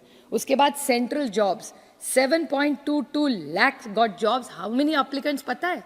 22 crore sir, I repeat this number, 7.7 मोटा मोटा पकड़ लिए, 7.5 लाख नौकरियों के लिए 22 करोड़ बच्चों ने, आप ही का डेटा है सर, मेरा सारा भाषण आपके रिप्लाई से मैं करती हूँ, होमवर्क करके भाषण करती हूँ। तो unemployment is one of the biggest challenges. Same thing with police department, 62 telephone messenger post, 93,000, और कौन कौन है यूजी, पीजी और पीएचडी वाले बच्चे आज पुलिस डिपार्टमेंट में टेलीफोन मैसेंजर का काम करेंगे सर। तो अनएम्प्लॉयमेंट तो है ही, तो उसके बारे में आपकी सरकार यूथ के लिए इतना सारा कर रही है, तो उसके बारे में नौकरियां तो हो नहीं रही है, आर्टिफिशियल इंटेलिजेंस होने वाला है, it is going to disrupt our lives. Jobs are going to change. Already, अगर आप थोड़ा सा होमवर्क करें सर, आपको पता होगा कि when पुराने ज़माने में 10 साल पहले जब इतनी टेक्नोलॉजी थी नहीं, तब अनएम्प्लॉयमेंट का जब रेशो हुआ करता था, अगर आप 1000 करोड़ अगर इन्वेस्ट करें ना सर, तो उसमें I'll give you the exact number. When you invested 1 crore, it led to 33 jobs in 1994, which fell further. तो 1 करोड़ को 1994 में 33 jobs हुआ करते थे. In 2015, 8 jobs, 8 ही है. Because technology has changed our lives. So what is this government's plan for unemployment if you are such a youth progressive government? महिलाओं के बारे में बहुत अच्छा भावना जी भी बोली, महिलाओं के लिए बहुत करना चाहिए, अच्छी सुझाव दी है. I just have 2 small questions about this to ask this government कि आप उज्ज्वला योजना के बारे में इतना कहते हैं, तो रिफिल्स 50% से भी ज़्यादा नहीं है. So how are you calling it your flagship programme? People don't afford it. आप कई आशा और आंगनवाड़ी सेविका को मिली है सर जाके, उनका दुख आपको पता है. मेरे तो क्षेत्र में पूरी महाराष्ट्र में आंगनवाड़ी और आशा वर्कर का आंदोलन चल रहा है. वो पगार बढ़ाना मांग रही है सर, 4000, 5000, 10,000 भी उनको पैसा नहीं है. तो अगर आप महिलाओं के लिए कुछ करना चाहते हैं तो हमारी आंगनवाड़ी और आशा वर्कर का पगार बढ़ाइए, परमानेंट करिए और उनको पेंशन भी दीजिए. इसके बारे में सोचिए अगर आप सचमुच महिलाओं को कुछ उनके लिए कुछ करना चाहते हैं. उसके बाद इन्फ्लेशन, महंगाई तो सबको पता है सर. महंगाई के बाद खिलाफ ही जब हमारी सरकार की थी, हमारे खिलाफ बोल बोल के ये सरकार में आए. लेकिन आप घर में जाके भाभी को पूछिए क्या सस्ता हुआ है आज. किसी के भी घर में जाए सर, भैया आप भी घर जाके भाभी को पूछिए आज कुछ सस्ता नहीं हो रहा है. फूड इन हाँ वो नहीं, बाहर जाना पड़ेगा यार, रेंज नहीं आता है. सुप्रिया जी आप अपनी बात जल्दी खत्म कीजिए. 2 मिनट्स, जस्ट 2 मिनट्स. आपके पार्टी से सुनील तटकरे जी भी है. तो मैं बैठ जाऊँ? नहीं आप जल्दी खत्म कीजिए. आपकी EPS 95 का शब्द, ये तो अरुण जी हम सबके नेता थे, भले बीजेपी में थे लेकिन मैं भी उनको नेता मानती थी. सुषमा जी और अरुण जी से हम सब ने बहुत सीखा है. लेकिन उन्होंने जब ऑपोजिशन में थे तब EPS 95 इनके लिए आपने कहा था कि इनको पैसा आप दे देंगे. आज EPS 95 में बहुत सारे सीनियर सिटीजन्स ऐसे हैं जिनको आज पैसा नहीं मिल रहा है, 1000 रुपया से कम मिलता है. अगर उनको बच्चों को कुछ गिफ्ट देना हो, बहू को कुछ देना हो, तो उनके खिस्से में आज पैसा नहीं है, लेकिन उनके हक का पैसा है. तो ये EPS 95 का पैसा गया कहाँ और गया होगा तो यू आर अकाउंटेबल. इस देश का पैसा है, इस सीनियर सिटीजन जिनके कारण हम खड़े हैं, इस देश के जो बुजुर्ग हैं उनका पैसा है, वो आपके पास है. लेकिन कहाँ है किसी को पता नहीं, आप दे नहीं रहे. फिर रह गया डिमोनेटाइजेशन और करप्शन. निशिकांत जी भी बहुत अच्छा बोलते थे उनके स्टेट का इशू. मैं उनको पूछने वाली हूँ कि मैं भी दंग रह गई जब वो करप्शन और भ्रष्टाचार के बारे में. अच्छा है भ्रष्टाचार देश मुक्त होगा तो मैं आपके साथ खड़ी रहूंगी. एक बार करके तो दिखाए आप. जिस पे आरोप करेंगे उसके एक्शन लेना पड़ेगा. आप सिलेक्टिव एक्शन नहीं हो सकता. तो ये जब आप करेंगे तब मैं उनको याद दिलाना चाहती थी कि ये जो पेटीएम स्टोरी है सर 2-3 मिनट लूंगी, मैं खत्म कर दूँ. मैं बजट पे ही बोल रही हूँ सिर्फ. ये पेटीएम का स्टोरी है. मुझे याद है जब डीमोनेटाइजेशन हुआ था तब डीमोनेटाइजेशन के बाद सबसे ज़्यादा बड़े एड्स किसके आए थे? तो पेटीएम के आए थे. और आज पेटीएम के खिलाफ सबसे ज़्यादा कौन लड़ रहा है? तो ये सरकार लड़ी है. और ये सरकार कह रही है कि सबसे ज़्यादा मनी लॉन्ड्रिंग कहाँ हुआ है? तो वो पेटीएम में हुआ है. तो आपकी सरकार इतने साल कर क्या रही थी? फिर डीमोनेटाइजेशन करना गलत था कि पेटीएम गलत था या टेक्नोलॉजी गलत है? और फिर निशिकांत जी कह रहे इतना पैसा मिल रहा है, कैश मिल रहा है, तो इतना कैश इन सर्कुलेशन आया कैसे? अगर आप डीमोनेटाइजेशन कर रहे हैं तो इतना कैश आया कैसे कि जो आप पकड़ रहे हैं सिलेक्टिवली? इसका तो जवाब सरकार को देना पड़ेगा. और करप्शन इंडेक्स में देश में कोई सुधार नहीं हो रहा है. और सर आपको डर लगेगा, हम दोनों जिस राज्य से आते हैं, परसों मैंने टीवी पे देखा, टीवी पे एक आदमी था, इनका ही MLA था, वो दूसरे आदमी को गोली मार रहा है और वो भी पुलिस स्टेशन में सर, उल्लासनगर में, और कह रहा है कि पैसा मेरा लूटा लिया. अभी आप होती है ये करप्शन नहीं है तो क्या? आप तो इंक्वायरी लगाना चाहिए आपने कि बीजेपी का विधायक एक अपने फ्रेंडली पार्टी पे गोली चलाता है, वो भी पुलिस स्टेशन में चलाता है और आरोप करता है कि वो हो. नहीं, मैं करप्शन की बात, वो झारखंड का कह रहे थे, मैं महाराष्ट्र का कह रही हूँ. तो जैसे वहाँ हो रहा है वैसे यहाँ भी हो रहा है. तो ये करप्शन, जो पैसा कहाँ से आ रही है, आरोप कैसे आ रहे हैं सर? अगर ये भ्रष्टाचार मुक्त करना तो मैं भी वही चाहती हूँ ना सर. तो वो बोल दे, वो कुछ एक्शन इसी पे ले ले, फिर साथ मिलके भ्रष्टाचार इस देश से निकाल देंगे हम लोग. जब क्रिप्टो करेंसी की बात थी, मुझे याद है हम सब ने, मेरे दोस्त और ये उदासी जी नहीं है, चाहे दुबे जी भी उस पर बोले थे, हम सब एक आवाज़ में क्रिप्टो करेंसी के खिलाफ बोल रहे थे कि उसको आप कुछ उसके बारे में करिए। लेकिन क्रिप्टो के बारे में फिर हाँ ना फिर उस पर टैक्स लगा दिया. There is no clarity of policy in this government for crypto currency and the same problem you are going to have in algorithm Sensex trading. It's a good thing which is happening, but technology, please, I'm reading this out, it makes technology more efficient, but it's a potential and an opportunity for making manipulation possible and unfair advantage to large institutes and hurt the smaller investments. So this is something very, very important, sir. I'm just wrapping up. Just one small point I will ask. Now I'm purely speaking on the budget questions. I expect you to indulge me by answering. Fiscal deficit 2013 में 4.5 था, आज 5.8 है. And I'll quote Arun Jaitley ji. He used to say, fiscal prudence to me is a paramount importance because of considerations of intergenerational equity. We cannot leave behind the legacy of debt for our future generations. We cannot go on spending today which should be financed by taxation in further date. Total debt. What was the total debt in 2013, 2014 जब हमारी सरकार थी? 56.51 lakh crores. What is the debt today? 168.72 lakh crores. Public debt of GDP ratio. UPA के time में 85 था, फिर 68 आ गया. It's back to 85. Per capita income increased. UPA की सरकार में 232% increase हुआ था. आप में only 115 हुआ है. पर tax matter disputes, Arun ji का ही स्टेटमेंट है कि डिस्प्यूट्स मस्ट बी रिड्यूस्ड. आज क्या है? 5.61 lakh cases of values of 29 lakh crore of tax matters are now pending. आपने 25,000 का किया, बहुत अच्छी बात है, मैं स्वागत करती हूँ, लेकिन इसका आप क्या करेंगे? So these are many questions and that I go back to the beginning of my speech that 4 engines of growth, private consumption, private investment, exports is not doing well. उसमें तो हमारा प्याज को भी मार दिया आप ये सरकार ने एक्सपोर्ट में. So government expenditure, they talk about cooperative federalism. Devolution of tax में 15th Finance Commission has said 41%. आज already अभी सिर्फ 30 और 35. Last literally half a point, not even one. Asking and the governments are asking for 50%. They are giving 30 to 35 and Finance Commission and confirm 41%. Cess and charges. मैं तो 15 साल से 10 साल से मैं थक गई पूछ के कि ये सेस और चर्चा जाता कहाँ है. जब पहली की सरकार थी, it was 88.16%. Now the gross revenues are 28.08%. तो where is this cess and surcharges going? Some of it I know cannot come to government, but my question is your capital expenditure is ballooning every year. You are only, I'm not against infrastructure. Government is implying that's the only way to push an economy which is slow. But if you want this economy to better, it has to not only be an infrastructure, you have to make sure every vertical is included. The farmer, किसान को हक मिलना चाहिए, उसको पैसा मिलना ही चाहिए, उसकी मेहनत है उसमें, महिलाओं को भी न्याय मिलना चाहिए, गरीबों को भी न्याय मिलना चाहिए. और it is not a inclusive budget. Again I request this government, if you keep in putting money into infrastructure and only into government expenditure, it's not a sustainable model. So please look at a holistic view when you have a budget. Thank you. B. Mehtab ji.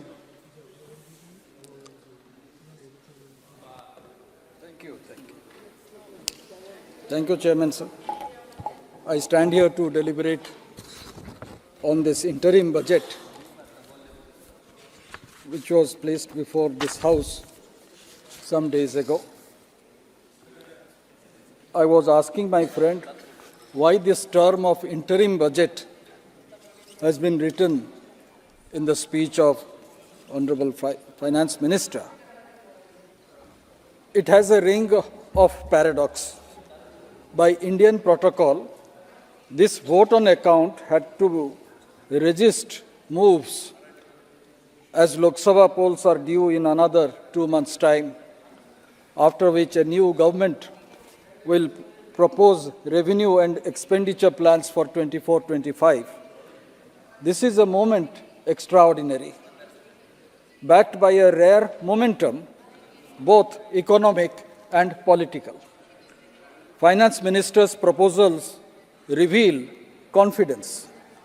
I would say this interim budget, presented ahead of the general election, bears the stamp of a government that seems confident of getting another term and is looking at the long-term picture. Priority has been given to fiscal consolidation and capital expenditure. Even populism has taken a back seat. We are aware that the interim budget is bound by spirit of the Model Code of Conduct of the Election Commission, which forbids any policy measure that could influence the election outcome. The letter of the law applies only after the election is notified, which cannot be earlier than 3 weeks prior to the first date of election. In an election year, this interim budget is in a welcome return to transparency and convention has stuck to the essentials. There are no grand giveaways, as has been mentioned about waiving out loan around 62,000 crores that happened in 2009. No conspicuous welfareism, no populist posturing through tax tweaks. This reveals the confidence with which the government views its prospects in the coming election. Finance Minister reiterates Prime Minister's focus on 4 major castes: Garib, Mahilaएं, Yuva and Annadata. Finance Minister says government has assisted 25 crore people to get freedom from multi-dimensional poverty. Niti Aayog discussion paper states 248 million people have been pulled out of multi-dimensional poverty between 2013-14 and 23-24. What is the real import of the multi-dimensional poverty numbers? Are they based on measuring consumption expenditure? Are they or not a person above the designated poverty line? Yes, we all know the government has scrapped the 2017-18 consumption expenditure survey. New set of numbers are yet to be released. CES or consumption expenditure survey-based poverty estimates have had their share of controversies about the propriety of poverty lines. And lack of recent consumption data does not make the multidimensional poverty estimates insignificant. Multidimensional poverty indicators measures tangible improvement in the living standards of people based on multiple socio-economic indicators. This has happened because of significant expansion of the welfare net in India in the last decade. Direct benefit transfer-based evolution of technological framework governing India's welfare architecture has given this result. Ensuring sustained income growth for all of them is a more difficult challenge. Providing material entitlements to millions of people is only one part. Sir, I would like to draw the attention of the government towards the vast tapestry of India's economic narrative. There exists a stark duality. Mr. Nishikant Dubey, while deliberating on this budget, had mentioned about East, West, North, South, and the poverty of Eastern India. But I would like to harp on the tale of two Indias. India versus Bharat, as it has already been stated. Urban prosperity dances to a different rhythm today in our country. The rural heartland struggles for survival. Economic disparity demands our attention and contemplation. For millions in rural India, an economic slowdown has become an oppressive reality, contrary to the nation's overall economic triumph. The crux of the issue lies in the fraying fabric of rural employment. Fewer jobs, intensified competition, and dwindling farm outputs erode the financial stability of those living in the agricultural hinterland. The narrative of rural India's struggle contrasts sharply with the urban success story. Sale of smartphones, SUVs underscores a thriving consumer market. Yet, this urban affluence appears as a mere echo in the vast rural landscapes where two-wheelers sales considered as a barometer of rural consumption. Therefore, I would say the time is ripe for introspection and action for the essence of inclusive growth India aspires to achieve. I would like to draw two other attentions of the government through you, sir. One is relating to railways, as budget also covers railway to a greater extent, and it is all merged in railways. I would say less than 50% of rail passengers have insurance cover. I'm not going into what lines have been declared and 3 lines and all that. Because Odisha witnessed a major railway accident some months ago, which forced the Prime Minister also to visit that place. Large number of people have died. 3 rail collided with each other. The deadly Odisha train tragedy that claimed 288 lives and left over 920 injured has brought to the fore a serious issue of train journey not being covered by insurance unless opted for on the online booking of tickets. Here I would say, sir, though Indian Railway is the 4th largest railway system in the world by size and carries over 800 crores people every year, experts wondered, it's a time to wonder why all passengers cannot be insured. If IRCTC can offer death coverage of 10 lakh rupees for train travelers, why cannot Indian Railways make the insurance coverage mandatory for all the passengers? They can seek a premium from the passengers like IRCTC does and insures the traveler as the corporation does through insurance companies.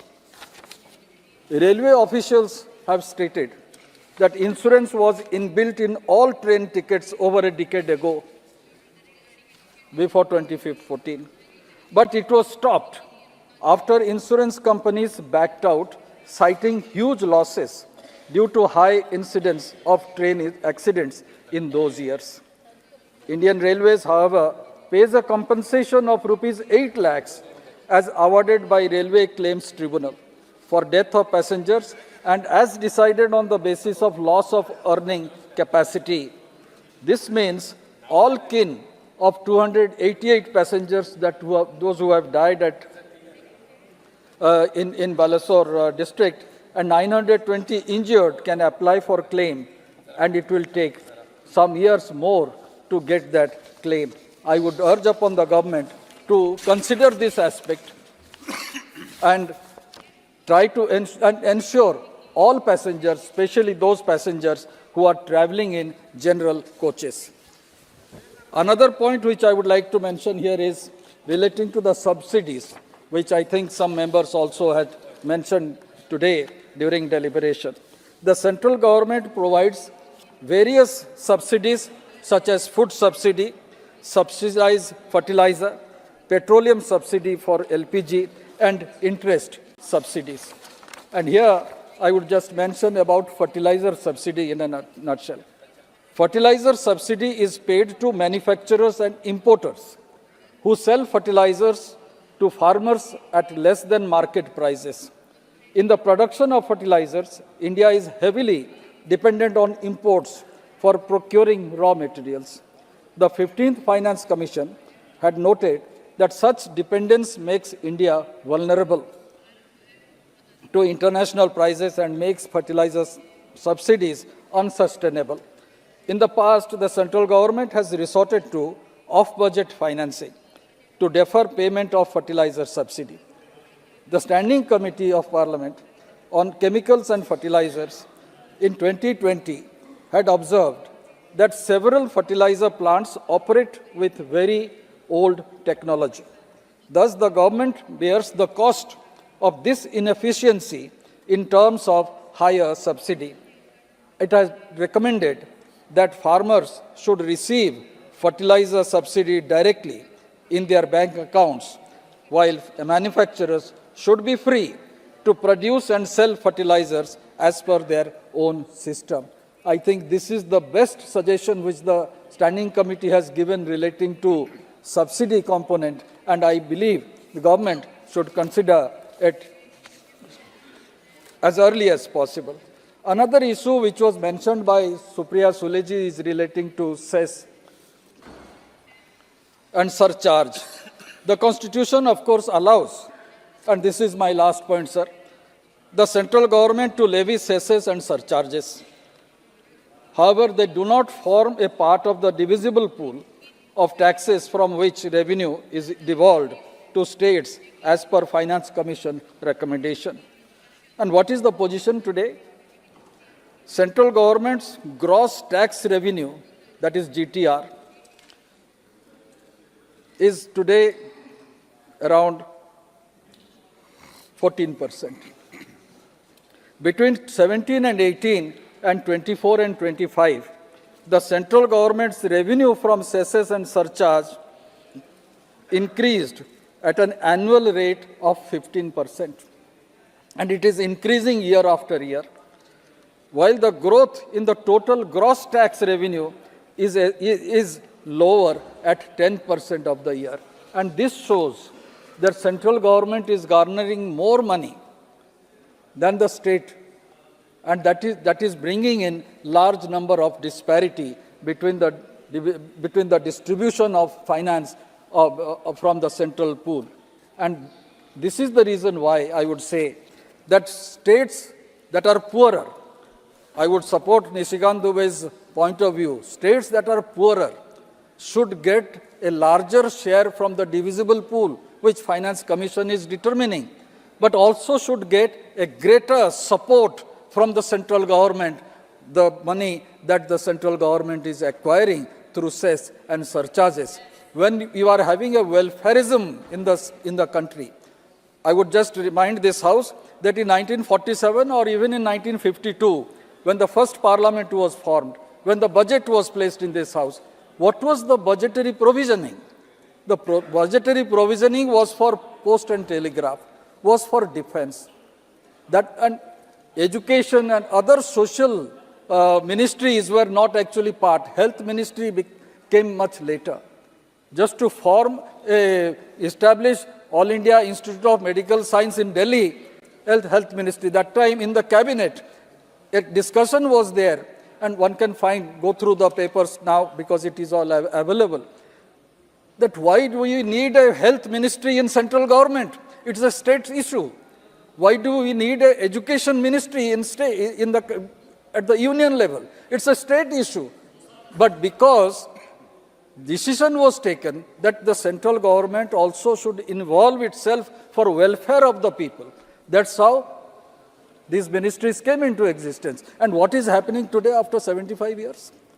It is welfare which is the main focus of the union government, and states are being deprived of the welfare of the money that should be invested by the state. And I would conclude by saying it is an interim budget. Elections are due, and I would believe when the next government is formed in month of June or July, we will get a better understanding of the thinking of the then government. Thank you, sir. Jyoti Mani जी.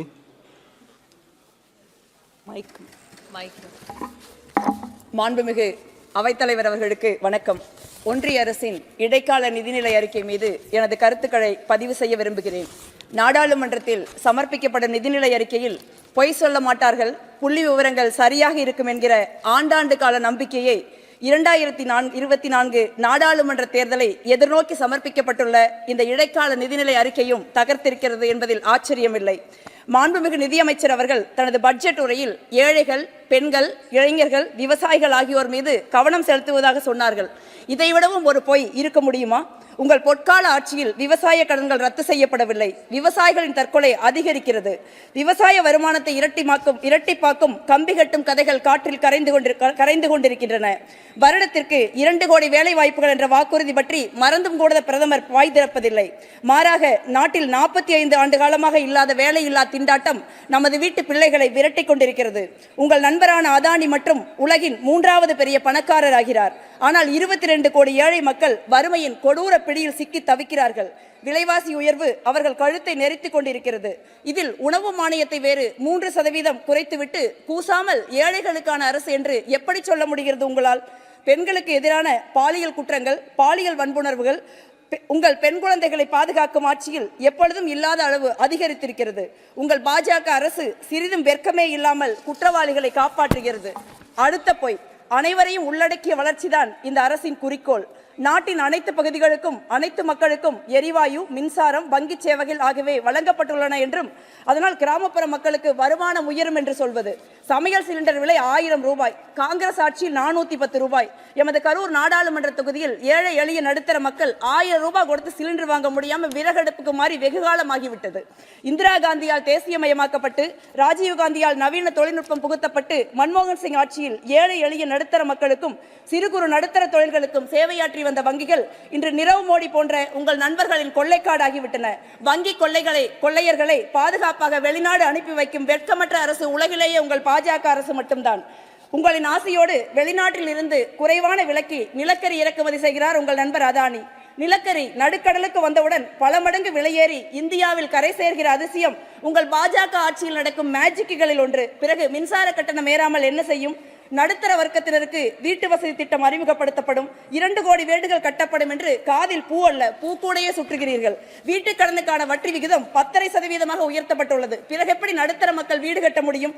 தமிழ்நாட்டிற்கு பிரதம மந்திரி வீடு கட்டும் திட்டத்தின் கீழ் வீடுகள் வந்து 3 ஆண்டுகள் ஆகிவிட்டன. பிறகு எப்படி மக்களுக்கு சொந்த வீடு கனவு நிறைவேறும்? நீங்கள் தமிழகத்திற்கு அள்ளி கொடுப்பதாக வேறு அளந்து விடுகிறீர்கள். நீங்கள் கிள்ளி கூட கொடுப்பதில்லை. எனது நண்பர் மதுரையின் நாடாளுமன்ற தொகுதியைச் சேர்ந்த வெங்கடேசன் அவர்கள் இங்கே அமர்ந்திருக்கிறார். எய்ம்ஸ் மருத்துவமனைக்கு 2வது செங்கல்லை கூட நீங்கள் எடுத்து வைக்க உங்களுக்கு மனமில்லை. தமிழ்நாடு பெருமழை, பேரழிவை உள்ளடக்கி உருவாக்கிய வெள்ளம், புயல் என்று இயற்கை பேரிடரில் சிக்கி தவித்தது. நூற்றுக்கணக்கானவர்கள் உயிரிழந்தார்கள். ஆயிரக்கணக்கானவர்கள் உடைமைகளை இழந்தார்கள். வீடுகள், சாலைகள், பாலங்கள் என்று தமிழகத்தின் உள்கட்டமைப்பு சிதைந்து கிடக்கிறது. ஆனால் தமிழ்நாடு அரசு கேட்ட 30,000 கோடி ரூபாய் இழப்பீட்டை ஒன்றிய பாஜக அரசு இன்று வரை தர மறுக்கிறது. முதலமைச்சர் நேரில் வந்து பிரதமரை சந்தித்தார். தமிழக எம்பிக்கள் உள்துறை அமைச்சரை சந்தித்தோம்.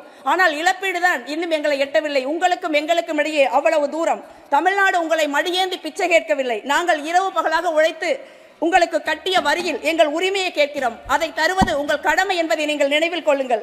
எம் தமிழ்நாட்டு மக்கள் தத்தளித்த போது, கண்ணீரும் துயரத்திலும் மூழ்கி கிடந்த போது எங்களை எட்டி கூட பார்க்காத இந்தியாவின் மாண்புமிகு பிரதமர் இப்பொழுது வாரத்திற்கு 2 முறை தமிழ்நாடு வருகிறார். பிரதமர் வாரத்திற்கு 7 முறை வந்தால் கூட உங்களை தமிழ்நாடு தலைநிமிர்ந்து பார்க்காது. உங்கள் விருப்பின் விதை எமது தமிழ் மண்ணில் முளைக்காது. அது அன்பின் நிலம், சுயமரியாதையின், சமூக நீதியின் களம். இதை வருகிற நாடாளுமன்ற தேர்தல் உங்களுக்கு உணர்த்தும். எங்களுக்கு தான் ஒன்றும் தரவில்லை.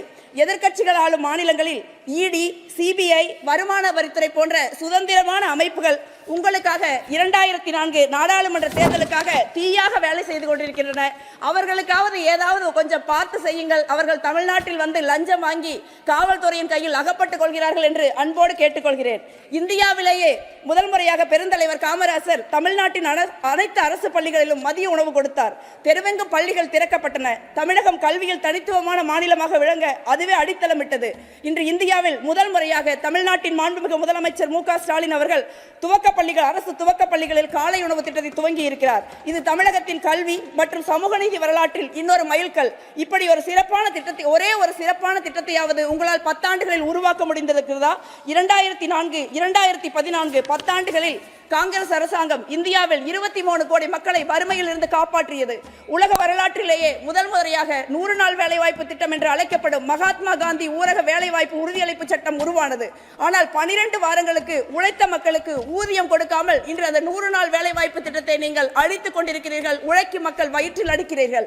அனைவருக்கும் கல்வி திட்டம், தகவல் அறியும் உரிமை சட்டம், உணவு பாதுகாப்பு சட்டம், கோடிக்கணக்கான மாணவர்களுக்கு கல்வி கடன், வேலை வாய்ப்பு, இப்படி ஒன்றையாவது இந்த 10 ஆண்டுகளில் உங்களால் உருவாக்க முடிந்திருக்கிறதா?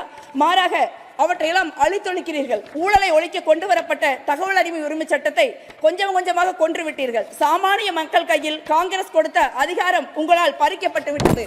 இப்பொழுது 9ஆம் தேதி முடிய வேண்டிய நாடாளுமன்ற கூட்டத்தொடரை ஒரு நாள் நீட்டித்து வெள்ளை அறிக்கை சமர்ப்பிப்பதாக சொல்கிறீர்கள். என்ன வெள்ளை அறிக்கை நீங்கள் சமர்ப்பிக்க போகிறீர்கள்? நீங்கள் சமர்ப்பிக்கின்ற அறிக்கைகள் எல்லாமே பொய்தானே. 2004 2014 வரை காங்கிரஸ் அரசாங்கம் ஒன்றுமே செய்யவில்லை. 70 ஆண்டுகளாக இந்தியா ஒரு நாடே இல்லை. 2014 பிறகுதான் 2024 வரை தான் இந்தியா என்ற ஒரு நாடாக இருந்தது என்று வழக்கம் போல வடிகட்டி பொய்யை சொல்ல போகிறீர்கள். ஆனால் நீங்கள் எவ்வளவு வடிகட்டி பொய்களை சொன்னாலும் 2004 முதல் 2014 வரை இருந்த காங்கிரஸ் தலைமையிலான யூபிஏ அரசு ஒரு வரலாற்றின் சாதனை காலம், வரலாற்றின் பொற்காலம். 2014 இருந்து 2024 வரை இருந்த பாஜகவின் நரேந்திர மோடி அரசு வரலாற்றின் ஒரு வேதனை காலம், இருண்ட காலம் என்பதுதான் உண்மை என்பதை நினைவில் கொள்ளுங்கள். நன்றி, வணக்கம். जयंत सिन्हा जी। आदरणीय सभापति महोदय जी, मैं आपको, परम आदरणीय प्रधानमंत्री जी को, माननीय वित्त मंत्री जी को और विशेष हजारीबाग और रामगढ़ की जनता को इस महत्वपूर्ण इंटरिम बजट के समर्थन में बोलने के अवसर पे बहुत बहुत धन्यवाद देना चाहता हूं, अपना आभार व्यक्त करना चाहता हूं। सभापति महोदय, अभी हम लोग 22 जनवरी को एक ऐतिहासिक क्षण का हम लोग सब साक्षी बने। वो एक ऐतिहासिक क्षण था। 500 वर्षों के बाद प्रभु श्री राम अपने घर अयोध्या आए और हम लोगों ने वहां एक बहुत ही भव्य और दिव्य मंदिर की हम लोगों ने प्राण प्रतिष्ठा की और एक आस्था का मंदिर इस देश में वहां बनने लगा। और जैसे देश में ये आस्था का मंदिर बन रहा है, उसी प्रकार से 2014 से आस्था का मंदिर क्या, हम लोग एक देश को एक विकास का मंदिर भी बना रहे हैं। इस विकास के मंदिर की भी हम लोग स्थापना कर रहे हैं। और जब हम लोगों ने सभापति महोदय इस विकास के मंदिर के निर्माण का शुभ आरंभ किया 2014 में, तो दुखद बात तो यह है, विपक्ष के मेरे सब साथी यहां बैठे हैं, मैं उन्हें याद दिलाना चाहूंगा कि इस भूमि पे, जिस भूमि पे हम लोग ये विकास का मंदिर बनाना चाहते थे, उस भूमि में सिर्फ, जैसे माननीय प्रधानमंत्री जी ने कहा, गड्ढे ही गड्ढे थे। सिर्फ गड्ढे हम लोगों को उनसे मिले। गड्ढे कैसे थे? विकास का दर, जीडीपी का ग्रोथ रेट 5% पे था, फिस्कल डेफिसिट 5% पे था, महंगाई चरम पे थी, 10% की महंगाई चल रही थी, रुपए पे एक संकट आया हुआ था, बैलेंस ऑफ पेमेंट्स का क्राइसिस आया हुआ था, जो हमारे बैंक्स थे, हमारा फाइनेंशियल सिस्टम था, उसकी जर्जर हालत हुई पड़ी थी। फोन बैंकिंग के कारण एनपीएस 10% पे थे, निवेशक सब देश से बाहर भाग रहे थे और हमें फ्रेजाइल 5 की गिनती में रखा गया था। ये गड्ढे हम लोगों को यूपीए सरकार ने सौंपा, इसको हम लोगों ने लिया और अब जो व्हाइट पेपर आ रहा है, इसको हम लोग स्पष्टीकरण करेंगे और पूरी तरीके से बताएंगे कि क्या क्या उस समय स्थिति थी। मेरा वो सौभाग्य था कि माननीय वित्त मंत्री जी, वर्तमान श्री अरुण जेटली जी के साथ काम करने का, और हम लोगों ने इस स्थिति को संभाला, इस स्थिति को हम लोगों ने संभाला। और हमारे जो पहले कार्यकाल में 2014 से लेकर 2009 तक 19 तक माननीय सभापति जी, हम लोगों ने इन गड्ढों को भरा।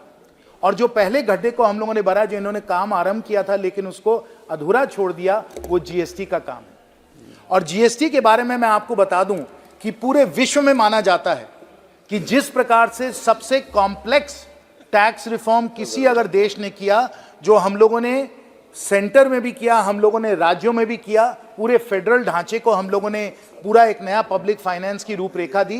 पूरे विश्व में ये जीएसटी जो है, इस प्रकार का कभी नहीं किसी ने अमल किया था। वो हमारी सरकार ने 2014 से लेकर 2019 हम लोगों ने इसको अमल किया। और आज आप आंकड़े जान रहे हैं, ये आंकड़े वो लोग नहीं बताते हैं, लेकिन आंकड़े क्या हैं कि आज हर महीने 1.7 लाख करोड़ का जीएसटी का कलेक्शन हो रहा है, जहां 0.98 करोड़ हमारे जीएसटी इनडायरेक्ट टैक्सेस के फाइलर्स थे, आज 1.4 करोड़ टैक्स फाइलर्स हो गए हैं। और इस प्रकार से जीएसटी में जो क्रांति आई हमारे देश की अर्थव्यवस्था में, इसका कोई मुकाबला नहीं किया जा सकता है। और उसी तरीके से, क्योंकि हमें फोन बैंकिंग पे जो बैंकिंग की स्थिति थी उसमें हमें सुधार लाना था, हम लोग आईबीसी लाए। हम लोगों ने इंद्रधनुष के द्वारा अपने बैंकिंग सिस्टम को हम लोगों ने सुदृढ़ बनाया, दुरुस्त बनाया, मजबूत बनाया। और उस समय जो 10% से ज़्यादा एनपीए चल रहे थे, आज वो 4% से कम आ गए हैं और हमारे बैंकिंग सिस्टम में बहुत एक मजबूती आई है और उसके आधार पे ही हम लोगों की अर्थव्यवस्था आगे बढ़ रही है। ये बैंकिंग में हम लोगों ने सुधार लाया आईबीसी के द्वारा। डीबीटी के बारे में तो सबको मालूम ही है, कई बार हम लोगों ने इसकी इस सदन में चर्चा की है। हम लोगों ने 50 करोड़ लोगों को हम लोगों ने बैंक अकाउंट दिए, 34 लाख करोड़ हम लोगों ने डीबीटी के द्वारा हम लोगों ने लोगों के बैंक के खाते में सीधा डाला और करीब 3 लाख करोड़ की इसके द्वारा बचत भी हुई है। ये क्रांति डीबीटी के द्वारा हम लोग लाए हैं और इसमें पूरी विश्व में इसका समर्थन और इसकी प्रशंसा की जा रही है। हमारे विपक्ष के साथी नहीं कर पा रहे हैं, लेकिन पूरे विश्व में सब अर्थशास्त्री जो हैं इसकी प्रशंसा करते हैं। साथ साथ आप आयुष्मान भारत की क्रांति को समझिए। इसके द्वारा 5 लाख रुपए गरीब परिवार को हर वर्ष इलाज के लिए मिलते हैं। आप जाइए किसी से पूछिए कि उनको इससे कितना लाभ मिला है, वो सब आपको बताएंगे कि उनके जिंदगी में बहुत बड़ा इसके द्वारा परिवर्तन आया है। और स्वच्छ भारत अभियान के द्वारा भी हम लोगों ने 11 करोड़ शौचालय बनाए हैं। तो ये सब आंकड़े हैं, लेकिन आप सिर्फ आंकड़ों में मत ध्यान दीजिए। 4-5 वर्ष पहले मैं खोखा गांव में एक बार एक दौरा कर रहा था और एक वृद्ध नारी मेरे पास आई। हम लोग नारी शक्ति की बात करते हैं। मैं आपको धानेश्वर देवी जी के बारे में बताना चाहता हूं। वो मेरे पास आई, उन्होंने कहा कि मैं विधवा हूं, मेरे पति जी की मृत्यु हो गई है, मेरे पास कोई सहारा नहीं है इस दुनिया में, आप हमारी क्या मदद कर सकते हैं। मैंने पूरे विश्वास से कहा कि आपके पास दुनिया में कोई सहारा नहीं है तो परम आदरणीय प्रधानमंत्री जी आपके सहारा हैं। हम आप लोगों के लिए हम लोग पक्का घर बनवाएंगे। और हम लोगों ने धानेश्वरी देवी जी को उसके बाद ना सिर्फ पक्का घर दिया, हम लोगों ने शौचालय दिया, गैस का सिलेंडर दिया, बैंक का खाता दिया और आज उसी खोखा गांव में धानेश्वरी देवी जी को वृद्धा पेंशन 1000 रुपए महीने सीधा उनके बैंक के खाते में मिल रहा है। हम सिर्फ आंकड़ों की बात नहीं कहते, हम चेहरों की बात, हम लोगों की बात करते हैं, लोगों के जिंदगी में परिवर्तन लाकर हम लोग दिखाते हैं। और मैं ये भी एक बात कहना चाहता हूं, क्योंकि हम लोग गरीबों की बात कर रहे हैं। शशि थरूर जी और अभी सुप्रिया जी ने कई आंकड़े उन्होंने प्रस्तुत किए। उन्होंने विदेश की कई संस्थाएं हैं, उनकी डेटा जो है उसको चेरी पिक करके हम लोगों के बारे में बताया।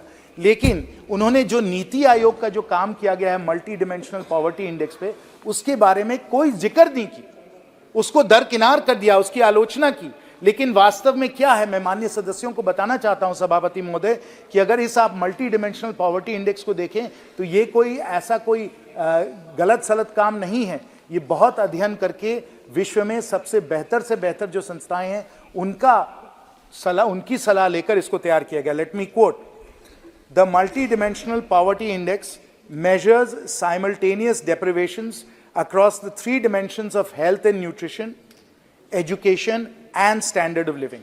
It also retains the robust Alkire-Foster methodology developed by our technical partners, the Oxford Poverty and Human Development Initiative and the United Nations Development Program.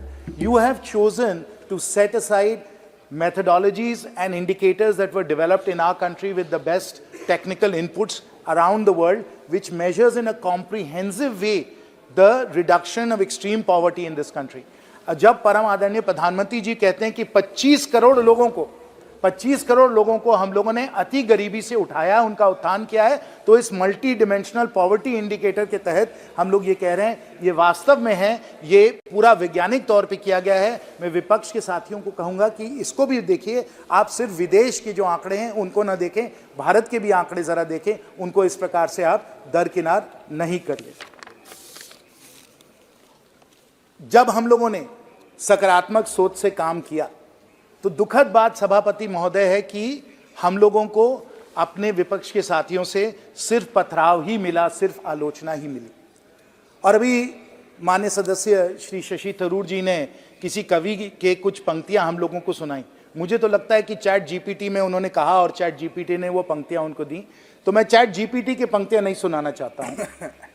किसी अनामित किसी कवि के मैं पंक्तियां नहीं सुनाना चाहता हूं, लेकिन हमारे ही क्षेत्र के रमधारी सिंह दिनकर जी हैं पद्म भूषण, उनकी पंक्तियों का मैं कुछ उपयोग करना चाहता हूं, थोड़ा सा बदल कर। दिनकर साहब ने कहा है, माननीय सदस्य जरा एक ध्यान दें, मोदी जी जब जोर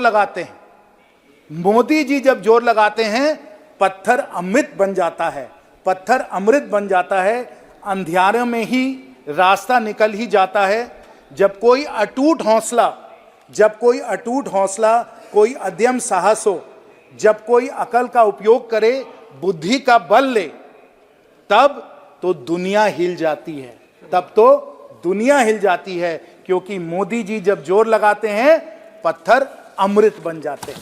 ये दिनकर जी की पंक्तियां थोड़ा बदलकर मैंने कहा है, क्योंकि हम लोग अमृत, पत्थरों से जो पत्थर हमें मिले उनका हम लोग अमृत बना रहे हैं, अमृत काल में हैं। और इस अमृत काल में 2019 से लेकर 2024 में दूसरे कार्यकाल में जो मुख्य बिंदु उनके बारे में मैं संक्षेप में बताऊंगा, क्योंकि इंटरिम बजट में मैं आना चाहता हूं जिसमें बहुत सारी महत्वपूर्ण बातें हैं जो आपके समक्ष रखना जरूरी है।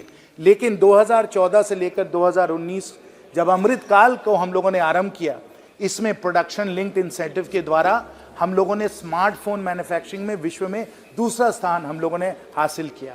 हम लोगों ने सोलर पैनल्स, बैटरीज के लिए, इन सब चीज़ों के लिए प्रोडक्शन लिंक्ड इंसेंटिव्स हम लोगों ने दिए और आज ये हमारे देश में बन रहे हैं। हम लोगों ने एयर इंडिया का जो प्राइवेटाइजेशन करवाया, उसके द्वारा जो एविएशन में, और मैं विमानन मंत्री रह चुका हूं इसलिए मुझे मालूम है कि एविएशन में कितना बड़ा परिवर्तन आया। विश्व में सबसे बड़ा प्लेन का ऑर्डर पहले एयर इंडिया ने दिया 470 प्लेन का, और उसके कुछ ही दिनों बाद इंडिगो ने दिया 500 प्लेनों का, और आज 1000 से ज्यादा प्लेन हम लोगों ने ऑर्डर किया हुआ है। किसी दुनिया में किसी देश के इतने ऑर्डर नहीं। हमारे एयरपोर्ट्स को हम लोगों ने दोगुना किया, लगभग 150 अब एयरपोर्ट्स हमारे होने वाले हैं। और उड़ान के द्वारा हवाई चप्पल वालों को हम लोगों ने हवाई जहाज में बैठाया, ये करके हम लोगों ने दिखाया। और आज इस देश के युवा हम लोगों को धन्यवाद दे रहे हैं कि जहां वो 36 घंटे 48 घंटे ट्रेन में बैठा करते थे, अगर उनको बेंगलोर से रांची आना होता था 36 घंटे लगते थे, अब 3 फ्लाइटें हैं बेंगलोर से रांची, आप 1.5-2 घंटे में बेंगलोर से रांची पहुंच सकते हैं। ये हम लोगों ने इस कार्यकाल में एविएशन सेक्टर में किया है। अब स्टार्टअप्स की बात, ये आंकड़े आप सबको मालूम है, ये कोई चेरी पिकिंग नहीं चल रहा है। आप लोगों के ज़माने में सिर्फ हमारे पास 350 हमारे स्टार्टअप्स रजिस्टर्ड थे, आज 1 लाख से ज़्यादा हमारे स्टार्टअप्स हैं। जब आप लोगों के समय वेंचर कैपिटल और प्राइवेट इक्विटी 10 से 15 बिलियन डॉलर था, आज 60 से 70 बिलियन यानी 5 गुना ज़्यादा हो गया है। और अगर जीडीपी के उसके हिसाब से देखें तो जो 0.5% to 1% of GDP venture capital private equity का था, आज 2 से 3% हो गया है, 2-3 गुना as a percent of GDP भी हो गया है। तो स्टार्टअप्स के द्वारा जो देश में जो हम लोग तेजी से हम लोग अपने अर्थव्यवस्था को बढ़ा रहे हैं, इसका कोई मुकाबला नहीं है। We are the 3rd largest startup ecosystem in the world, all the world recognises that, and that is the strength of our startups. और यहां भी अगर आप देखें तो हमारे स्टार्टअप्स के द्वारा 10 लाख लोगों को रोजगार मिला है, स्टार्टअप्स के द्वारा 10 लाख लोगों को रोजगार मिला है।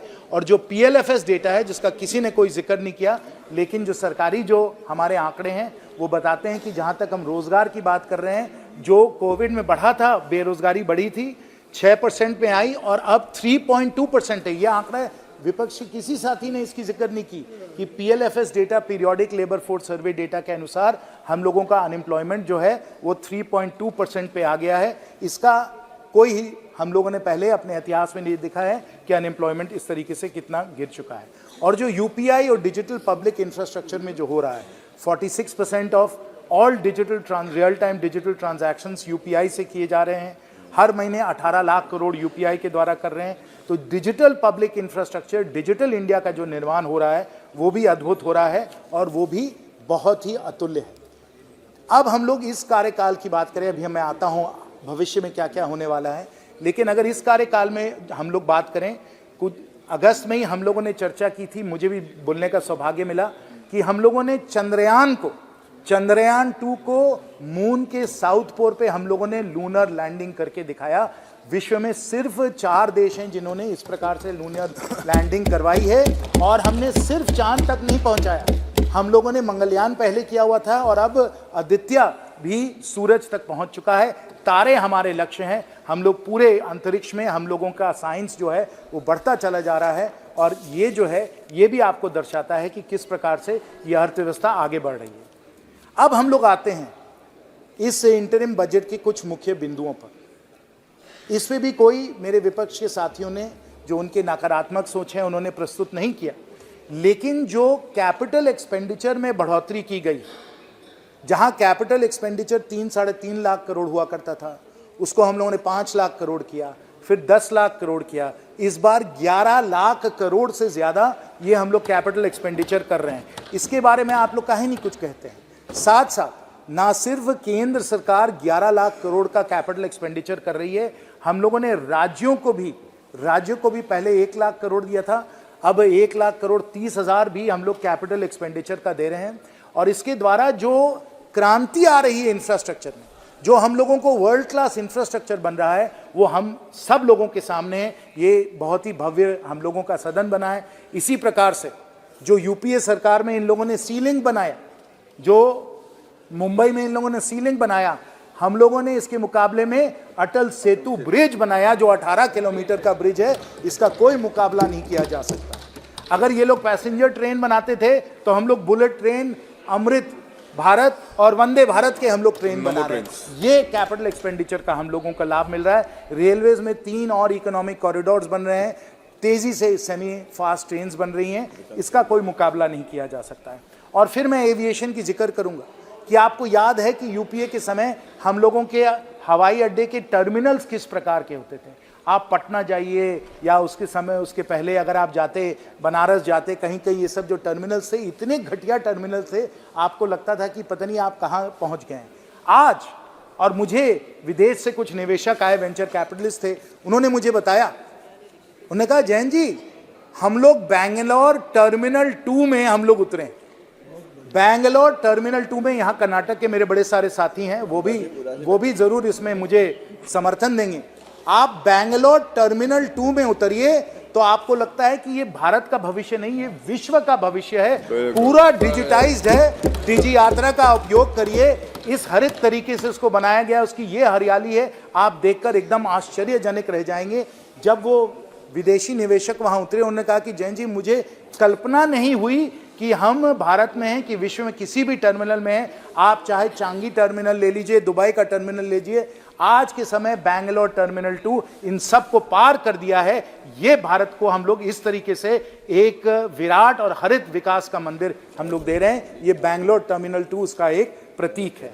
और जो आज के समय डिजिटल पब्लिक इंफ्रास्ट्रक्चर में ONDC जैसे हम लोग ई-कॉमर्स के लिए जो स्टैंडर्ड्स बना रहे हैं, वो कहीं भी विश्व में नहीं हो रहे। अब हम लोगों का काम ना सिर्फ वर्ल्ड क्लास है, इस कार्यकाल में हम लोगों ने दिखा दिया कि ना सिर्फ हमारा वर्ल्ड क्लास है, लेकिन हम लोगों का वर्ल्ड लीडिंग हम लोगों का काम चल रहा है। और जो वर्ल्ड लीडिंग काम चल रहा है उसमें जो हरित भारत हम लोग बना रहे हैं, जो ग्रीन इंडिया बना रहे हैं, जो माननीय प्रधानमंत्री जी का बहुत ही साहसिक उनकी जो घोषणा थी, जो उनका निर्णय था कि भारत को हम लोग नेट जीरो बाय 2070 बनाएंगे, उसके द्वारा जो हरित भारत का हम लोग निर्माण कर रहे हैं वो भी अकल्पनीय है, अतुल्य है। 500 गीगावाट हम लोगों ने कहा है कि हम लोग रिन्यूएबल्स का लाएंगे, ग्रीन हाइड्रोजन का मिशन चल रहा है, बायोफ्यूल्स को हम लोग बना रहे हैं, जिसके द्वारा हमारे किसानों को फायदा होगा, क्योंकि हमारे किसान खेती करेंगे, वहाँ से जो घासें वगैरह जो निकल के आएंगी उसको बायोफ्यूल्स में लगाकर हम लोग अपने ट्रक, अपने बस में उसका उपयोग करेंगे। और साथ साथ इस इंटरिम बजट में और इसके बारे में सिर्फ एक बहुत ही नकारात्मक सोच प्रोफेसर शौगता रॉय की थी कि प्रधानमंत्री सूर्योदय योजना जो एक क्रांतिकारी योजना है, उन्होंने कहा कि आप कर ही नहीं पाएंगे।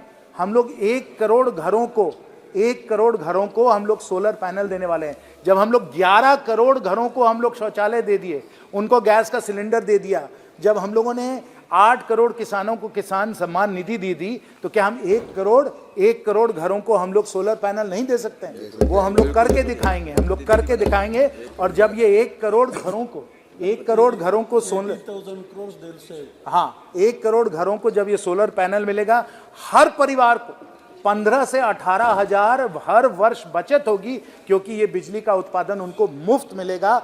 आप अपनी नकारात्मक सोच में रहिए, हम लोग सकारात्मक तौर पे अपने विकास का मंदिर बनाते रहेंगे और इसके द्वारा उन लोगों को, उनके द्वारा इन लोगों की कमाई भी होगी। और मैं माननीय प्रधानमंत्री जी को ये भी एक सुझाव देना चाहूंगा कि अगर 3 किलोवाट का सोलर पैनल नहीं, हमारे झारखंड जैसे जगह में जहां जस्ट ट्रांजिशन कोयले को हम लोगों को छोड़ना है, अगर हम लोग 10 किलोवाट का सोलर पैनल दे दें तो बिजली तो मुफ्त में मिलेगी ही मिलेगी, लेकिन साथ साथ हर परिवार को 2,000 रुपए महीने की कमाई भी मिलेगी अगर हम उनको ज़्यादा बड़ा सोलर पैनल दे दें। इसके बारे में भी हम लोग बहुत ही सकारात्मक हम लोग कदम ले रहे हैं।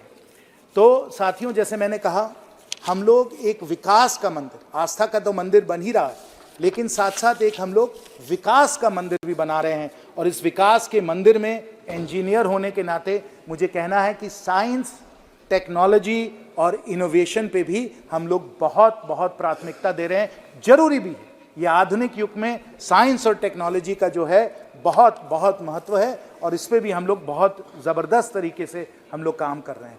लाखों हमारे स्टार्टअप हैं, चाहे वो स्पेस हो, उसको हम लोगों ने खोल दिया है, ड्रोन्स हो, एग्रीटेक हो, हर जगह हमारे स्टार्टअप आ रहे हैं। 2 मिनट और, हर जगह हमारे स्टार्टअप आ रहे हैं। और क्योंकि हमारे स्टार्टअप आ रहे हैं, हमारी नीतियां अच्छी हैं, इसीलिए वेंचर कैपिटलिस्ट और प्राइवेट इक्विटी वाले, जैसे मैंने कहा, इनके निवेश 5 गुना ज़्यादा बढ़ गए हैं। ये कोई ऐसे ही कोई हम गलत आंकड़े नहीं दे रहे हैं, वास्तव में 5 गुना ज़्यादा इन्वेस्टमेंट हो रहा है। नेशनल रिसर्च फाउंडेशन का हम लोगों ने स्थापना किया है, इसमें हजारों करोड़ हम लोग रिसर्च अध्ययन के लिए हम लोग देंगे। और इस बजट में इसी कड़ी में बहुत ही महत्वपूर्ण एक काम किया गया है, जहां हम लोगों ने कहा है 1 लाख करोड़ रिसर्च और इनोवेशन के लिए, हमारे स्टार्टअप्स के लिए, हमारे उद्योग जगत के जो हमारे मुख्य जो कंपनीज हैं उनके लिए, ये भी सब कुछ जाने वाला है। तो साथियों, अंत में माननीय सदस्यों, में यही कहना चाहूंगा, चुनाव आ रहे हैं। मुझे तो लगता है कि हमारे विपक्ष के जो साथी हैं वो अभी भी एक बहुत ही नकारात्मक सोच में लगे हुए हैं। मैं उनसे निवेदन करूंगा, विनम्र प्रार्थना करूंगा कि आप भी सकारात्मक सोच के साथ इस विकास के मंदिर के निर्माण में आप भी लग जाइए। नहीं तो कुछ और पंक्तियां, नहीं तो ना समझोगे तो मिट जाओगे। चुनाव आ रहे हैं विपक्ष वालों, तुम्हारी दास्तां भी नहीं रहेगी दास्ताओं में।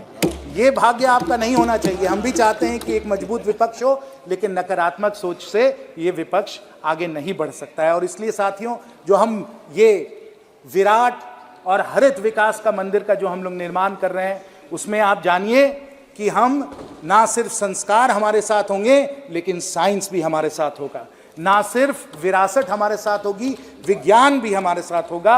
और ना सिर्फ आस्था हमारे साथ होगी, हमारी 144 करोड़ जनता की आकांक्षाएं भी हम लोगों के साथ होंगी। ऐसे विकास के निर्माण मंदिर का हम लोग निर्माण कर रहे हैं। बहुत बहुत धन्यवाद। Very good. टी सुमति जी।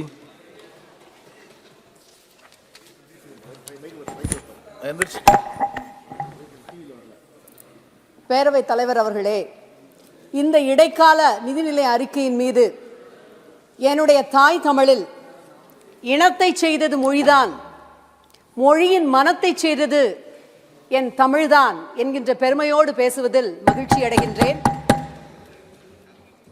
இந்த சமயத்திலே தான் முதலமைச்சராக இருந்த ஒவ்வொரு காலகட்டத்திலும் பெரு முதலைகளே அல்ல, பெரு முதலாளிகளே அல்ல, பெரு வியாபாரிகளே அல்ல, நடைபாதை ஓரத்திலே இருந்த வியாபாரிகளை, உழவர்களை, நடைபாதை ஓரத்திலே பூக்காரிகளாக தங்களுடைய வாழ்க்கையை நடத்தி கொண்டிருந்த மகளிரை அழைத்து அவர்களுடைய கருத்துக்களை கேட்டு நிதிநிலை அறிக்கையை தயார் செய்த எங்களுடைய ஒப்புயர்வற்ற தலைவர், முத்தமிழறிஞர் தலைவர் கலைஞரை நினைவு கூறுகின்றேன்.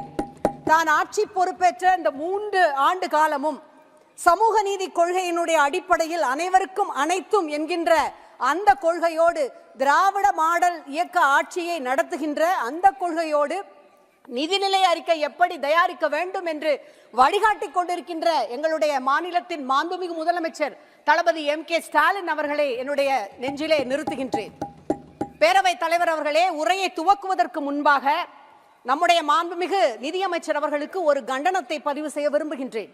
மாண்புமை நிதியமைச்சர் அவர்கள் இந்திய நாட்டினுடைய இந்த நிதிநிலை அறிக்கையிலே இந்த நிதிநிலை அறிக்கை மகளிர், ஏழைகள், உழவர்கள், இளைஞர்கள் இந்த 4 பேருக்கும் 4 பிரிவினருக்கும் முக்கியத்துவம் கொடுக்கின்ற வகையிலே அமைக்கப்பட்டிருக்கும் என்று சொல்கின்ற அந்த வேளையிலே இந்த 4 பிரிவினரையும் 4 சாதிகள் என்று குறிப்பிட்டிருக்கின்றார். I quote, as our Prime Minister firmly believes, we need to focus on 4 major castes. They are Garib poor, Mahalyan women, Yuva youth, Annadata farmer, unquote. இந்திய அரசினால் தயாரிக்கப்படுகின்ற சோஷியலிசம், செக்யூலரிசம் என்பதை நம்முடைய அரசியல் சாசனத்தின் அடிப்படையிலே வைத்திருக்கின்ற இந்த அரசினுடைய இடைக்கால நிதி அறிக்கையிலே மிக பிற்போக்குத்தனமான, கண்டிக்கத்தக்க, வர்ணாசிரம அந்த இதனை சுட்டுகின்ற சாதி என்கின்ற அந்த சொல் இருப்பது கண்டனத்திற்கு உரியது. உங்கள் வாயிலாக நிதி அமைச்சருக்கு இதனை தெரிவித்து அவர் இதனை மாற்றுவார் என்று நான் உறுதியாக நம்புகின்றேன். இந்த நிதிநிலை அறிக்கை வெளியானவுடன் சில பத்திரிகைகள் வெகுவாக புகழ்ந்தன.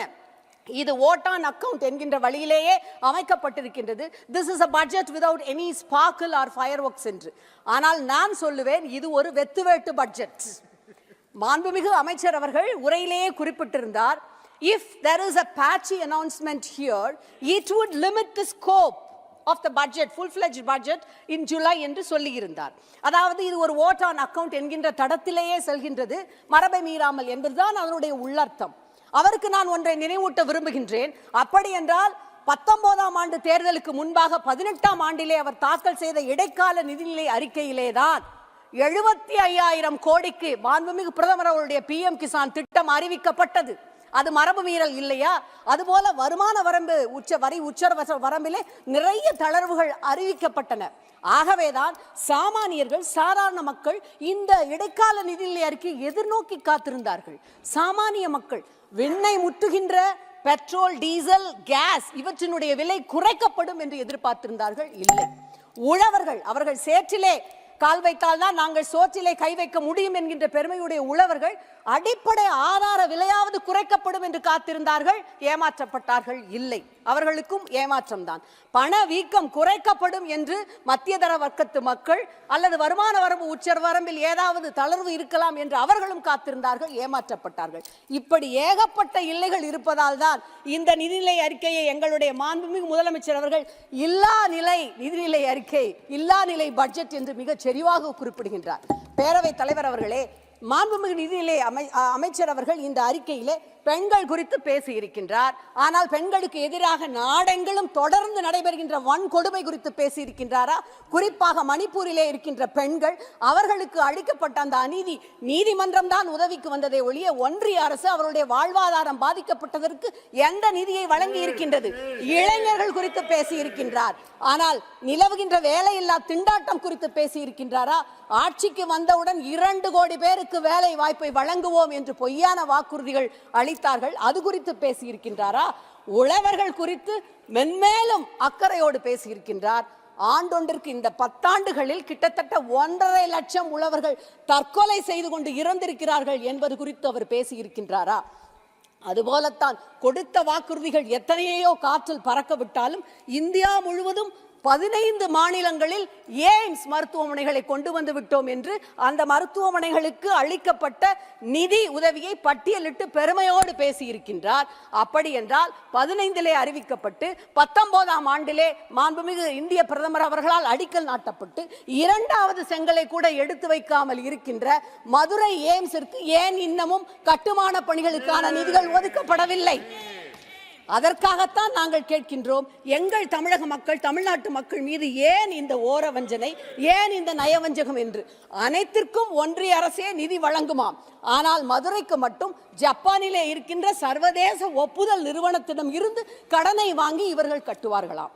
காலநிலை மாற்றத்திற்காக மிகப்பெரிய திட்டங்கள் கொண்டு வரப்படும் என்று அறிவித்திருக்கின்றார். காலநிலை மாற்றத்தால் சென்னையிலே 49 ஆண்டுகளுக்கு பின்பு 2 நாட்கள் தொடர்ச்சியாக 26% அந்த சென்டிமீட்டர் அளவில் மழை பெய்து பெரும் வெள்ளம் வந்தது. 4 தென் தமிழக மாநிலங்கள், தூத்துக்குடி, தென்காசி, திருநெல்வேலி, நாகர்கோயில் 149 வருடங்களுக்கு பின்பான மிகப்பெரிய வெள்ளத்தை சந்தித்தது. என்ன செய்தார் மாண்புமிகு எங்களுடைய பாரத பிரதமர் அவர்கள்? குஜராத்திலே சைக்ளோன் என்றவுடன் ஹெலிகாப்டரிலே சென்று பார்வையிட்டு 1000 கோடி ரூபாயை ஒதுக்க தெரிந்த இந்திய பிரதமருக்கு உங்களுடைய நாட்டிலே இருக்கின்ற தமிழ் மீது நீங்கள் எப்பொழுதும் காதலோடு சொல்லுகின்ற திருவள்ளுவரை, பாரதியாரை தந்த தமிழ்நாட்டு மக்களிடம் கருணை இல்லையா? மாண்புமிகு நிதியமைச்சர் நேரிலே வந்து பார்வையிட்டார். எங்களுடைய மாண்புமிகு முதலமைச்சர் கோரிக்கை வைத்தார், 38,000 கோடி ரூபாய் எங்களுக்கு வேண்டும் என்று. மாண்புமிகு பாராளுமன்ற உறுப்பினர்கள் அத்தனை பேரும் சென்று சந்தித்தார்கள். ஒன்றை இங்கே நான் ஒரு சம்பவத்தை சுட்டிக்காட்ட விரும்புகின்றேன். பங்களாதேஷ் யுத்தத்தின் பொழுது மாண்பமை மேனாள் பிரதமர் இந்திரா காந்தி அம்மையார் மாநிலங்கள் அத்தனை பேரிடமும் கேட்டார், நிதி எங்களுக்கு திரட்டி வாருங்கள் என்று. அன்றைய தினம் இந்தியாவிலே இருக்கின்ற அனைத்து மாநிலங்களிலும் முதல் மாநிலமாக, எல்லா மாநிலங்களையும் விட கூடுதலாக முதலிடத்தில் நிதியை திரட்டி தந்தார் முதலமைச்சர் தலைவர் கலைஞர். திரட்டி தந்துவிட்டு மாண்புமிகு இந்திரா காந்தி அம்மையாரிடம் என்ன சொன்னார் தெரியுமா? உங்களுடைய மாநிலமான உத்தரப்பிரதேசத்தை விட என்னுடைய மாநிலம் பரப்பளவில், ஜனத்தொகையில், பாராளுமன்ற பிரதிநிதித்துவத்தில் மிகுந்த குறைந்த எண்ணிக்கையுடையது. ஆனால் நான் ஏன் இவ்வளவு அதிகமான தொகையை திரட்டி தருகிறேன் என்றால், தமிழர்களாகிய நாங்கள் உங்கள் யாரையும் விட தேசபக்தியிலும் நாற்றுப்பட்டிலும் யாருக்கும் குறைந்தவர்கள் கிடையாது என்பதை சுட்டிக்காட்டுவதற்காகத்தான் அந்த உரிமையிலே கேட்கின்றோம். நாங்கள் எங்களுக்கு நிதியை தாருங்கள் என்று கேட்டதற்கு நாங்கள் என்ன ஏடிஎம் மிஷினா என்று கேட்ட கேள்வி எப்படி இருந்தது தெரியுமா? பிரெஞ்சு புரட்சியின் பொழுது சாப்பிடுவதற்கு ரொட்டி இல்லை என்று மக்கள் அனைவரும் படையெடுத்து செல்கிறார்கள். ரொட்டி இல்லை என்றால் என்ன, கேக் சாப்பிடுங்கள் என்று சொன்ன அந்த ஆணவ சொல்லை போல இருந்தது. நினைவில் வைத்துக் கொள்ளுங்கள், நாங்கள் ஏடிஎம் மிஷினா என்று கேட்டவர்களுக்கு நிச்சயமாக தமிழ்நாட்டு மக்கள் இவிஎம் மிஷின் மூலம் நிச்சயமாக பதிலளிப்பார்கள். மாண்புமை நிதி அமைச்சர் அவர்கள் ஜிடிபி என்கின்ற அந்த ஒன்றை மிக பெருமையாக சுட்டிக்காட்டி அதை ஒரு வார்த்தை விளையாட்டாக growth development performance என்று சொன்னார். நான் அதனை சொல்லுவேன், ஜிடிபி என்றால் 1930 நிலவிய உலகளாவிய பொருளாதார வீழ்ச்சி மயமான சூழலை குறிக்கின்ற கிரேட் டிப்ரெஷன் பீரியட் என்றுதான் அதனை நான் சொல்லுவேன். இது ஒரு ஃபேர்வெல் பட்ஜெட் என்று சில கட்சிகள் வர்ணித்தன. அதுவல்ல, இது ஸ்விங் அப் பட்ஜெட்டும் அல்ல. This is a swan song budget. Swan song என்றால் ஆங்கிலத்தில் ஓய்வு பெறுவதற்கு முன்பாக ஆரவாரமாக செய்யப்படுகின்ற ஒரு விஷயம். This is a swan song budget. Marx மிக அருமையாக சொன்னார், 19ஆம் நூற்றாண்டின் சமூக புரட்சி தன்னுடைய கவித்திறனை தன்னுடைய கவித்திறனை பழைய நூற்றாண்டுகளிலே இருந்து எடுத்துக்கொள்ள முடியாது, வருங்காலத்திலிருந்து தான் எடுத்துக்கொள்ள முடியும். பழைய நூற்றாண்டுகளில் வார்த்தைகள் பிரதானமாக இருந்தன, உள்ளடக்கம் முக்கியமில்லை. ஆனால் இனி வருகின்ற நூற்றாண்டில் வார்த்தைகளுக்கு முக்கியமில்லை, உள்ளடக்கம்தான் மிக முக்கியம் என்று. உள்ளடக்கம் எதுவுமின்றி வெறும் வார்த்தைகளால், வார்த்தை ஜாலங்களால் மக்களை ஏமாற்றுகின்ற ஒரு அறிக்கை தாக்கல் செய்யப்பட்டிருக்கின்றது. வெள்ளை அறிக்கையை வெளியிடுவதாக சொல்லி இருக்கின்றார். அந்த வெள்ளை அறிக்கையில் தமிழ்நாட்டிலே இருந்து தரப்படுகின்ற நிதி எவ்வளவு, தமிழ்நாட்டிலே இருந்து பெறப்படுகின்ற வரி எவ்வளவு, எத்தனை விதமான உற்பத்தி திறனுக்கான அந்த பணத்தை நாங்கள் செலுத்துகிறோம் என்பதையெல்லாம் குறித்து மிக தெளிவாக அவர் வெளியிடுவார் என்று நான் நம்புகின்றேன். தமிழன் யாருக்கும் தாழாமல், யாரையும் தாழ்த்தாமல், யாருக்கும் எஜமானனாக இல்லாமல், யாருக்கும் அடிமையாக இல்லாமல், யாரையும் சுரண்டாமல், யாராலும் சுரண்டப்படாமல் வாழ்வான். பகுத்தறிவும் சுயமரியாதையும் மிக்க எங்கள் மண்ணிலே இருந்து எப்பொழுதும் எங்களுடைய உரிமைக்காக நாங்கள் குரல் கொடுப்போம். நன்றி. विनायक राव जी।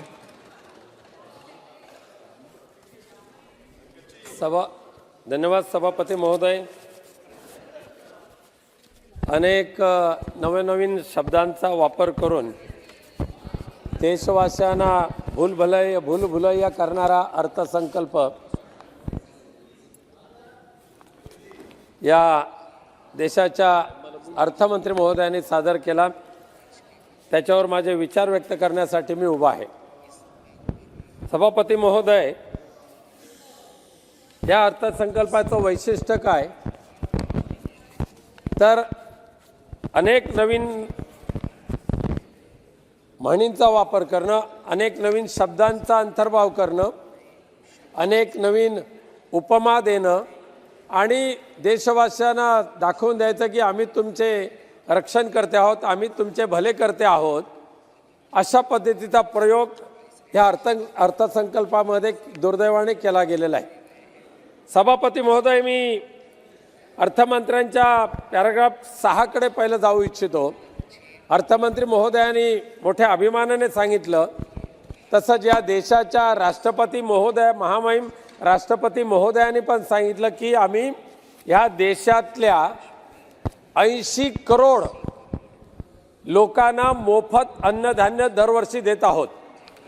आता मोफत अन्नधान्य देत असताना सभापती महोदय, त्यांची सीमारेषा काय, तर गरिबी रेषेच्या खाली जे लोक आहेत त्यांना मोफत अन्नधान्य दिलं जातं, राशन दिलं जातं.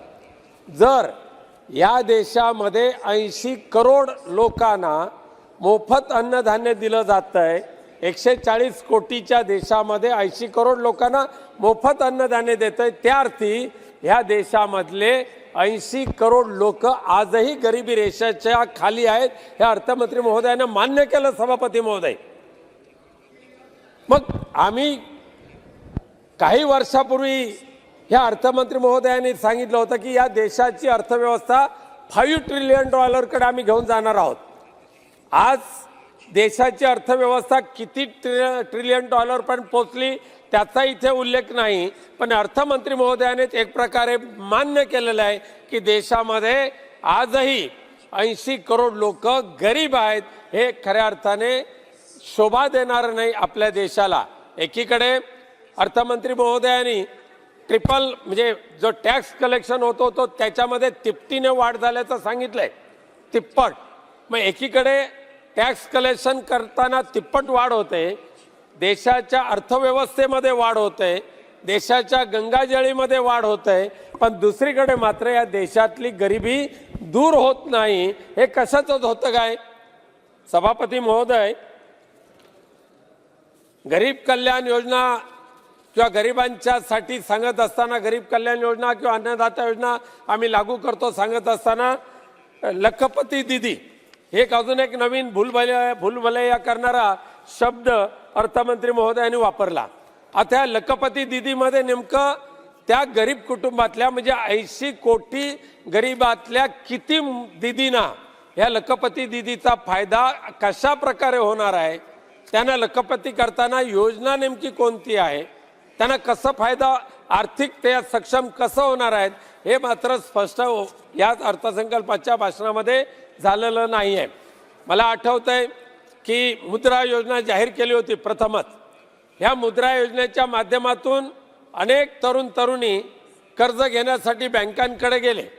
काही महिन्यामध्ये मुद्रा योजनेचा फायदा काही जणांना झाला, परंतु नंतर मात्र ह्या देशातल्या सगळ्या बँकांनी मुद्रा योजनेचा लाभ ज्यांना हवाय त्यांना आर्थिक मदत करायचं बंद करून टाकलं. दुर्दैवाने मुद्रा योजना ही आता बासनात गुंडाळली गेलेली आहे. मुद्रा योजना लागू केल्यानंतर किती लाख तरुणांचं घर आर्थिक सक्षम झालं हे जाहीर करण्याची आवश्यकता होती, पण नाही केली. आता निवडणुकीच्या तोंडावर लखपती दीदी ही जाहीर करत असताना ह्या देशामध्ये करोडो दीदी आहेत की ज्यांना शासनाच्या मदतीची गरज आहे, बँकांच्या मदतीची गरज आहे, पण दुर्दैवाने आजही ह्या देशातल्या नॅशनलाइज बँका ह्या केंद्र सरकारचं ऐकायला तयार नाहीत, अर्थमंत्र्यांचं ऐकायला तयार नाहीत, राज्यातल्या मुख्यमंत्र्यांचं ऐकायला तयार नाहीत. त्यामुळे जर ह्या बँका तुमचं ऐकणार नसतील तर लखपती दीदी नेमकं कसं बनवणार आहात? कोणत्या योजनेतून त्यांना पैसे देणार, कोणत्या योजनेतून त्यांना मार्गदर्शन करणार, कोणत्या योजनेतून त्यांना आर्थिक सहकार्य करणार, ह्याचं स्पष्टीकरण होण्याची आवश्यकता होती. सभापती महोदय, सभापती महोदय, अन्नदाता ह्या शब्दाचा उल्लेख अनेक वेळा केला गेला आहे.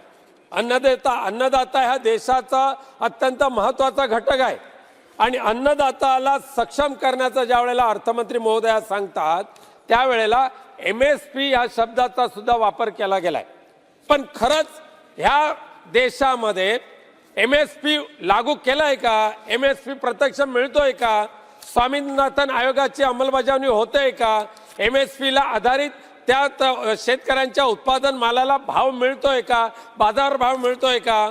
आज आमच्या महाराष्ट्रातला जो शेतकरी आहे, मग सोयाबीन असेल, कापूस उत्पादक असेल, तूर डाळ उत्पादक असेल, सोयाबीनला निर्यात बंदी केली, निर्यात बंदी केली आणि परदेशातलं सोयाबीन आपल्या देशामध्ये मागवलं. परदेशातलं सोयाबीन भारतामध्ये आल्यानंतर परदेशातलं सोयाबीन महाराष्ट्रामध्ये आल्यानंतर महाराष्ट्रातला सोयाबीन उत्पादक जो शेतकरी आहे ना सभापती महोदय, प्लीज कन्क्लूड. फक्त only 2 minutes sir, 2 minutes sir, please 2 minute. महाराष्ट्रातला सोयाबीन उत्पादक, महाराष्ट्रातला कापूस उत्पादक, महाराष्ट्रातला सर्व शेतकरी हा त्याला MSP मिळत नसल्यामुळे, त्याला योग्य बाजार मूल्य मिळत नसल्यामुळे आज शेतकऱ्यांची स्थिती हवालदिल झालेली आहे. त्यांना कोणताही आधार राहिलेला नाही आहे. जे खाजगी व्यापारी जे येतील ते जो दर देतील त्यांना ते देऊन टाकायचं, पण सरकारच्या माध्यमातून शेतकऱ्यांच्या उत्पादनाला खऱ्या अर्थाने जर त्यांना न्याय द्यायचा असेल तर MSP लागू करण्याची आवश्यकता आहे, स्वामीनाथन आयोग लागू करण्याची आवश्यकता आहे. सभापती महोदय, या अर्थसंकल्पामध्ये बोलत असताना ह्या देशामध्ये इंटरनेट कम्युनिकेशनची चांगली सोयी सुविधा उपलब्ध करून देण्यासाठी 4Gचे टॉवर्स उभे करण्याचा एक चांगला निर्धार केंद्र सरकारने केला. संबंधित मंत्री महोदयांना मी त्या दृष्टीने धन्यवाद देतो. पण दुर्दैवाने काय झालं सभापती महोदय की ह्या देशामध्ये 4Gचे टॉवर्स जवळजवळ 25,000 4Gचे टॉवर्स ह्या देशामध्ये मंजूर झाले. पण 4Gचे टॉवर्सचं फाउंडेशन टाकण्यासाठी अख्ख्या देशामध्ये फक्त 1 मिनिट सर, ओनली 1 मिनिट, 4Gचे टॉवर्स उभे करण्यासाठी ह्या देशामध्ये फक्त 3 कंपन्या नियुक्त केल्या, फक्त 3. अख्ख्या देशामध्ये 3 कंपन्यांची मोनोपॉली सभापती महोदय. त्यामुळे 500 दिवसामध्ये 4G टॉवर्स उभे करण्याचं आश्वासन दिलं होतं. आज माझ्या लोकसभा मतदारसंघामध्ये एकही टॉवर्स अद्यापही चालू होऊ शकला नाही. माननीय मंत्री महोदयांना मी त्याबाबत विनंती केलेली आहे, तुम्ही कॉन्ट्रॅक्टरांची मोनोपॉली करण्यासाठी धन्यवाद विनायक. नाही, लास्ट मुद्दा सर, लास्ट मुद्दा, भारतीय रेल्वे. यस सर, लास्ट शेवटचा मुद्दा सर, भारतीय रेल्वेच्या बाबत आम्हाला अभिमान आहे. वंदे भारत चालू केली, अभिमान आहे. अनेक रेल्वेचं जाळं चांगलं पसरतंय, अभिमान आहे. पण रेल्वेचं खाजगीकरण करत असताना मी आवर्जून उल्लेख करेन, अर्धा मिनिट, की कोकण रेल्वे ही आज देशाचा अभिमान आहे. अगदी उत्तरेकडून दक्षिणेकडे भारताला जोडणारा एकमेव रेल्वे मार्ग म्हणजे कोकण रेल्वे मार्ग. शेवटचा अर्धा मिनिट सर, लास्ट का आधा मिनिट सर. कोकण रेल्वे ही कोकण रेल्वे कंपनी आहे सर, आणि ही कंपनी विसर्जित करून कोकण रेल्वेचं भारतीय रेल्वेमध्ये मर्जिंग करावं, विलिनीकरण करावं, असे आम्ही विनंती माननीय रेल्वे मंत्री महोदयांकडे केलेले आहे. मी धन्यवाद देणार रेल्वे मंत्री महोदयांना. धन्यवाद श्री प्रताप सिन्हा जी. नाही, थोडा 30 सेकंड प्लीज, 30 सेकंड. मी आशा करतो की लवकरात लवकर कोकण रेल्वेचं जी बॉडी आहे, कंपनी आहे, ती विसर्जित करून भारतीय रेल्वेमध्ये तिचं मर्जिंग करावं, जेणेकरून कोकण वासियांसहित सर्व देशाला न्याय मिळेल. धन्यवाद सभापती Sinha. One important, see, there are more than 50 speakers remaining, and the time allotted, almost all the parties, the time allotted is already exhausted. You kindly hear me. So it is requested to confine the speech maximum by 5 minutes, so that everybody can be accommodated. Otherwise, it will be difficult. Most of the speakers will not be getting a chance to speak. So please cooperate with the chair. Please cooperate with the chair to confine the speech within 5 minutes. Sri Pratap Sinha ji. Thank you, Chairman sir. Thank you for allowing me to speak in my mother tongue, Kannada. Sir, ಈ 17ನೇ ಲೋಕಸಭೆಯಲ್ಲಿ ಇದು ಕಡೆ budget. ಇದು ಒಳ್ಳೆಯ ಬಜೆಟನ್ನು, ಮಧ್ಯಂತರ ಬಜೆಟನ್ನು ನಿರ್ಮಲಾ ಸೀತಾರಾಮನ್ ಅವರು ಮಂಡಿಸಿದ್ದಾರೆ. Budget ಅನ್ನೋದು ಈ ದೇಶಕ್ಕೆ ಸರಿಯಾದಂಥ ದಿಕ್ಕನ್ನು ತೋರಿಸುವಂತಹ ಒಂದು ಆಯವ್ಯಯ ಪಟ್ಟಿಯಾಗಿರುತ್ತೆ. ನಾವು ಇದನ್ನು ಒಂದು ಶ್ಲೋಕದ ಮುಖಾಂತರ ನಾನು ನನ್ನ ಬಜೆಟ್ ಸ್ಪೀಚನ್ನು ಆರಂಭಿಸೋದಾದರೆ, ನಾವು ಬೆಳಗ್ಗೆ ಎದ್ದಾಗ ಕೆಲವರು ಶ್ಲೋಕವನ್ನು ಹೇಳ್ತೀರಿ, ಕೆಲವರು ದೇವರ ಫೋಟೋವನ್ನು ನೋಡ್ತಾರೆ. ಶ್ಲೋಕವನ್ನು ಹೇಳುವಂಥವರು ಬೆಳಗ್ಗೆ ಎದ್ದು ಕೈಯನ್ನು ಹೀಗೆ ತೆಗೆದು ಪಾಮನ್ನು ಹೀಗೆ ಓಪನ್ ಮಾಡಿ, ಕರಾಗ್ರೆ ವಸತೆ ಲಕ್ಷ್ಮಿ, ಕರಮಧ್ಯೆ ಸರಸ್ವತಿ, ಕರಮೂಲೆ ಸ್ಥಿತೆ ಗೌರಿ, ಪ್ರಭಾತೆ ಕರದರ್ಶನಂ ಅಂತ ಹೇಳ್ತೀವಿ. ಅಂದರೆ ಇದರ ಅರ್ಥ ಇನ್ ದಿ ಫಿಂಗರ್ ಟಿಪ್ಸ್ ಅಲ್ವಾ ಲಕ್ಷ್ಮಿ ಇದ್ದಾಳೆ ಅಂತ. ಮಧ್ಯದಲ್ಲಿ ಸರಸ್ವತಿ ಇದ್ದಾಳೆ ಅಂತ, ರಿಸ್ಟಲ್ಲಿ ದುರ್ಗೆ ಇದ್ದಾಳೆ ಅಂತ. ಒಂದು ದೇಶ ಸಮೃದ್ಧವಾಗಿ ಬೆಳಿಬೇಕು ಅಂತಂದರೆ, ಅದೊಂದು ಬಲಿಷ್ಠ ರಾಷ್ಟ್ರವಾಗಬೇಕು ಅಂತ ಹೇಳಿದರೆ ಲಕ್ಷ್ಮಿ, ಸರಸ್ವತಿ, ದುರ್ಗೆ ಮೂರೂ ಕೂಡ ಇಂಪಾರ್ಟೆಂಟ್. ನಮ್ಮ ಹೆಮ್ಮೆಯ ಪ್ರಧಾನಿ ನರೇಂದ್ರ ಮೋದಿಜಿಯವರು ಈ ದೇಶದ ಪ್ರಧಾನಿಯಾಗಿ 2014ರಲ್ಲಿ ಅಧಿಕಾರ ವಹಿಸಿಕೊಂಡ ನಂತರ ಲಕ್ಷ್ಮಿ, ಸರಸ್ವತಿ, ದುರ್ಗೆ ಮೂರೂ ಜನಕ್ಕೂ ಕೂಡ ಈಕ್ವಲ್ ಇಂಪಾರ್ಟೆನ್ಸನ್ನು ಕೊಟ್ಟು ಈ ದೇಶವನ್ನು ಮುನ್ನಡೆಸ್ತಾ ಇದ್ದಾರೆ.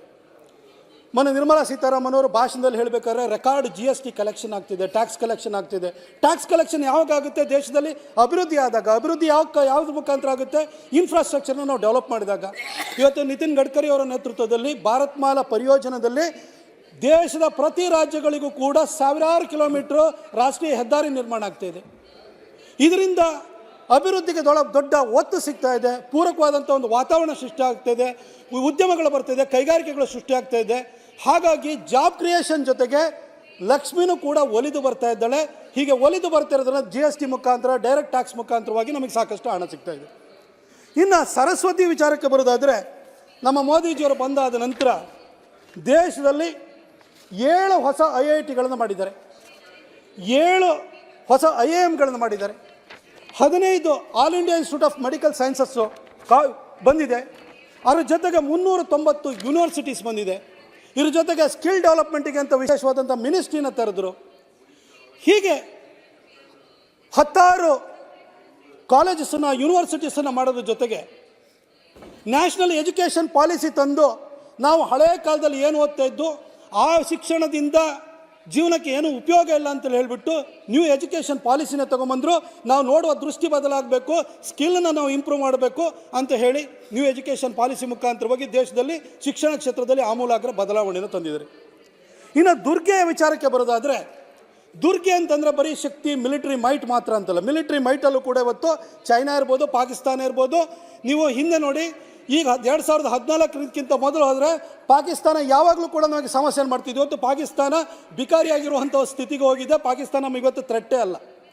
ಚೈನಾದವ್ರಿಗೂ ಕೂಡ ನಾವಿವತ್ತು ಅವರಿಗೆ ಸಡ್ಡು ಹೊಡೆದು ನಾವು ನಿಂತಿದ್ದೀವಿ. ಗಲ್ವಾನ್ ಇರ್ಬೋದು, ಯಾವುದೇ ವಿಚಾರ ಇರ್ಬೋದು, ಡೋಕ್ಲಾಮ್ ಇರ್ಬೋದು, ಪ್ರತಿಯೊಂದರಲ್ಲೂ ಕೂಡ ಚೈನಾ ನಾವು ಹಿಮ್ಮೆಟ್ಟಿಸಿ ಕಳಿಸಿದ್ವಿ. ಶಕ್ತಿನೂ ಕೂಡ ತೋರಿಸ್ತಿದ್ವಿ, ಮಿಲಿಟರಿ ಮೈಟನ್ನು ಕೂಡ ಜಾಸ್ತಿ ಮಾಡ್ತಿದ್ವಿ. ಜೊತೆಗೆ ಈ ದೇಶದ ಜನರ ಶಕ್ತಿನೂ ಕೂಡ ಜಾಸ್ತಿ ಆಗಬೇಕು. ಹಾಗಾಗಿ ಜಲ್ ಜೀವನ್ ಮಿಷನ್ ತಗೊಂಬಂದರು. ಸಾಮಾನ್ಯ ಒಂದೊಂದು ಗ್ರಾಮದಲ್ಲಿ ಇವತ್ತು ನಮ್ಮ ಕರ್ನಾಟಕದಲ್ಲಿ ಕೂಡ ಪ್ರತಿ ಹಳ್ಳಿನಲ್ಲೂ ಕೂಡ ಇವತ್ತು ಕುಡಿಯೋ ನೀರು, ಟ್ಯಾಪ್ಡ್ ವಾಟರ್, ನಲ್ಲಿ ನೀರು ಸಿಗ್ತಾ ಇದೆ ಅಂತೇಳಿದರೆ, ಸಿಗುವಂಥ ಹಂತಕ್ಕೆ ಬಂದಿದೆ ಅಂತಂದರೆ ಅದು ನಮ್ಮ ಪ್ರಧಾನಿ ನರೇಂದ್ರ ಮೋದಿಜಿಯವರು ಕೊಟ್ಟಿರುವಂಥ ಯೋಜನೆಗಳ ಕಾರಣ. 17 ಕೋಟಿ ಗ್ಯಾಸ್ ಕನೆಕ್ಷನನ್ನು ಉಜ್ವಲ ಯೋಜನೆ ಅಡಿ ಕೊಟ್ಟರು. ಇವತ್ತು ಮಹಿಳೆಯರಿಗೆ ಶಕ್ತಿ ಬರಬೇಕು, ತಾಯಂದಿರು ಇವತ್ತು ಸಂಸಾರವನ್ನು ನಡೆಸ್ತಾರೆ, ಅವರಿಗೋಸ್ಕರ ಉಚಿತವಾಗಿ ಗ್ಯಾಸ್ ಸಂಪರ್ಕವನ್ನು ಕೊಟ್ಟರು. ಹಾಗೆ ಟಾಯ್ಲೆಟ್ಗಳನ್ನ ಕಟ್ಟಿಸ್ಕೊಟ್ರು. ಅದು ಮನೆ ಕಟ್ಟಿಸ್ಕೊಳ್ಳೋದು ತಾಯಿಯವರ ಹೆಸರಿನಲ್ಲಿ ಕಟ್ತಾ ಇದ್ದಾರೆ. ಇಷ್ಟೆಲ್ಲ ಒಳ್ಳೆಯ ಕೆಲಸವನ್ನು ಮಾಡಿದ್ದಾರೆ. ಕರ್ನಾಟಕದಲ್ಲೂ ಸಾಕಷ್ಟು ಅಭಿವೃದ್ಧಿ ಆಗ್ತಿದೆ ಮಾನ್ಯ ಸಭಾಧ್ಯಕ್ಷರೇ. ಆದರೆ ಕರ್ನಾಟಕದಲ್ಲಿ ನಮಗೊಂದು ಸರ್ಕಾರ ಬಂದಿದೆ ಇವಾಗ. ಆ ಸರ್ಕಾರದವರು ಸಂಕಷ್ಟಕ್ಕೆಲ್ಲ ಶನೇಶ್ವರ ಕಾರಣ ಅನ್ನೋ ರೀತಿಯಲ್ಲಿ ಏನೇ ವಿಚಾರ ಬಂತು ಅವ್ರ ಹತ್ರ ಸರ್ಕಾರನ ಸರಿಯಾಗಿ ನಡೆಸಲಿಕ್ಕಾಗಲಿಲ್ಲ ಅಂತ ಕೂಡಲೇ ಕೇಂದ್ರ ಸರ್ಕಾರದ ಹತ್ರ ಬೆರಳು ತೋರಿಸ್ತಾರೆ. ಚುನಾವಣೆಗಿಂತ ಮೊದಲು ಇಡೀ ರಾಜ್ಯಾದ್ಯಂತ ನಮ್ಮ ಕರ್ನಾಟಕದಲ್ಲಿ ಒಂದು ಟೂರಿಂಗ್ ಟಾಕೀಸ್ ಥರ ಹೋದರು. ಎಲ್ಲ ಕಡೆ ಟೂರಿಂಗ್ ಟಾಕೀಸ್ ಅಂದರೆ ಹಳ್ಳಿ ಕಡೆ ನಾಟಕ ಮಾಡುವಂಥವ್ರು ಈ ವೆಹಿಕಲ್ಗಳಲ್ಲಿ ಹೋಗ್ತಾರೆ, ಆ ನಾಟಕದ ಕಂಪ್ನಿ ತಗೊಂಡು. ಹಾಗೆ ಪ್ರತಿ ಕಡೆನೂ ಹೋಗಿ ಹಳ್ಳಿಗೆ ಹೋಗ್ಬಿಟ್ಟು 40% ಕಮಿಷನ್ ತಗೊಳ್ತಾರೆ. ಹಾಗೆ PSI ಹಗರಣ, ಹಾಗೆ ಬಿಟ್ಸ್ ಕಾಯಿನ್, ಈ ಥರದ್ದೆಲ್ಲ ಓಡಾಟವನ್ನು ಮಾಡಿದರು. ಚುನಾವಣೆಯಲ್ಲಿ ಗೆದ್ದುಬಿಟ್ರೆ ಜನರನ್ನು ಇದೇ ರೀತಿ ಮಂಗ್ಯ ಮಾಡಿ. ಆದರೆ ಚುನಾವಣೆ ಗೆದ್ದಾದ ಕೂಡಲೇ ಕಾಂಗ್ರೆಸ್ ಕಾಲಿಡ್ತು, ರಾಜ್ಯಕ್ಕೆ ಬರನೂ ಕೂಡ ಕಾಲಿಡ್ತು. ಬರ ಪೀಡಿತ ಆದ ಕೂಡಲೇ sir, I take another my ಸ್ಪುಟ್ವೆಲ್ time is 10 minutes sir, please give me some more time sir, I will finish it sir. Sir, ಅವ್ರು ಬಂದಾದ ಕೂಡಲೇ ಬರನೂ ಬಂತು ಸರ್. ಬರ ಬಂದಾದ ಕೂಡಲೇ ಕಾವೇರಿ ಇರ್ಬೋದು, ಯಾವುದೇ ಅಣೆಕಟ್ಟುಗಳಿಂದ ಬರಿದಾಗುವಂಥ ಸ್ಥಿತಿ ಬಂದೋಯ್ತು.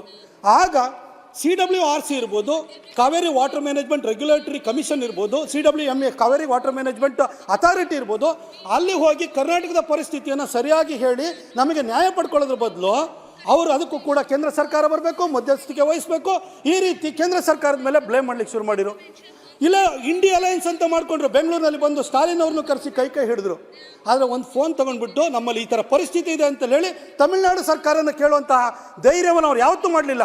ಆದರೆ ಮಾತೆತ್ತಿರಿ ಮೋದಿಯವ್ರನ್ನ ಬೈಯುವಂಥ ಕೆಲಸವನ್ನು ಮಾತ್ರ ಸದಾ ಮಾಡ್ತಾ ಬಂದರು. ಇವಾಗ ಟ್ಯಾಕ್ಸ್ ಡೆವಲ್ಯೂಷನಲ್ಲಿ ನಮಗೆ ಕಡಿಮೆ ಆಗಿದೆ, ಕರ್ನಾಟಕ ತೊಂದರೆ ಆಗಿದೆ ಅಂತ ಹೇಳಿ ಭಾಳ ಬೊಬ್ಬೆಯನ್ನು ಹೊಡಿತಾ ಇದ್ದಾರೆ. ಇಲ್ಲಿ ಬಂದು ಜಂತರ್ ಮಂತರ್ನಲ್ಲಿ ಪ್ರೊಟೆಸ್ಟ್ಗೂ ಕೂಡ ಕೂತಿದ್ದಾರೆ ಸರ್. ಆದರೆ ಈ ಒಂದು ಆಡಳಿತ ವ್ಯವಸ್ಥೆನಲ್ಲಿ ಈ ಒಂದು ಫೆಡರಲ್ ಸಿಸ್ಟಮ್ ಅಲ್ಲಿ tax sir another 2 minutes sir please sir no please federal please conclude otherwise sir I'll finish it in 2 or 3 minutes sir हमारा ये बर्निंग इशू है सर सर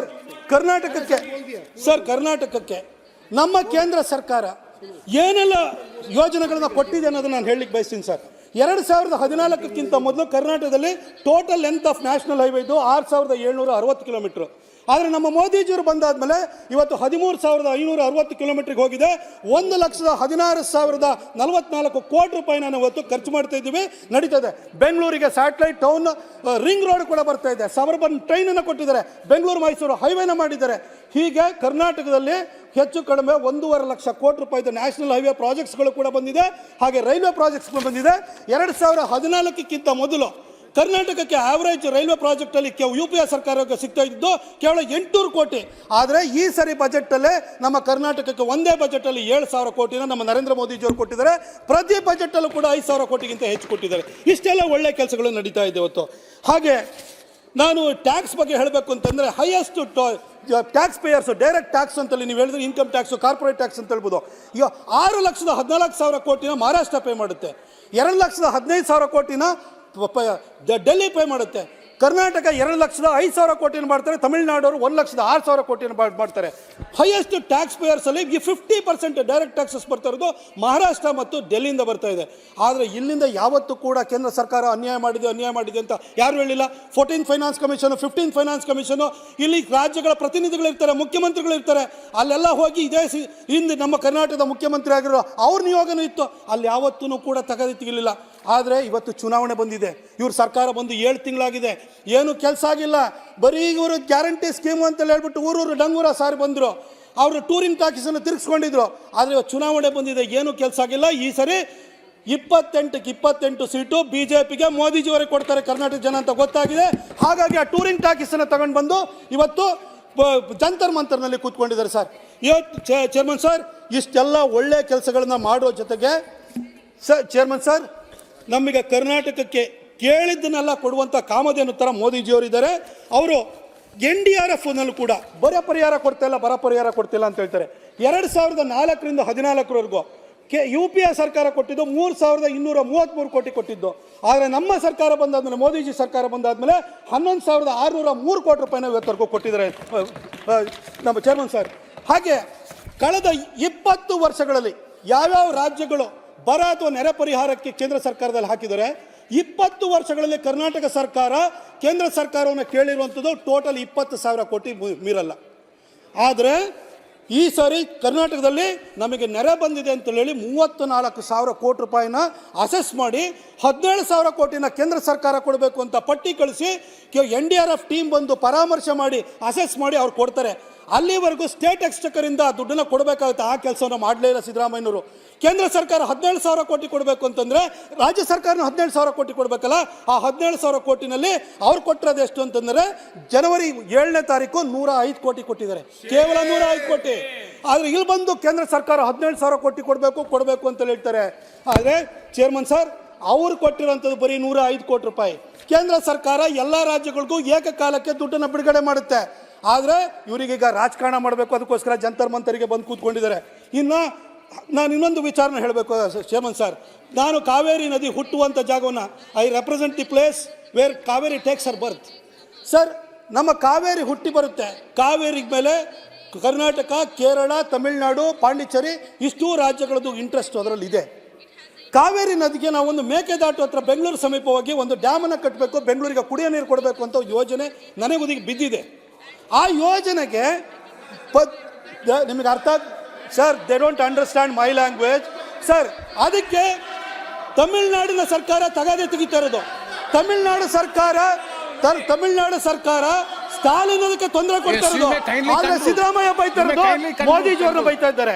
ಮೋದಿಜಿಯವ್ರ ಹತ್ರ ಬೆರಳು ತೋರ್ತಾ ಇದ್ದಾರೆ. ಅದು ತೊಂದರೆ ಮಾಡ್ತಾ ಇರುವಂತದ್ದು ತಮಿಳುನಾಡು ಸರ್ಕಾರ ತೊಂದರೆ ಮಾಡ್ತಾ ಇರುವಂತದ್ದು. ತಮಿಳುನಾಡಿಗೆ ಸ್ಟಾಲಿನ್ಗೆ ಒಂದು ಫೋನ್ ಮಾಡಿ ಸಿದ್ದರಾಮಯ್ಯನವರು ತಗದೆ ತೆಗಿಬೇಡ ಅಂತ ಹೇಳ್ಬೋದು. ಆದ್ರೆ ಆ ಕೆಲಸವನ್ನ ಅವತ್ತು ಸಿದ್ದರಾಮಯ್ಯ ಮಾಡಲ್ಲ. ಆದ್ರೆ ಇಲ್ಲಿ ಬಂದು ಕೂತ್ಕೊಂಡು ನಮಗೆ ಇದನ್ನ ಹೇಳ್ತಾರೆ. ಸರ್ ಸರ್ ಕಡೆ ಲಾಸ್ಟ್ ಪಾಯಿಂಟ್ ಅಪ್ಪರ್ ಭದ್ರಾ ಪ್ರಾಜೆಕ್ಟಿಗೆ ಸರ್ ನಮ್ಮ ಲಾಸ್ಟ್ ಬಜೆಟ್ ಅಲ್ಲಿ 5300 crore ನಾವು ಅನೌನ್ಸ್ ಮಾಡಿದೀವಿ ಸರ್. 5300 crore ಕೊಡ್ತೀವಿ. ಆದರೆ ಸಿಸ್ಟಮ್ ಹೇಗೆ ವರ್ಕ್ ಆಗುತ್ತೆ, ಆ 5300 crore DPR ಮಾಡಿ ಡಿಸೈನ್ ಅನ್ನು ಇಟ್ಬಿಟ್ಟು ಡ್ಯಾಮ್ನ ಹೈಟನ್ನು ಮಾಡೋದಕ್ಕೆ ಬೇಕಾದ ಡಿಸೈನ್ ಕೊಟ್ಟು ಜಲಶಕ್ತಿ ಮಿನಿಸ್ಟ್ರಿಯಿಂದ ಕನ್ಸೆಂಟ್ ತಗೊಂಡು ಟೆಂಡರ್ ಕರೆದಾದ್ಮೇಲೆ ಏಜೆನ್ಸಿ ಫಿಕ್ಸ್ ಆದಮೇಲೆ ದುಡ್ಡು ರಿಲೀಸ್ ಆಗುತ್ತೆ. ಮೊದಲೇ ದುಡ್ಡು ಕೊಡ್ತಾರೆ. ಕಾಂಗ್ರೆಸ್ನವರು ಬಂದಾದ್ಮೇಲೆ ಕಮಿಷನ್ ಪಡ್ಕೊಳ್ಳೋದಕ್ಕೆ ದುಡ್ಡು ಕೊಡಿ ಅಂತ ಕೇಳ್ತಾರೆ. ಆದರೆ ವ್ಯವಸ್ಥೆ ಹೇಗೆ ನಡೀತಾ ಇದೆ ಅನ್ನೋದನ್ನು ಕೂಡ ಕನಿಷ್ಠ ಜ್ಞಾನ ಇಲ್ದಲೆ ಇವತ್ತು ಮಾತಾಡ್ತಾರೆ ಸರ್. ಹಾಗೆ ನಾನು ಇನ್ನೊಂದು ಹೇಳಬೇಕು ಸರ್, ಫ್ರೀಟ್ ಈಕ್ವಲೈಸೇಷನ್ ಸ್ಕೀಮ್ ಅಂತ 1956 ಅಲ್ಲಿ ಬಂತು. ಪೂರ್ವೋತ್ತರ ರಾಜ್ಯಗಳೇನಿದೆ, ಬಿಹಾರ್ ಇರ್ಬೋದು, ಜಾರ್ಖಂಡ್ ಇರ್ಬೋದು, ಅದೇ ರೀತಿಯಲ್ಲಿ ಒರಿಸ್ಸಾ ಇರ್ಬೋದು, ಈ ಭಾಗದಲ್ಲಿ ಮೈನ್ಸ್ ಜಾಸ್ತಿ ಇತ್ತು, ಕೋಲ್ ಇತ್ತು. ಕರ್ನಾಟಕದಲ್ಲಿ ರಾಯಚೂರಿನಲ್ಲಿರುವಂಥ ಒಂದು ಪ್ಲಾಂಟಲ್ಲಿ ಇವತ್ತು ವಿದ್ಯುತ್ ಉತ್ಪಾದನೆ ಆಗಬೇಕು ಅಂದರೆ ಜಾರ್ಖಂಡಿಂದ, ಬಿಹಾರದಿಂದ, ಮಹಾರಾಷ್ಟ್ರದಿಂದ, ಒರಿಸ್ಸಾದಿಂದ ನಮಗೆ ಕೋಲ್ ಬರಬೇಕು. ಇಂಟರ್ಡಿಪೆಂಡೆಂಟ್ ಇದ್ದು.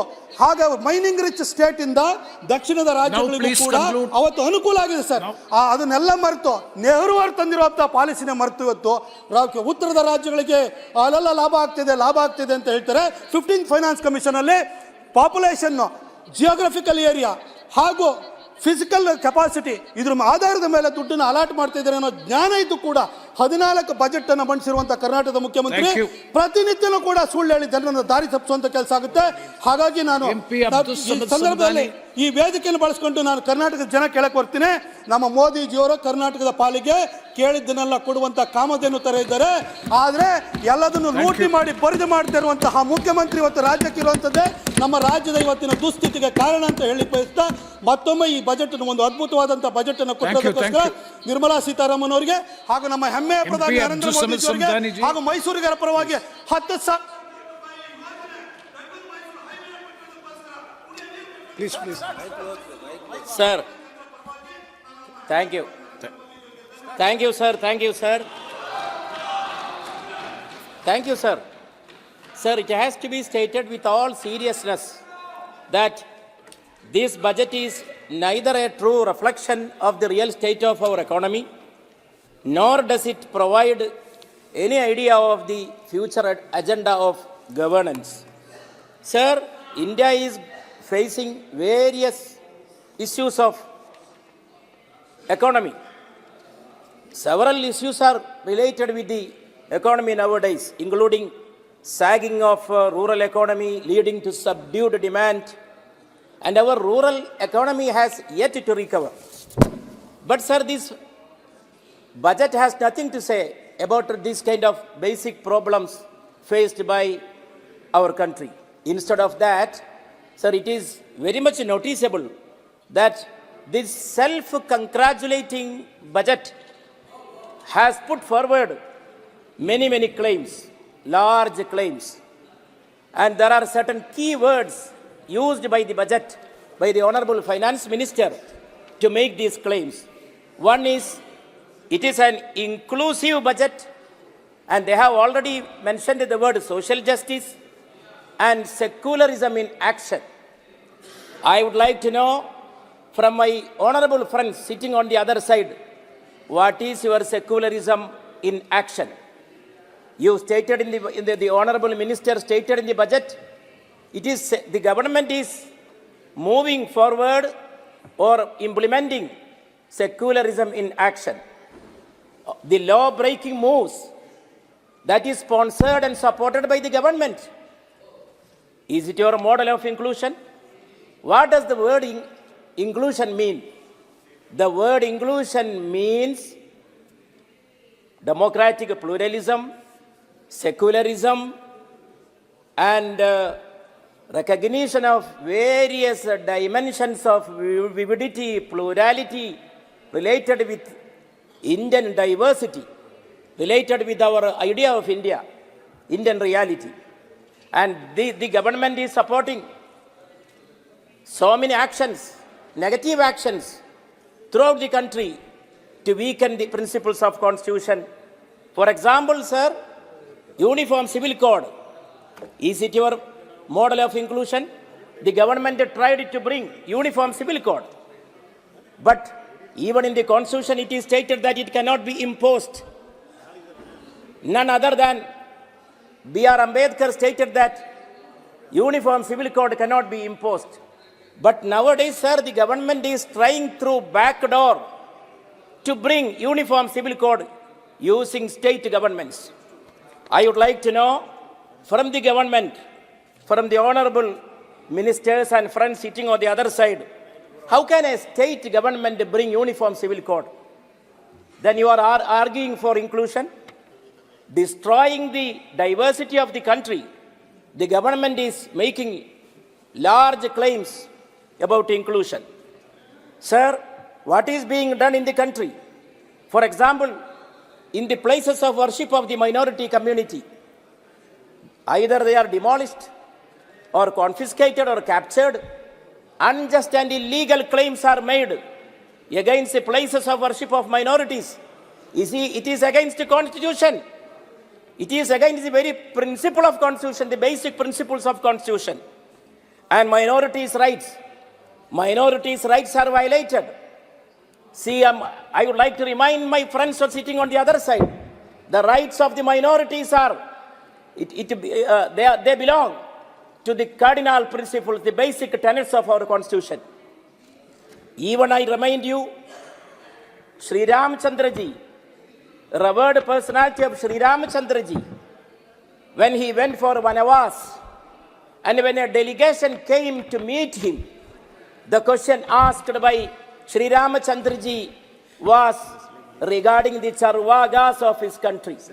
And Charvagas of the minority community, the minorities of that country, the minorities of the land. Even Sri Ramchandra ji was very much anxious. How do they live? What is the condition of the minorities?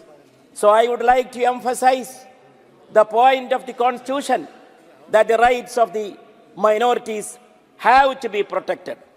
Sir, minority status of educational institutions, it is being challenged, and minority rights are at stake. And not only that, even now the agenda is brought, the agenda of population. Even the agenda of population, the focus of the government is targeted at minorities. So then this kind of policies and programs cannot be the symbols of inclusion. Sir, 2 minutes. Sir, 1 minute, India please. is facing several issues. Even when the budget was presented in 2019, there was certain major announcements. But this time, no word to say about inflation. Threat of inflation is looming large. And the government the Honorable Finance Minister is vocal about making claims about women, youth, farmers, Garib, Mahilayen, now our Annadada.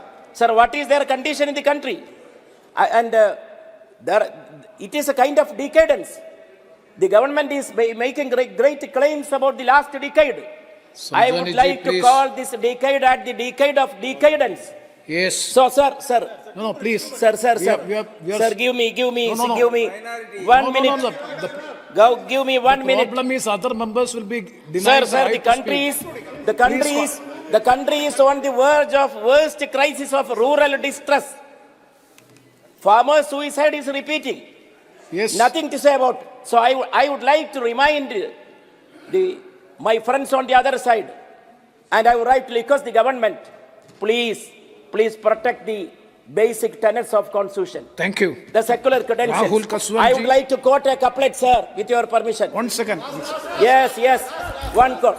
रेशमी लिबास में छुपी हुई थी हमारी मुफलिसी, रेशमी लिबास में छुपी हुई थी हमारी मुफलिसी, एक आवार हवा ने हमको नंगा कर दिया. Every budget is exposing this government. This is the condition.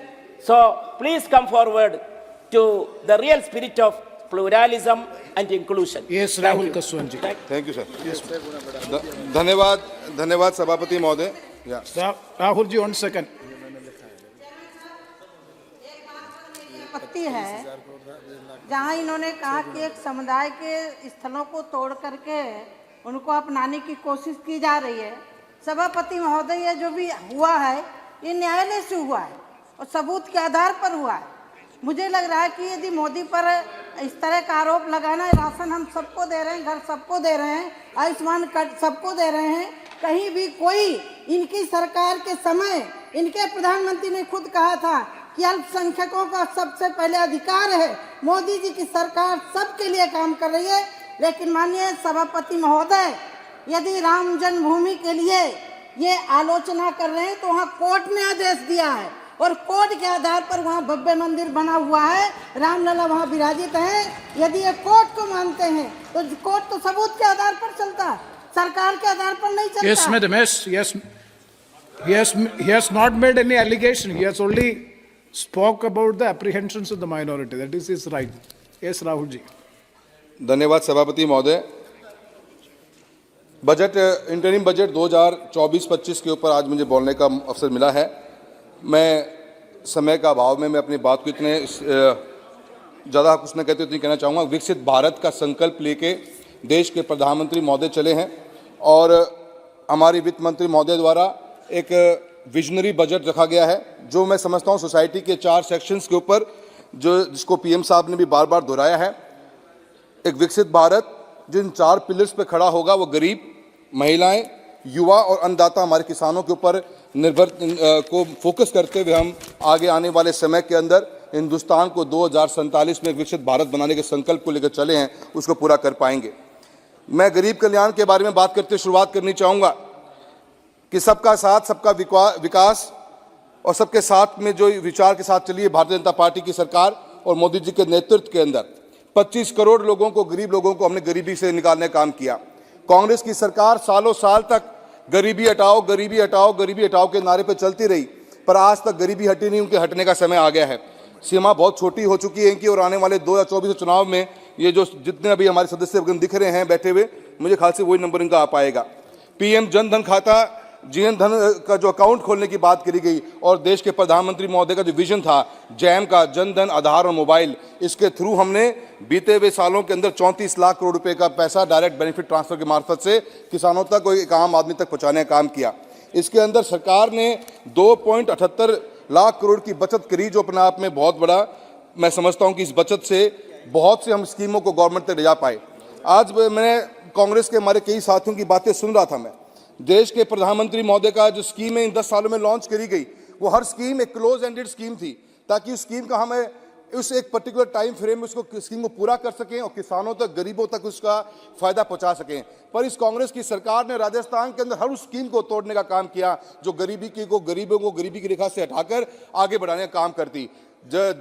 हमारा जैम जल जीवन मिशन की जो योजना निकली, जल जीवन मिशन की योजना 2024 तक हमें 90% घरों में पीने का पानी पहुंचाने का काम था. पूरे हिंदुस्तान में ये प्रोग्राम बहुत तेजी से चला, पर राजस्थान की एक वो सरकार रही कांग्रेस की जिसने बीते हुए इन 4.5 सालों के अंदर मात्र 32% का काम किया. मेरी लोकसभा क्षेत्र के अंदर 3,08,000 घरों में पीने का पानी पहुंचाने का काम था. सभापति महोदय, इन बीते हुए 4 साल के अंदर एक कॉन्स्टिट्यूंसी के अंदर हमारी तारानगर लगती है, जहां तारानगर, चूरू और सदाशर के कुछ गांवों में पीने का पानी मिलना था. 850 करोड़ रुपए की योजना आज तक चालू नहीं करी गई. दीनदयाल उपाध्याय ग्रामीण ज्योति योजना, देश के प्रधानमंत्री मोदी जी सपना था कि 2022 तक आखिरी व्यक्ति तक जो ढाणी में बैठा हुआ है उसको हम रोशनी देने का काम करेंगे. इसी सरकार ने बीते हुए इन 5 साल के अंदर राजस्थान एक ऐसा मात्र प्रदेश रहा पूरे हिंदुस्तान के अंदर जिसके पास ढाणियों में बैठे व्यक्ति को रोशनी देने का कोई प्रोग्राम नहीं उसके पास में. दीनदयाल उपाध्याय के अंदर पहले चरण में जब 2014 से 19 के अंदर हमने करीब 18,000 ढाणियों में लाइट देने का काम किया. आज मेरी ही लोकसभा के अंदर 52,000 ऐसे घर हैं जिनको रोशनी की जरूरत है. पर सत्ता परिवर्तन हो चुका है, सरकार जा चुकी है और भारतीय जनता पार्टी की मजबूत सरकार भजनलाल जी के नेतृत्व में चल रही है और हम उम्मीद करते हैं कि आने वाले समय के अंदर हमें इसका फायदा मिलेगा. एक बहुत शानदार स्कीम है. मैं ये बात इसलिए बता रहा हूं कि गरीबी कैसे खत्म हो, गरीब कैसे आगे बढ़े, योजनाओं के मार्फत से बढ़ते पर सरकार कांग्रेस की किस तरह एक एक योजनाओं तोड़ने का काम किया है। आरडीएसएस स्कीम में निकली 2.5 से 3 लाख करोड़ रुपए का ये प्रोग्राम था पूरे हिंदुस्तान में, रिवाइज डिस्ट्रीब्यूशन सेक्टर स्कीम थी जो हमारे ट्रांसमिट सर प्लीज एक फर्स्ट पेज है sir. No, just already 4 minutes over, just 1 minute. 3 minutes, please sir, don't see that sir. मेरा ये कहना है कि आरडीएसएस स्कीम निकली, उस स्कीम को भी तोड़ने का काम किया गया। आज किसानों की बात करूंगा, हमारे मंत्री महोदय बैठे हैं कैलाश जी, ऐतिहासिक स्कीमें निकाली गई हैं, पीएम किसान सम्मान निधि के बारे में सबने बात करी, प्रधानमंत्री फसल बीमा योजना, मेरी ही लोकसभा क्षेत्र की बेहतरीन योजना के हमने काम किया इसके अंदर। बीते हुए इन 6 सालों के अंदर सर बताते खुशी होती है कि 7200 करोड़ रुपए का क्लेम डिसबर्समेंट हुआ है चुरू लोकसभा क्षेत्र के अंदर, जो अपने आप में हिस्टोरिकल है। और ऐसे ही नहीं, इस कांग्रेस की सरकार ने 2021 के फैसले को, जो भारत सरकार ने कांग्रेस सरकार को कहा कि स्टैक की कमेटी दोबारा बुलाई जाए, आज तक कमेटी बुलाई नहीं की। चुनाव के समय पे कमेटी बुला ली गई, जिसका कोई रिजल्ट निकला नहीं, और किसान के को 750 करोड़ का क्लेम मिलना था, जहां 250 करोड़ में सेलेक्ट कर रह गया। मैं आपको एक सजेशन और भी देना चाहता हूं, मंत्री जी बैठे हुए हैं, 2023 के अंदर जो भी पॉलिसी बनी है रवि की, sir please sir 1 minute sir, I haven't even touched the subject, sir. This is the time sufficient to conclude. No, I was being given 10 minutes of time. No, 5 minutes. This is the direction. But I was spoken for 2 minutes also. No, you have already completed 5 minutes. Sir मैं मंत्री जी बैठे में 2023 की policy जो reject हो रही है, insurance companies कर रही है, उस मुद्दे को आप एक बार जरूर देखेंगे। मैं सरकार के बहुत सी चीजों पर फोकस मेरा था, पर लास्ट लाइन सर प्लीज। एक sir this is not fair sir, जो डेवलपमेंट के इश्यूज हैं हमारी कॉन्स्टिट्यूंसी के अंदर, पूरे देश भर में 11 लाख करोड़ रुपए का जो प्रावधान रखा गया है, रेलवे सेक्टर के अंदर बहुत अच्छे काम हुए हैं। मैं सरकार के मंत्री महोदय को धन्यवाद देता हूं कि मेरी लोकसभा क्षेत्र में अधिकतर काम इलेक्ट्रीफाइड हुए हैं, पर एक बहुत ही महत्वपूर्ण लाइन है जो हमारी सरदार शहर से हनुमानगढ़ और राजगढ़ तारनगर सरदार शहर के को एक नई लाइन जोड़ने का काम किया जाए। सीकर नौखा का बहुत दिनों से demand, sir please 1 minute more, please sir 1 minute, इसको काम को जोड़ा जाए, बहुत से लोगों की इसकी डिमांड रही है। तो मैं आपका इन शब्दों में धन्यवाद दूं, पर I support this the interim budget provided by the minister. I was supposed to speak too much sir. Thank you very much. Thank you. See, there are so many members remaining. Once again, on behalf of the chair, I would like to appeal to all the honorable members once again. There are so many members who have not even made their maiden speech in this building. This is the last session. So let all the members get an opportunity to have a speech in this house. So better, otherwise most of the members will be denying the chance to speak. Kindly cooperate with the chair. Time is very short. Asnin Masoodi ji, Jammu Kashmir budget is also there. You please. बहुत शुक्रिया जनाब। 7 minutes please. 7 minutes. एक गुजारिश में करूंगा जनाब। 7 minutes. बात है, एक तो जम्मू कश्मीर से मैं that's why 7 minutes. You please. तो दूसरी बात है जम्मू कश्मीर का बजट है, तो जनाब मेरे लिए तो दो एक यूनियन बजट भी और जम्मू कश्मीर का बजट भी डील करें, तो मुझे थोड़ा सा रिलैक्सेशन दीजिए। तो जनाब पहले जो पॉजिटिव पहलू इंटरिम बजट का, जनाब मुझे एहसास है कि ये इंटरिम बजट है, उससे कोई तवक़ात हमें नहीं थी कि कोई वेलफेयर बड़ी अनाउंस होगी, वेलफेयर स्कीम होगी या कोई पॉपुलर मेजर होगा, लेकिन पहले इसके जो बेहतर पहलू हैं मैं उनका जिक्र करूँगा। जनाब जहाँ तक जो सर्विकल कैंसर वैक्सीनेशन का जो 9 से 14 साल की बच्चों के लिए है, तो जनाब वो बड़ा सराहना कदम है। जनाब रूफटॉप सोलराइजेशन भी बड़ा सराहना कदम है, क्योंकि जो आगे हमें क्लाइमेट चेंज के हवाले से जो हमारे वो कमिटमेंट्स हैं इंटरनेशनल लेवल पर, उसके हवाले से ये बड़ा ही इम्पॉर्टेंट कदम है। तो जनाब आवास योजना अगरचे इम्पॉर्टेंट है, लेकिन हम लक्ष्य कभी प्राप्त नहीं कर पाते हैं और ये सिर्फ घोषणाएँ रहती हैं। तो जनाब हमें भी टैक्स रिफॉर्म, हमें तवक़ात क्या थी, जो सोशल सेक्टर है जिसमें उसमें और इंस्ट्रूमेंट की, लेकिन है ही नहीं, कोई प्रोविजन नहीं है। जनाब एम्प्लॉयमेंट जनरेशन पर कोई जोर नहीं है। जब FDI में सरप्राइजिंगली जनाब 2022 के मुकाबले में 2024 में 10% का 10% कम रहा। तो क्या वजूहत थी, मुझे उम्मीद है कि फाइनेंस मिनिस्टर जब जवाब देंगे तो उसका जिक्र करेंगे। दूसरी बात यह है कि जनाब इन्वेस्टमेंट कमी आ गई, महंगाई और रोज़गारी के बारे में कोई प्रोविजन नहीं है, कुछ कहा नहीं गया है कैसे काम हो जाएगी। तो ये जो चैलेंजेस थे उन चैलेंजेस का जिक्र नहीं किया गया। और जनाब कैपेक्स का जो बार बार ऐलान किया जाता है कि 10 लाख करोड़ 7 लाख करोड़, लेकिन एक्चुअली वो रिलीज़ कितना होता है, कि उपलब्धियाँ जो उसकी है, जो हसूलियाँ वो हमें नज़र क्यों नहीं आती है, वो विजिबल क्यों नहीं है। जब इन सारे जो मामलात है, इन मामलात पर हम तवक्को करेंगे जब फाइनेंस में से जवाब देंगी तो। लेकिन अब जम्मू कश्मीर की बात, जब जम्मू कश्मीर में जो जम्मू कश्मीर के लिए बजट आया है तो 1,18,728 करोड़ रुपए का। लेकिन जनाब जो थ्रस्ट एरियाज हैं वो आइडेंटिफाई किए गए हैं।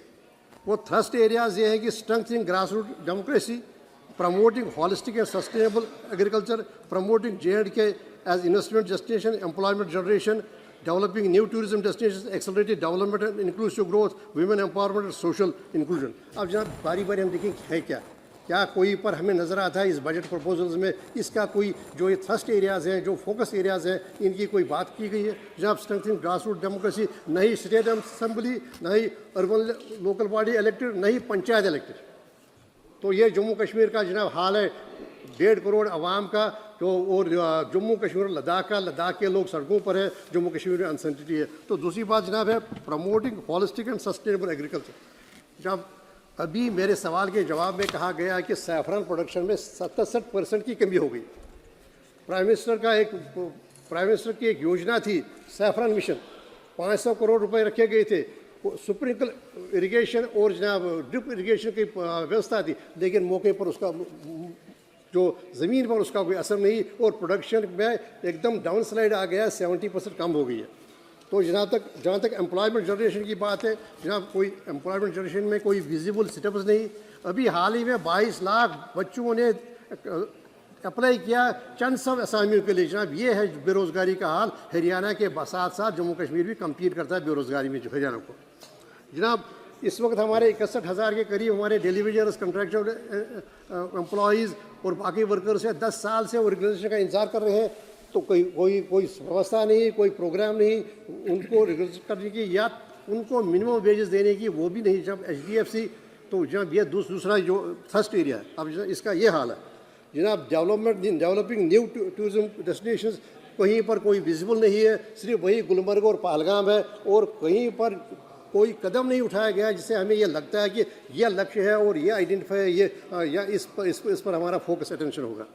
जनाब जहाँ तक एक्सलेरेटेड डेवलपमेंट एंड इंक्लूसिव ग्रोथ की बात, तो वहाँ कहीं पर है ही नहीं। हर जगह जनाब एक गवर्नेंस डेफिसिट है। हमें हवाला किया गया एक ब्यूरोक्रेसी के हवाले जो एक फेसलेस ब्यूरोक्रेसी है, अकाउंटेबल नहीं है और नहीं रिप्रेजेंटेटिव है। तो ये वहाँ का हाल है जो लक्ष्य लगाए गए। अब जनाब जो वुमेन एम्पावरमेंट है वही उसका भी यही हाल है। तो जनाब अब देखिए एम्पावरमेंट आती है एजुकेशन से। हमारा जो यूनिवर्सिटीज़ हैं, हमारे जो कॉलेजेस हैं, हमारे जो स्कूल हैं, वो बगैर किसी स्टाफ के हैं। साउथ कैंपस में जनाब सिर्फ 6 सब्जेक्ट्स पढ़ाए जाते हैं, कैंपस नाम है यूनिवर्सिटी का, और सिर्फ 16 टीचर हैं। तो यही हाल तकरीबन हर एक कैंपस का है, हर एक कॉलेज का है। बड़ा डिफिसिट है। तो जनाब सोशल इंक्लूजन में जनाब जो इंक्लूजन में जो होने चाहिए थे इम्परेटिव, जो लक्ष्य होने थे, जो रोड मैप होना चाहिए था, वो कहीं पर विजिबल नहीं है।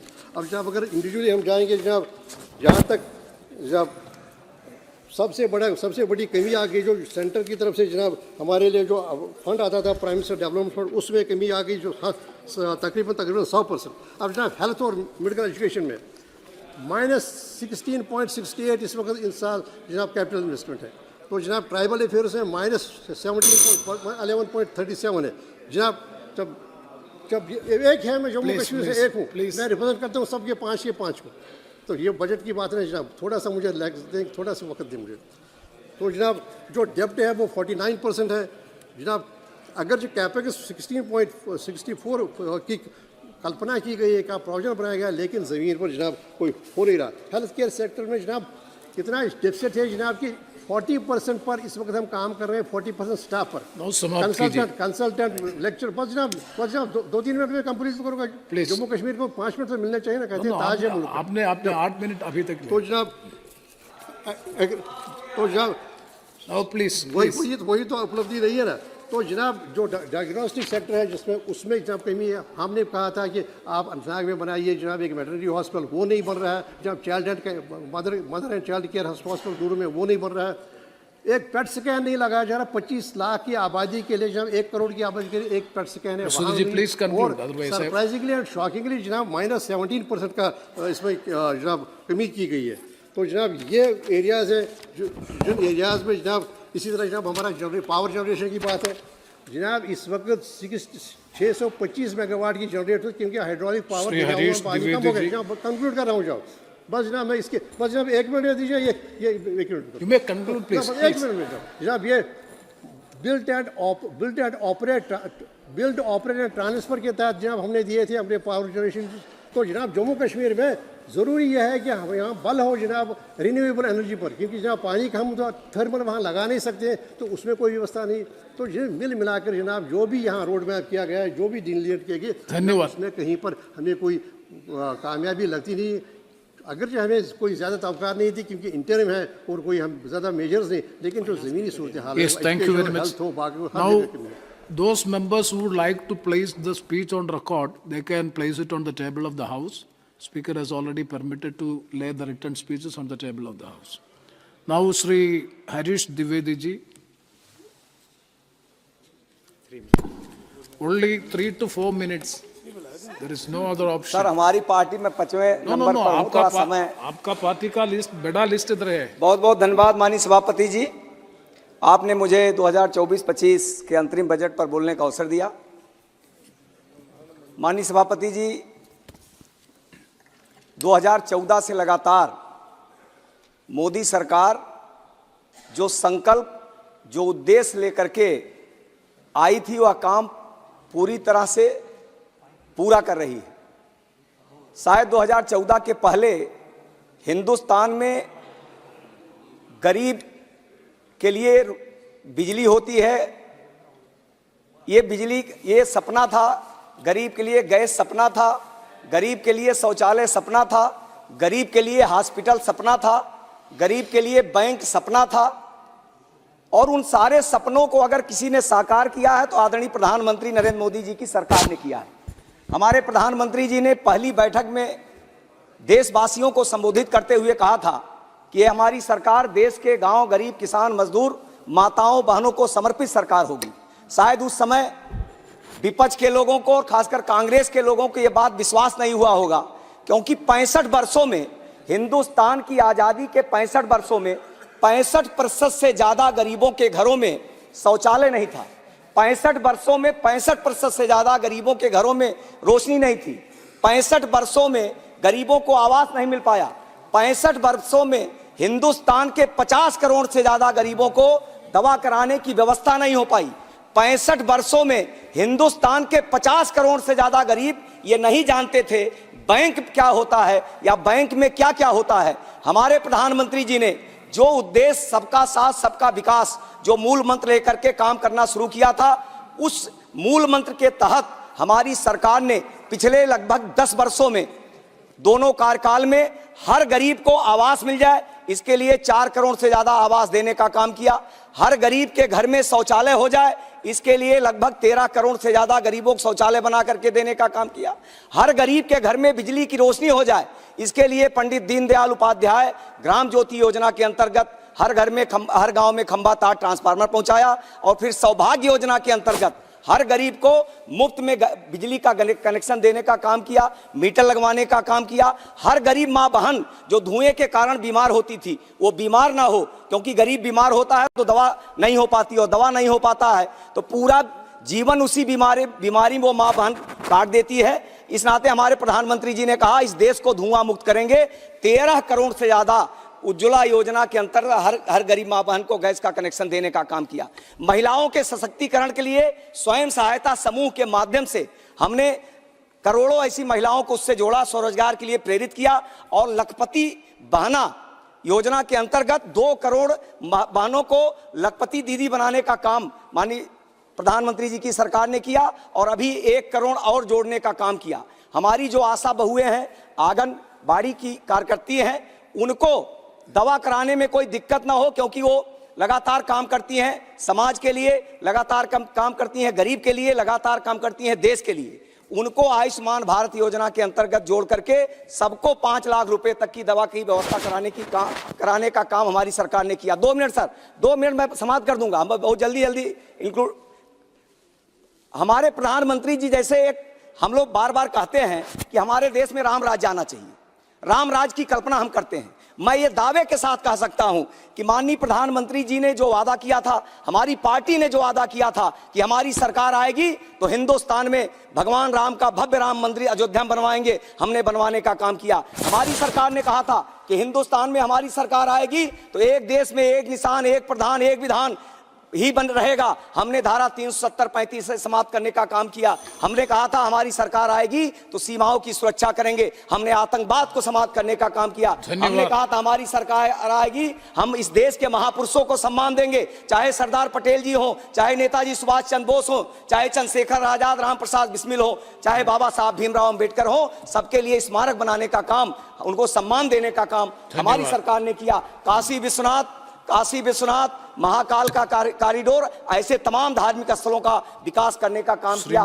और अब तो बस एक मिनट सर, अब तो हमारी सरकार, माननीय प्रधानमंत्री जी और हमारी सरकार मथुरा के विकास के लिए भी आगे बढ़ रही है। मैं अपने आप को गौरवान्वित महसूस करता हूं, मुझे गर्व होता है क्योंकि मैं जिस जिले का रहने वाला हूं, बस्ती जिला एक ऐसा जिला है जहां पर भगवान राम के जन्म के लिए राजा दशरथ ने पुत्रेष्ठ यज्ञ मखौड़ा धाम में की थी। एक मिनट मखौड़ा धाम में की थी और आज वहां पर भव्य राम मंदिर बनकर Congress on interim budget 2024-25 since 2014 we are listening of one mantra of this Modi government, sabka saath sabka vikas. I want to ask from the honorable finance minister, whose vikas are you talking about? Is it the 1%, the richest of the country who control the 40% of the country's wealth, or the 2,623 willful defaulter who have not paid their outstanding amount of rupees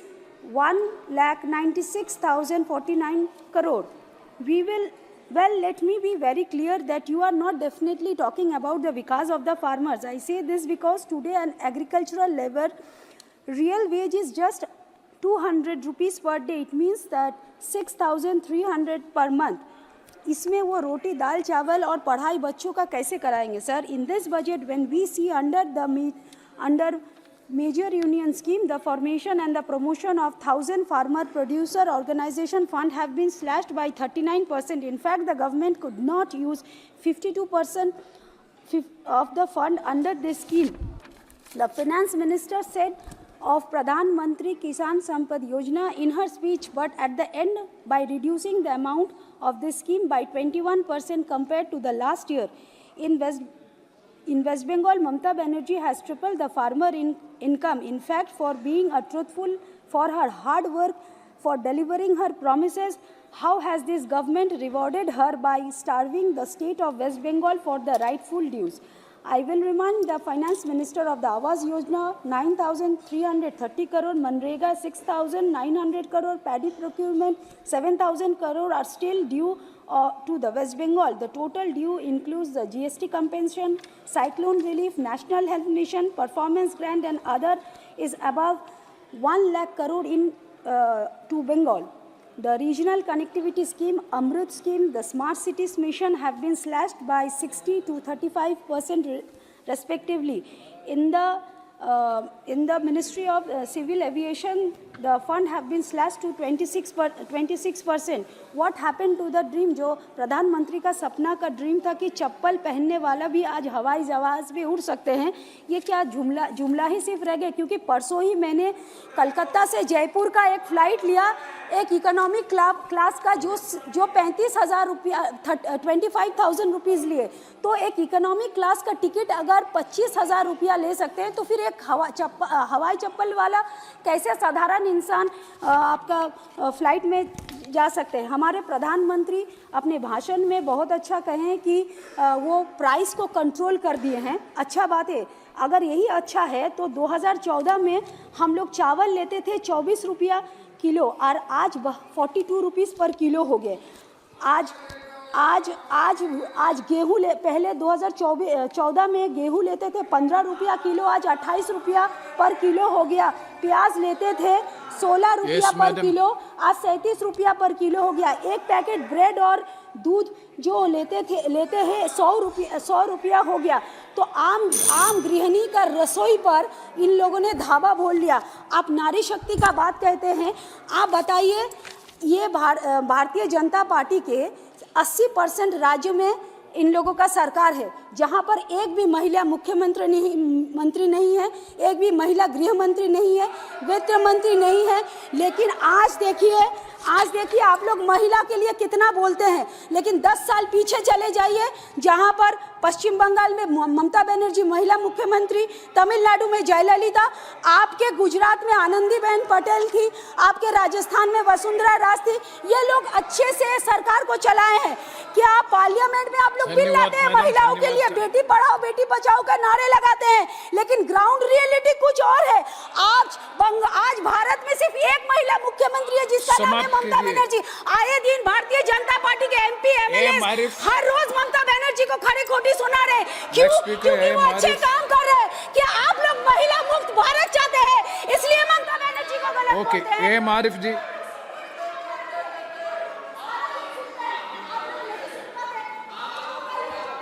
महिला मुक्त भारत ये कभी नहीं साकार होगा। Arif. Thank you, Speaker, sir. I wish to express the views on behalf of the CPIM on the interim budget. Sir, before going to the details of the budget, I would like to ask a few pertinent questions about the claims made every now and then by the Honorable Finance Minister on India's economy. Sir, on such claims is that India will become the third largest economy in the world soon. And the second one is that our economic growth will be 7.5% of 2023 and 24, surpassing the expectations. Sir, my question is that the government, why not this vibrant growth is getting reflected in the lives of common people of the country? As our other speakers have pointed out that the common people of this country are made to suffer by this government by increase in the price of cooking gas as well as the essential commodities. Sir, what was the price subsidized domestic LPG cylinder in 2014 when the BJP government came to power, and what is the situation now? It was 414 rupees per cylinder in 2014. Now it's rupees 1,000. Sir, similar in the story with the petroleum products as well. I'm not going in more details. They offered that they will reduce the petrol price into half of it, but it is highest in the world. Sir, what about the MGNREG?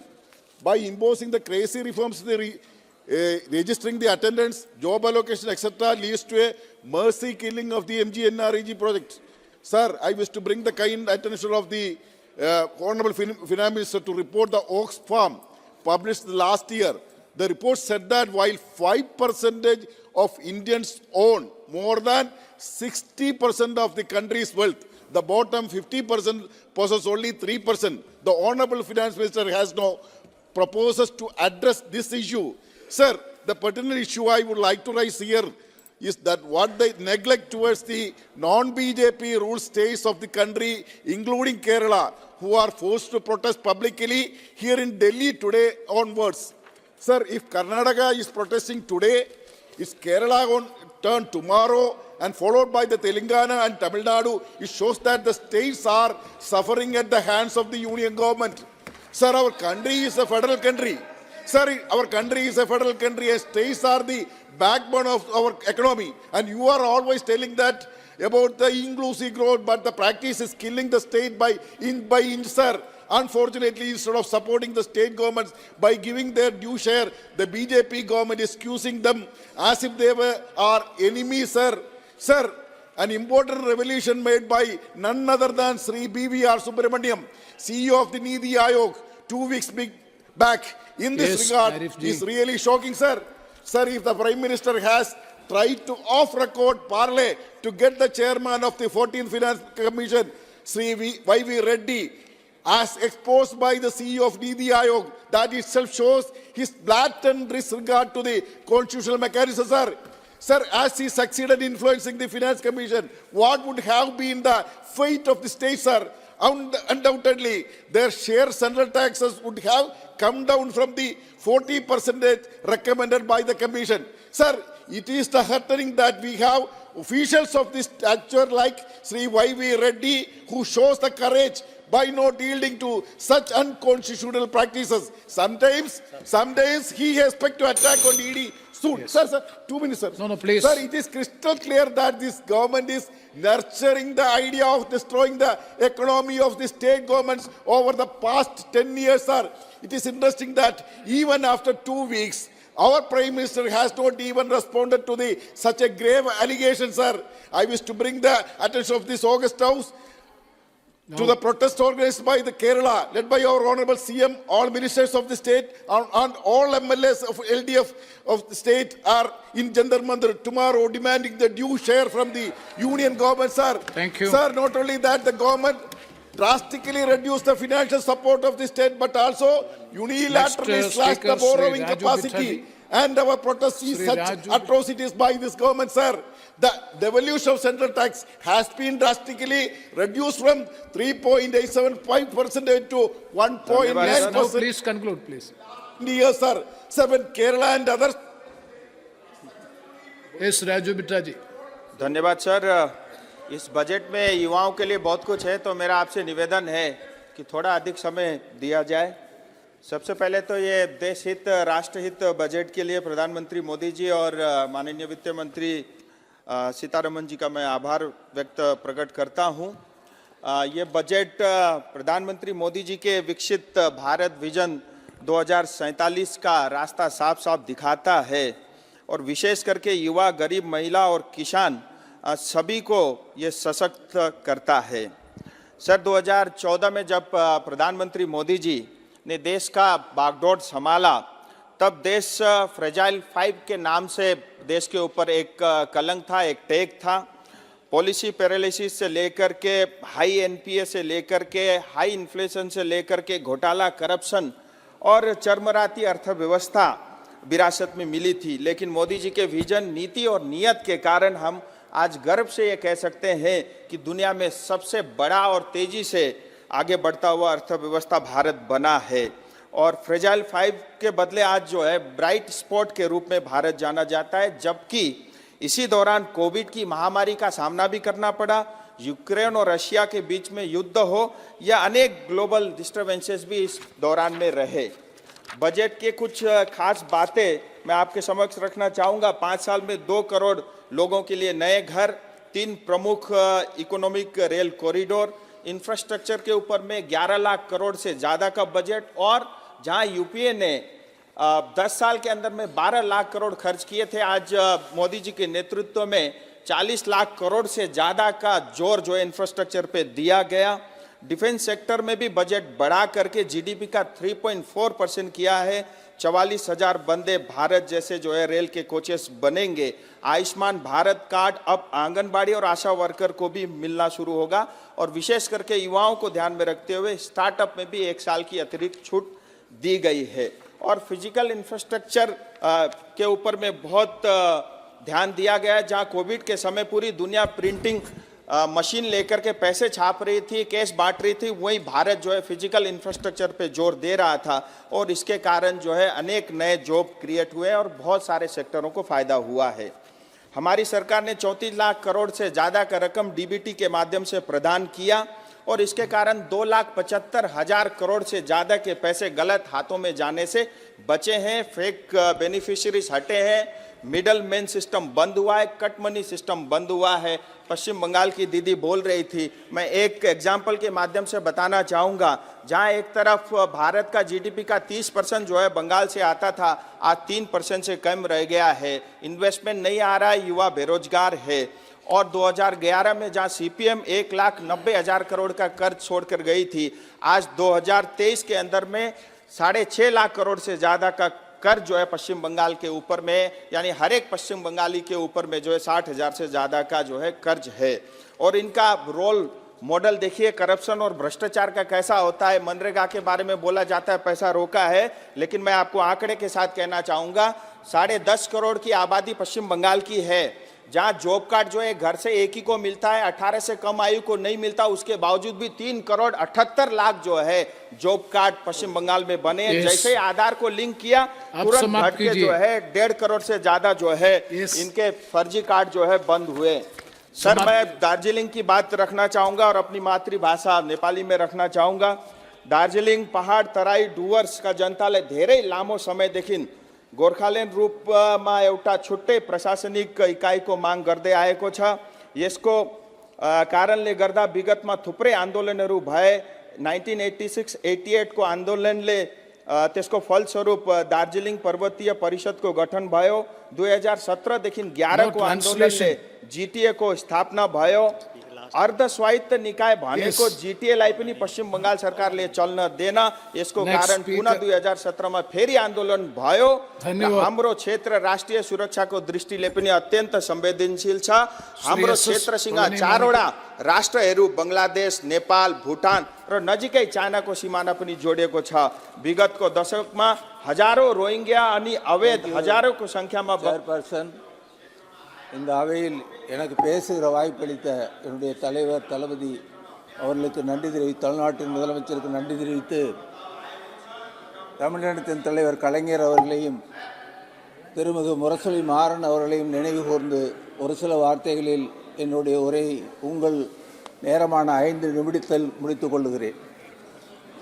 ஆண்டுதோறும் பருவகாலந்தோறும் விவசாய உற்பத்தி பொருட்களுக்கு குறைந்தபட்ச ஆதார விலை தருவதாகவும் அதன் மூலம் விவசாயிகள் புனர்வாழ்வு பெற்றிருப்பதாகவும் தம்முடைய நிதியமைச்சர் குறிப்பிட்டார்கள். ஆனால் இதுவரை கட்டுப்படியாகிற விலை ஆண்டுதோறும் நெல்லுக்காக இருந்தாலும், கரும்பு, வாழை, தேங்காய் போன்ற பயிர்களுக்காக இருந்தாலும் இதுவரை விவசாயிகளுக்கான கட்டுப்படியாகிற விலை கிடைக்கவில்லை. சென்ற ஆண்டு நெல் விவசாயம் தொடங்கியதற்கு பிறகு 3 மடங்கு பொட்டாசியம் விலை ஏறிவிட்டது. ஆனால் அதற்கேற்ற வகையில் அந்த விலைவாசி கொள்முதல் விலையை அரசாங்கம் நிர்ணயிக்கவில்லை. அதை போலவே நான் பார்ட் 1 மட்டும் பேசிவிட்டு 2 தொடப்போவதில்லை. அதை போலவே பயிர் காப்பீட்டு திட்டத்திற்காக விவசாயிகள் பெரும் பயனடைகிறார்கள் என்று சொன்னார்கள். ஆனால் பயிர் காப்பீட்டு முறையில் இப்போது உள்ள முறையில் பெரும்பாலான விவசாயிகளுக்கு பயிர் காப்பீடு கிடைப்பதில்லை, இழப்பீடு. இப்போது இருக்கிற முறையை மாற்றி அவர்கள் செய்கிற சர்வேயில் சர்வே நம்பர் 1 - 5 வரை அல்லது 10 என்கிற பிளாக் லெவலில் எடுத்துக்கொண்டால் மட்டும்தான் பாதிக்கப்பட்ட எல்லா விவசாயிகளும் பலனடைவார்கள் என்பதை இந்த நேரத்தில் உங்களுக்கு தெரிவித்துக் கொள்ள விரும்புகிறேன். அதை போலவே பிரதமர் உழவர் உதவி திட்டம் இன்றைக்கு 52 லட்சம் பேருக்கு கிடைத்திருப்பதாக சொல்லியிருக்கிறீர்கள். உண்மைதான். ஆனால் 5 ஆண்டுகளுக்கு முன்னால் 2000 ரூபாய் கொடுத்தது இன்றைக்கு இருக்கக்கூடிய விலைவாசி உயர்வில் 12,000 ரூபாய் ஆண்டுதோறும் 6 மாதத்திற்கு 2,000 ரூபாய் வீதம். அது எப்படி விவசாய ஏழை தொழிலாளிகளுக்கு கட்டுப்படியாகும் என்பதை நினைவு கூர்ந்து அதில் அதிக தொகையை உயர்த்தி தர வேண்டும் என்று கேட்டுக்கொள்கிறேன். அதை போலவே கடல் வளத்தில் மீனவர்கள் புதிய முயற்சிகளை மேற்கொள்வதற்காக அரசாங்கம் புதிய திட்டங்களை வழங்கியிருப்பதாக சொல்லுகிறார்கள். உண்மைதான். ஆனால் தென்கோடியில் இருக்கிற தமிழகத்தில் இருக்கிற மீனவர்கள் வாரம் தவறாமல் இலங்கை இராணுவத்தால் சுட்டுக் கொல்லப்படுகிறார்களே, அதற்கு ஒரு நிரந்தர தீர்வு காணக்கூடாதா என்று நீதித்துறை அமைச்சரையும் இராணுவ அமைச்சரையும் கேட்டுக்கொள்கிறேன். பிரதம மந்திரியுடைய வீடு கட்டும் திட்டத்தின் கீழ் இன்றைக்கு ஏறத்தாழ 5 லட்சம் வீடுகளை கட்டி முடிப்பதற்கான திட்டம் பிரதமருடைய அறிவிப்பில் இருக்கிறது. சபாநாயகர் இருக்கையில் அமர்ந்திருக்கிற அருமை சகோதரர் பிரேமச்சந்திரன் கூட அடிக்கடி இந்த திட்டங்கள் நாட்டில் 50% மேல் 5 ஆண்டுகளாக நிறைவு பெறாத திட்டமாக இருக்கிறது. மத்திய அரசாங்கம் கொடுக்கிற தொகையும் மாநில அரசாங்கம் கொடுக்கிற தொகையும் இரண்டையும் இணைத்தால் கூட இன்றைக்கு சிமெண்ட் விலை, கம்பியின் விலை, கூலி தொழிலாளர்களின் விலை, கூலி ஆகியவற்றை ஒப்பிட்டு பார்த்தால் இன்னும் 1 மடங்கு அவர்களுக்கு மத்திய அரசாங்கம் அவர்களுக்கு தருகக்கூடிய பணத்தை உயர்த்தி தந்தால்தான் முழுமையாக பிரதம மந்திரி வீடு கட்டும் திட்டம் நிறைவுறும் என்பதை இந்த நேரத்தில் தெரிவித்துக் கொள்ள விரும்புகிறேன். மாணவர்களுக்கான கல்வி கடன் இன்றைக்கு இந்தியாவில் இருக்கக்கூடிய மாணவர்கள் பெரும்பாலானவர்கள் உயர்கல்வி பெறுவதற்கு பெரிதும் உதவிகரமாக இருக்கிறது. ஆனால் அவர்களை கடனை வசூலிப்பதை ஒரு கந்துவட்டிக்காரனை போல் அந்த குடும்பம் நடத்தப்படுகிறது.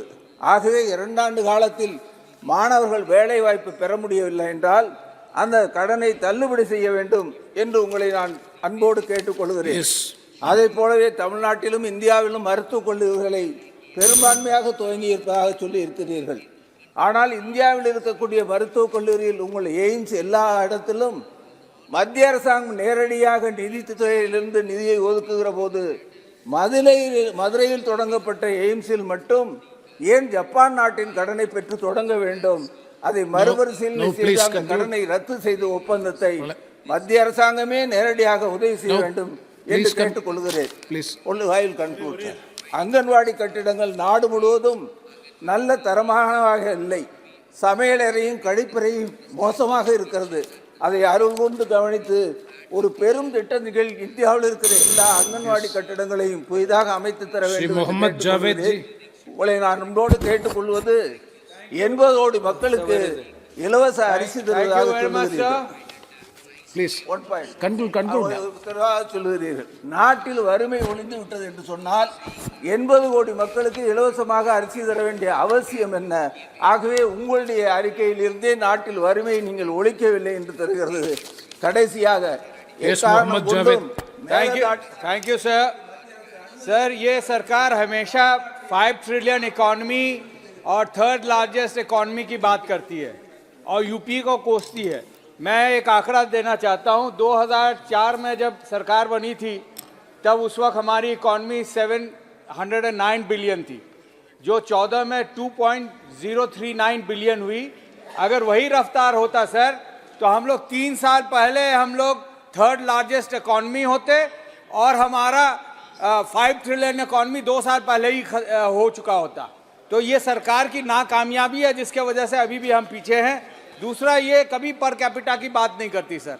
हमारा पर कैपिटा इनकम जो है बांग्लादेश और भूटान से नीचे है।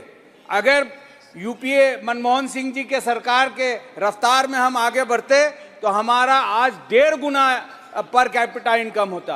और सबसे अफसोस की बात यह है कि बिहार का पर कैपिटा इनकम 33 स्टेट्स और यूनियन टेरिटरीज है और 33rd पोजीशन मतलब लास्ट पोजीशन में है और वो 60,000 रुपया भी नहीं है। National per capita income is almost 2 lakh rupees और उसका 1/3 भी नहीं है। अफसोस की बात है सर उस स्टेट का जहां पे 14 करोड़ की आबादी है और ये सरकार कहती है सबका साथ सबका विकास। सबसे बड़ा अगर झूठ है पूरे दुनिया में वो है सबका साथ सबका विकास। ये बिहार के खिलाफ और माइनॉरिटी को टारगेट करती है। ये सिर्फ एंटी फार्मर गवर्नमेंट नहीं है, ये एंटी यूथ है, एंटी महिला है और प्रो रिच है। ये हम लोगों ने देखा है।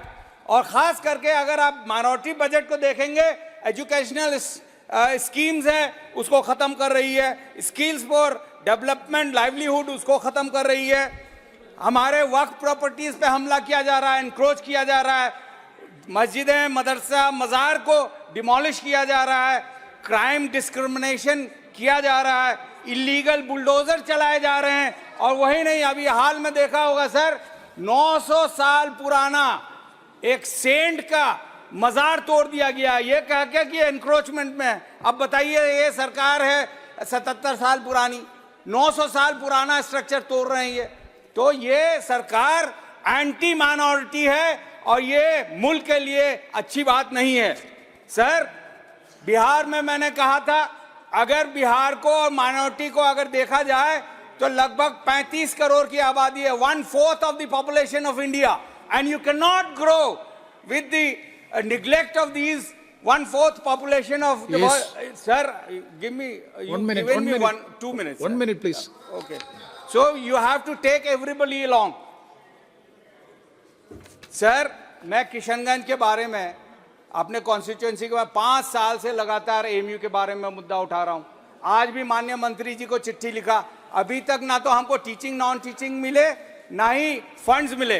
महानंदा बेसिन जिसके वजह से हजारों लोगों को इफेक्ट होता है हर साल, उसमें मेरी मांग है कि जो कोसी और मेची को लिंक किया जा रहा है इसको रोकना चाहिए। दूसरी बात यह है कि ये बोल्डर पिचिंग या कंक्रीट वॉल बनाना चाहिए और हर साल ड्रेजिंग करना चाहिए ताकि फ्लड से हमारा नुकसान ना हो।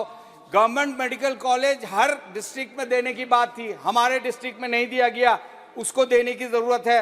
सुरजापुरी जो सबसे पिछड़ी कम्युनिटी है उसको ओबीसी लिस्ट में आना चाहिए। सर 1/2 मिनट सर, किशनगंज और सीमांचल में जलालगढ़ रेलवे को चालू करना चाहिए और श्री किशनगंज सौमित्र खान। एरिया सीमांचल में सबसे कम अपॉर्चुनिटीज हैं जॉब की, धन्यवाद सर। उसके लिए ध्यान देनी चाहिए। बहुत बहुत शुक्रिया। धन्यवाद सर। धन्यवाद धन्यवाद। हाँ, ये बजट इतने अच्छे बजट है, बजट को देखने के बाद और ये 10 साल का काम देखने के बाद हर सांसद को बोलना पड़ेगा जो हमारा एरिया में कुछ हुआ है कि क्योंकि हमारा फिनांस मिनिस्टर जितने सारे अप्लाई हुआ था, मेरे एक गांव में, मेरे एक अंचल में बैंक के लिए बोला था 65 इयर्स, ये सीपीएम वालों कांग्रेस वालों कोई नहीं कर पाया, लेकिन आज सैंक्शन हुआ है। मेरे वहां पे हर जगह में काम हुआ है, हर दिन काम होता है। आपका जैसे स्पीड डेवलपमेंट होता है, स्ट्रॉन्ग कंट्री के लिए मुद्दे को जैसे यूपीआई आज हर कंट्री में चल रहा है, 50 कंट्री में चलेगा। आज सबका साथ सबका विकास हो रहा है, मेक इन इंडिया हम लोग बोल रहे हैं, हर जगह में काम हो रहा है। लेकिन विरोधी पक्ष को एक ही काम है, घोटाला। और आज कोई भी 10 साल हो गया, एक भी घोटाला सामने नहीं आया।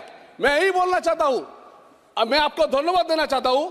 मेरा एरिया में कम से कम इतने सारे काम हुआ, 233 करोड़ आपका विष्णुपुर जयरामबाड़ी रेलपथ का शुरू किया है।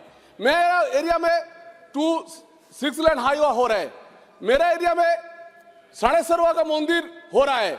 हर जगह में काम होता है। आज से विरोधी पक्ष का एक ही काम है, काम नहीं हो रहा है। हाँ जी, मैं पश्चिम बंगाल से आता हूं, हर दिन रास्ते में बैठते हैं क्योंकि पश्चिम बंगाल सरकार इतना घोटाला करता है, इतना घोटाला करते हैं, सिर्फ चोर चोर चोर पब्लिक ने बोलते हैं, तृणमूल कांग्रेस वाले को, तृणमूल सरकार को।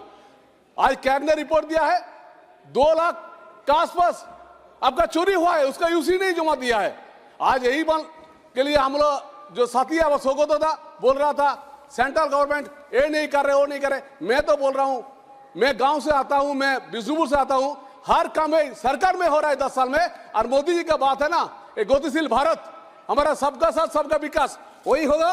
मैं सिर्फ यही बोलेंगे, हमारा पश्चिम बंगाल का जितने सारे सांसद है, मैं उनको रिक्वेस्ट करेंगे, 50,000 करोड़ का रेल का प्रोजेक्ट रुका हुआ है, ये जल्दी जल्दी पास हो जाए तो बहुत अच्छा है। मेरा विष्णुपुर टू ताड़का से लेकर अंदर में भावादी के आते हैं, स्टेट गवर्नमेंट उसका कुछ भी काम नहीं कर रही, स्टेट गवर्नमेंट जमीन भी नहीं दे रहा है। हमारे एरिया में केंद्रीय विद्यालय भी हो गया, लेकिन उसका जमीन की वजह से रुका हुआ है। मेरा यही है जो हर स्टेट गवर्नमेंट अच्छे काम करे। आज राम मंदिर हो रहा है, वहां पे कितने सारे विकास हो रहा है, और हमारा पश्चिम बंगाल पीछे जा रहा है। हमारा स्टेट गवर्नमेंट जितने सारे नागरिक करते हैं उसको डीए नहीं मिलते हैं। हमारा वहां पे जो कामयाब स्टूडेंट्स है उसको नौकरी नहीं मिल रहा है।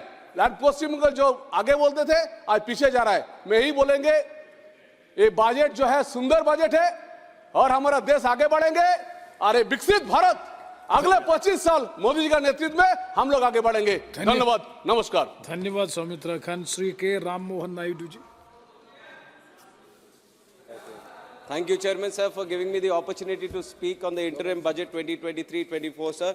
And you have been a witness of our speeches for the last 10 years. Whenever there has been a discussion on the budget, the main issue, the important issue that we always talk about is the AP Reorganization Act.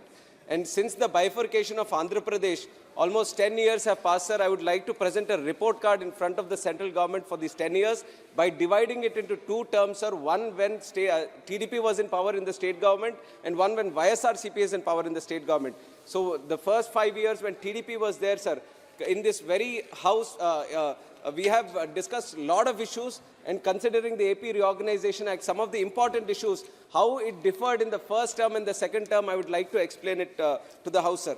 One important issue that we had when we were stepping as a new state was building of the new capital, sir. And we had a challenge of building up the new capital.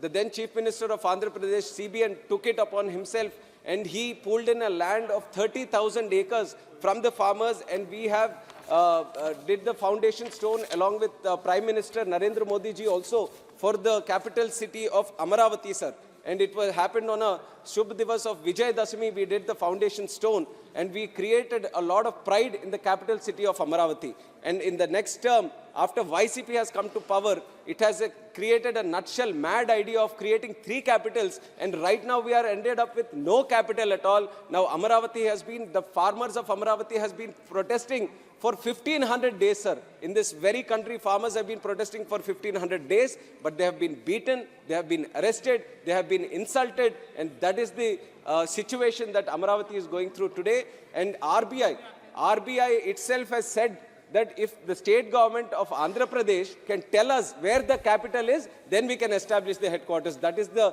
sad situation of Andhra Pradesh today, sir. Another important issue within the AP Reorganization Act is the creation of new railway zone. When TDP was in power, we used to fight day in and day out. And by the end of that term, sir, in 2019, February, the central government announced for the creation of a new railway zone. Now the new government comes up in the state. It is their responsibility now to follow up on that and to make it operational, the new railway zone. But today, after 4 years and 9 months, 52 acres have to be given to the railway department for the establishment of, sir. Sir, I've just mentioned you how 30,000 acres have been pulled up for creation of a new capital. Now the state government is not even able to give 52 acres for creation of a new capital zone, sir, for creation of a railway zone. That is the status of Andhra Pradesh today. Educational institutions were also mentioned. Sir, 2 minutes, I'll wrap up. 1 minute. Educational institutions were also mentioned in the AP Reorganization Act. Under TDP's rule, IIM, IIT, ISR, NIT, Central Tribal University, land was given, thousands of acres, and almost 1,000 crores worth of compound walls have also been built and given to the central government, sir. But today, after the change in government in the state, not a single building. I am sure next time TDP is going to come up with a lot bigger number, and I won't have any problem with time. But this one time, sir, in the last budget speech, in the next time. Give us 1 minute. 1 minute, I am wrapping up. 1 minute. Yes. Conclude. 1 minute concluding, sir. Polavaram national project, 72% completed under TDP's rule. Only 7% progress under YCP rule, sir. Jobs, almost 5 lakh jobs created under TDP rule, and now not a single notification from the government. They say job calendar, they say mega DSC, not a single job has been given, and even the private companies which are trying to come to Andhra Pradesh, they are being kicked out of the state, sir. This is the sad situation of Andhra Pradesh today. The AP Reorganization Act was supposed to be completed in 10 years. We are completing the 10 years. But my request to the central government is all these assurances have to be completed, sir. So that's my request, sir. Thank you. Thank you. शुक्रिया sir. Sir 3 मिनटां 'ਚ बहुत सारी गल्लां करना बड़ा औखा है, लेकिन मैं कोशिश करांगी। ਅੱਜ ਇਸ ਸਰਕਾਰ ਤੋਂ ਅਸੀਂ ਆਸ ਰੱਖਦੇ ਹਾਂ ਕਿ ਪੰਜਾਬ ਦੇ ਨਾਲ ਜਿਹੜੇ ਇਤਿਹਾਸਿਕ ਧੱਕੇ ਕੀਤੇ ਗਏ ਨੇ ਇਸ ਕਾਂਗਰਸ ਪਾਰਟੀ ਤੇ ਗਾਂਧੀ ਪਰਿਵਾਰ ਤੋਂ, ਉਸ ਇਤਿਹਾਸਿਕ ਧੱਕਿਆਂ ਨੂੰ ਪੰਜਾਬ ਨੂੰ ਮਲਮ ਲਾਉਣ ਵਾਸਤੇ ਤੇ ਪੰਜਾਬ ਦੀ ਕੀਤੀ ਹੋਈ ਕੁਰਬਾਨੀਆਂ ਨੂੰ ਦੇਖਦੇ ਹੋਏ ਇਹ ਸਰਕਾਰ ਜ਼ਰੂਰ ਸਾਡੇ ਮੰਗਾਂ ਦੇ ਵੱਲ ਧਿਆਨ ਦੇਊਗੀ। ਸਭ ਤੋਂ ਵੱਡੀ ਮੰਗ 1966 'ਚ ਪੰਜਾਬ ਰੀਆਰਗੇਨਾਈਜੇਸ਼ਨ ਐਕਟ ਹੈ, ਜਿਹੜੀ ਸਾਡੀ ਰਾਜਧਾਨੀ ਦਾ ਸਾਡੇ ਨਾਲ ਵਾਅਦਾ ਕੀਤਾ ਗਿਆ ਸੀਗਾ। ਅੱਜ ਤਾਈਂ ਚੰਡੀਗੜ੍ਹ ਸਾਡੀ ਰਾਜਧਾਨੀ ਸਾਨੂੰ ਨਹੀਂ ਦਿੱਤੀ ਗਈ ਹੈ। ਰਾਜੀਵ ਲੌਂਗੋਵਾਲ ਅਕੋਰਡ, ਭਾਵੇਂ ਪ੍ਰਧਾਨ ਮੰਤਰੀ ਨੇ ਸਾਡੇ ਨਾਲ ਵਾਅਦਾ ਕੀਤਾ ਸੀ ਕਿ 26 ਜਨਵਰੀ 1986 'ਚ ਚੰਡੀਗੜ੍ਹ ਪੰਜਾਬ ਨੂੰ ਟ੍ਰਾਂਸਫਰ ਹੋਗਾ, ਲੇਕਿਨ ਰਾਤੋਂ ਰਾਤ ਉਸ ਤੋਂ ਵੀ ਮੁੱਕਰ ਗਏ। ਅੱਜ ਅਸੀਂ ਆਸ ਰੱਖਦੇ ਹਾਂ ਇਸ ਸਰਕਾਰ ਤੋਂ ਕਿ ਇੰਨੀ ਵੱਡੀ ਬਹੁਮਤ ਦੇ ਨਾਲ ਜਦ ਤੁਹਾਡੀ ਸਰਕਾਰ ਤੁਸੀਂ ਕਹਿੰਦੇ ਹੋ ਬਣਨ ਜਾ ਰਹੀ ਹੈ, ਆਸ ਰੱਖਦੇ ਹਾਂ ਕਿ ਪੰਜਾਬ ਵੱਲ ਵੀ ਤੁਸੀਂ ਜ਼ਰੂਰ ਧਿਆਨ ਦਿਓਗੇ ਤੇ ਸਾਡੇ ਨਾਲ ਇਤਿਹਾਸਿਕ ਧੱਕੇ ਜਿਹੜੇ ਕੀਤੇ ਗਏ ਨੇ ਉਹਨਾਂ ਨੂੰ ਵੀ ਤੁਸੀਂ ਜ਼ਰੂਰ ਉਹ ਪੂਰਾ ਕਰਨ ਵਾਸਤੇ ਆਪਣਾ ਕੰਮ ਲਾਓਗੇ। ਦੂਜੀ ਬੇਨਤੀ ਮੈਂ ਆ ਕਰਦੀ ਹਾਂ ਕਿ ਚੰਡੀਗੜ੍ਹ ਸਾਡੀ ਰਾਜਧਾਨੀ, ਇਹਦੇ ਵਿੱਚ ਪੰਜਾਬੀ ਭਾਸ਼ਾ ਲਾਗੂ ਕੀਤੀ ਜਾਏ, ਕਿਉਂਕਿ ਪੰਜਾਬ ਇੱਕ ਟੈਂਪਰੇਰੀ ਰਾਜਧਾਨੀ ਪੰਜਾਬ ਦੇ ਹਰਿਆਣਾ ਦੇ ਵਿੱਚ ਸੀਗੀ। ਇੱਥੇ ਦੇ ਅਫਸਰ ਜਿਹੜੇ ਵੀ ਕਾਡਰ ਆਫਿਸਰਸ ਹੁੰਦੇ 60-40 ਰੇਸ਼ੋ ਵਿੱਚੋਂ ਪੰਜਾਬ ਤੇ ਚੰਡੀਗੜ੍ਹ ਉਹ ਲੈਣੇ ਚਾਹੀਦੇ ਨੇ, ਲੇਕਿਨ ਇਹ ਸਰਕਾਰ ਨੇ ਉਸ ਰੇਸ਼ੋ ਨੂੰ ਬਦਲ ਕੇ ਅੱਜ ਦੂਜੇ ਐਗਮੈਂਟ ਆਫਿਸਰਸ ਦੀ ਉਹਨਾਂ ਦੀ ਗਿਣਤੀ ਵੱਧ ਰਹੀ ਹੈ ਤੇ ਪੰਜਾਬ ਹਰਿਆਣਾ ਦੀ ਘਟ ਰਹੀ ਹੈ, ਜਿਹਦੇ ਕਰਕੇ ਸਾਡਾ ਜਿਹੜਾ ਆਪਣੇ ਰਾਜਧਾਨੀ ਦੇ ਉੱਤੇ ਸਾਡਾ ਹੱਕ ਘਟ ਰਿਹਾ ਹੈ। ਅਗਲੀ ਗੱਲ ਸਭ, ਹਿੰਦੁਸਤਾਨ 'ਚ ਸ਼ਾਇਦ ਦੁਨੀਆ 'ਚ ਜਿੱਥੇ ਪੰਜਾਬ ਇਕਲੌਤਾ ਸੂਬਾ ਹੈ ਜਿੱਥੇ ਸਾਡੀ ਰਾਜਧਾਨੀ ਨਹੀਂ ਹੈ, ਇਕਲੌਤਾ ਸੂਬਾ ਹੈ ਜਿੱਥੇ ਸਾਡਾ ਪਾਣੀ ਸਾਡਾ ਆਪਣਾ ਨਹੀਂ ਹੈ। ਇਸ ਕਾਂਗਰਸ ਦੇ ਮੰਤਰੀ ਨੇ ਧੱਕਾ ਕਰਕੇ ਸਾਡਾ ਪਾਣੀ ਅੱਧਾ ਰਾਜਸਥਾਨ ਨੂੰ ਦੇਤਾ ਇੰਦਰਾ ਗਾਂਧੀ ਦੇ ਕਹਿਣ 'ਚ, ਤੇ ਇਹ ਵੀ ਨਹੀਂ ਕਿ ਰਿਪੇਰੀਅਨ ਪ੍ਰਿੰਸੀਪਲ ਨੂੰ ਫੋਲੋ ਕੀਤਾ ਜਾਏ ਕਿ ਪਹਿਲਾ ਹੱਕ ਪਾਣੀ ਪੰਜਾਬ ਦਾ ਹੁੰਦਾ ਹੈ। ਅੱਜ ਤਾਈਂ ਸਾਡਾ ਪੰਜਾਬ ਦਾ ਪਾਣੀ ਰਾਜਸਥਾਨ ਨੂੰ ਜਾਣਾ, ਸਾਨੂੰ ਉਹਦੇ ਵਾਸਤੇ ਮੁੱਲ 'ਚ ਕੁਝ ਵੀ ਨਹੀਂ ਮਿਲਦਾ। ਸੋ ਇਹ ਜਿਹੜਾ ਹਿਸਟੋਰਿਕ ਸਾਡੇ ਨਾਲ ਇੰਜਸਟਿਸ, ਸਾਡਾ ਪਾਣੀ ਸਾਨੂੰ ਵਾਪਸ ਦਿੱਤਾ ਜਾਏ। ਅਸੀਂ ਫੈਸਲਾ ਕਰਾਂਗੇ ਕਿ ਕਿਹਨੂੰ ਵੇਚਣਾ ਹੈ ਤੇ ਕਿਹਨੂੰ ਨਹੀਂ ਵੇਚਣਾ ਹੈ। ਇਸੇ ਤਰ੍ਹਾਂ ਸਰ ਜਿਹੜਾ ਸਾਡਾ BBMG 'ਚ ਸਾਡਾ ਇੱਕ ਮੈਂਬਰ ਹੁੰਦਾ ਸੀ, ਉਹਦੇ ਕਾਨੂੰਨਾਂ ਨੂੰ ਇਸ ਤਰ੍ਹਾਂ ਕਰਤਾ ਕਿ ਹੁਣ ਪੰਜਾਬ ਦਾ ਉੱਥੇ ਮੈਂਬਰ ਨਹੀਂ ਲਿਆ ਤਾਂ ਬਾਹਰ ਦੇ ਬੰਦੇ ਉਹਦੇ ਵਿੱਚ ਮੈਂਬਰ ਬਣ ਰਹੇ ਨੇ। ਸਰ ਪੰਜਾਬ ਨੇ ਸਭ ਤੋਂ ਵੱਡੀ ਕੁਰਬਾਨੀਆਂ ਦਿੱਤੀਆਂ। ਜੇ ਦੇਸ਼ ਦੀ ਵੰਡ ਹੋਈ ਤਾਂ ਪੰਜਾਬ ਦੇ ਬਾਰਡਰ 'ਚ ਹੋਈ, ਜੇ ਦੇਸ਼ ਦੀ ਆਜ਼ਾਦੀ ਦੀ ਲੜਾਈ ਸਭ ਤੋਂ ਵੱਧ ਪੰਜਾਬੀਆਂ ਨੇ ਆਪਣਾ ਯੋਗਦਾਨ ਪਾਇਆ। ਲੇਕਿਨ ਸਾਡੇ ਬਾਰਡਰ ਬੈਲਟ 'ਚ ਜਿੰਨੇ ਵੀ ਪਿੰਡ ਨੇ ਤਕਰੀਬਨ 21,000 ਏਕੜ ਦੀ ਜ਼ਮੀਨ, ਜਿਹੜਾ ਉਹਨਾਂ ਪਿੰਡ 'ਚ ਕਿਸਾਨ ਹੈ ਉਹਨਾਂ ਨੂੰ ਬਾਰਡਰ ਦੇ ਉਸ ਪਾਸ ਜਾ ਕੇ ਆਪਣੀ ਖੇਤੀ ਕਰਨੀ ਪੈਂਦੀ ਹੈ। ਰਾਤ ਨੂੰ ਕੋਈ ਜਾ ਨਹੀਂ ਸਕਦਾ, ਦਿਨ 'ਚ ਵੀ ਕਈ ਵਾਰੀ ਨਹੀਂ ਜਾ ਸਕਦੇ। ਜਿਹਦੇ ਕਰਕੇ ਉਹ ਜਿਹੜਾ ਹਸਤਾ ਵਸਤਾ ਇਲਾਕਾ ਸੀਗਾ ਉੱਥੇ ਇੰਨੀ ਮੰਦੀ ਆ ਗਈ ਹੈ ਕਿ ਨਾ ਕੋਈ ਇਨਫਰਾਸਟ੍ਰਕਚਰ, ਨਾ ਕੋਈ ਹਸਪਤਾਲ, ਨਾ ਕੋਈ ਸਕੂਲ, ਨਾ ਕੋਈ ਮੰਡੀ, ਨਾ ਕੋਈ ਸੜਕਾਂ। ਅੱਜ ਮੈਂ ਆਸ ਕਰਦੀ ਹਾਂ ਤੇ ਬੇਨਤੀ ਕਰਦੀ ਹਾਂ ਇਸ ਸਰਕਾਰ ਨੂੰ ਕਿ ਉਹਨਾਂ ਨੂੰ ਜਿਵੇਂ ਵਾਜਪਾਈ ਜੀ ਤੇ ਬਾਦਲ ਸਾਹਿਬ ਨੇ ਵਾਜਪਾਈ ਦੀ ਤੋਂ ਕੰਪਨਸੇਸ਼ਨ ਬਾਰਡਰ ਇਲਾਕਾ ਨੂੰ ਦਿੱਤਿਆ ਸੀ, ਉਹ ਕੰਪਨਸੇਸ਼ਨ ਜਿਹੜੀ ਬੰਦ ਕਰਤੀ ਕਾਂਗਰਸ ਨੇ, ਉਹ ਕੰਪਨਸੇਸ਼ਨ ਦੁਬਾਰਾ ਉਹਨਾਂ ਕਿਸਾਨਾਂ ਨੂੰ ਦਿੱਤੀ ਜਾਏ ਕਿਉਂਕਿ ਉਹਨਾਂ ਦੀ ਆਮਦਨ ਵਿੱਚ ਘਾਟਾ ਹੁੰਦਾ ਹੈ। ਇਸੇ ਤਰ੍ਹਾਂ ਸਭ ਮੈਂ ਬੇਨਤੀ ਕਰਦੀ ਹਾਂ ਕਿ ਸਾਡਾ ਪਾਕਿਸਤਾਨ ਦੇ ਨਾਲ ਅਟਾਰੀ, ਵਾਗਾ ਤੇ ਫਿਰੋਜ਼ਪੁਰ ਦਾ ਬਾਰਡਰ ਖੋਲਿਆ ਜਾਏ ਫॉर ਟ੍ਰੇਡ। ਜਿਵੇਂ ਤੁਸੀਂ ਕਰਦੇ ਹੋ ਟ੍ਰੇਡ ਦੂਜੇ ਮੁੰਬਈ ਤੋਂ ਕਰਾਚੀ ਤੇ ਤੁਹਾਡਾ ਟ੍ਰੇਡ ਹੁੰਦਾ ਹੈ, ਉਸੇ ਪਾਰ ਵਿਦ ਦੈਟ ਇਹ ਸਾਡਾ ਟ੍ਰੇਡ ਰੂਟ ਖੋਲਿਆ ਜਾਏ ਤਾਂ ਕਿ ਪੰਜਾਬ 'ਚ ਵਪਾਰ ਵਧੇ, ਬੇਰੋਜ਼ਗਾਰੀ ਘਟੇ। ਤੇ ਇਸ ਚੀਜ਼ ਮੈਂ ਇਹ ਸਰਕਾਰ ਤੋਂ ਆਸ ਕਰਦੀ ਹਾਂ ਕਿ ਤੁਸੀਂ ਇਹ ਸਾਡਾ ਬਾਰਡਰ ਜ਼ਰੂਰ ਖੋਲ ਕੇ ਦੋਗੇ ਤਾਂ ਕਿ ਪੰਜਾਬ ਵੀ ਇੱਕ ਵਾਰ ਫਿਰ ਖੁਸ਼ਹਾਲ ਹੋ ਸਕੇ। ਸਾ ਮੇਰੀ ਅਗਲੀ ਮੰਗ ਆ ਵੀ ਹੈਗੀ ਕਿ ਬਾਰਡਰ ਡਿਸਟ੍ਰਿਕਟ ਦੇ ਵਿੱਚ ਜਿੱਥੇ ਇਹਨੂੰ ਇੱਕ ਬੈਕਵਰਡ ਡਿਸਟ੍ਰਿਕਟ ਦੀ ਜੇ ਤੁਸੀਂ ਕਰਦੇ ਹੋ, ਇਸੇ ਤਰ੍ਹਾਂ ਬਾਰਡਰ ਡਿਸਟ੍ਰਿਕਟ ਨੂੰ ਵੀ ਤੁਸੀਂ ਬੈਕਵਰਡ ਡਿਸਟ੍ਰਿਕਟ ਦੀ ਤਰ੍ਹਾਂ ਇਹਨਾਂ ਨੂੰ ਸਪੈਸ਼ਲ ਗ੍ਰਾਂਟਸ ਤੇ ਪੈਕੇजेस ਦੇਣੇ ਚਾਹੀਦੇ ਨੇ ਤਾਂ ਕਿ ਪੰਜਾਬ ਵੀ ਅੱਗੇ ਵੱਧ ਸਕੇ। ਸਾ ਪੰਜਾਬ ਨੇ ਜਿੱਥੇ ਵੱਡੀ ਕੁਰਬਾਨੀਆਂ ਕੀਤੀਆਂ, ਫੌਜ ਵਿੱਚ ਵੱਡੀ ਨੁਮਾਇੰਦਗੀ ਕੀਤੀ, ਹੁਣ ਵੀ ਗਲਵਾਨ ਗੈਲੀ 'ਚ ਪੰਜਾਬ ਦੇ ਫੌਜੀਆਂ ਨੇ ਵੱਡੀ ਲੜਾਈ ਲੜੀ ਚੀਨੀਆਂ ਦੇ ਨਾਲ। ਉੱਥੇ ਸਰ ਅਕਸਰ ਆਹੀ ਦੇਖਣ ਨੂੰ ਮਿਲਦਾ ਕਿ ਆ ਪੰਜਾਬ 'ਚ ਜਿਵੇਂ ਕੋਟਾ ਬਦਲਿਆ ਹੈ, ਅੱਜ ਪੰਜਾਬ ਦੀ ਗਿਣਤੀ ਫੌਜ ਵਿੱਚ ਭਰਤੀ ਵਿੱਚ ਘਟ ਰਹੀ ਹੈਗੀ। ਇਸੇ ਤਰ੍ਹਾਂ ਸਾਡੀ ਜੁਡੀਸ਼ਰੀ ਵਿੱਚ ਵੀ ਪੰਜਾਬ ਤੇ ਹਰਿਆਣਾ ਹਾਈ ਕੋਰਟ 'ਚ ਸਾਡੇ ਆਪਣੇ ਕੋਰਟ ਤੇ ਉੱਥੇ ਪੰਜਾਬੀ ਨਹੀਂ। ਪਿਛਲੇ ਵੀ ਕੋਲੀਜੀਅਮ ਨੇ ਜਦ ਭੇਜਿਆ ਉਹਦੇ 5 ਵਿੱਚੋਂ ਇੱਕ ਨਾ ਸਿੱਖਦਾ ਸੀ, ਸਿੱਖ ਨੂੰ ਛੱਡਤਾ, ਬਾਕੀ ਤੁਸੀਂ ਰੱਖ ਲਏ। 12 ਨਾ ਭੇਜੇ, 2 ਸਿੱਖਦੇ ਸੀ, ਸਿੱਖ ਨੂੰ ਛੱਡਤੇ। ਇਹ ਕਿਤੇ ਨਾ ਕਿਤੇ ਰੋਸ ਹੈਗਾ ਸਾਡੇ, ਉਹਦੇ ਵਿੱਚ ਸਾਡੇ ਆਪਣੇ ਵੀ ਹੋਣੇ ਚਾਹੀਦੇ ਨੇ।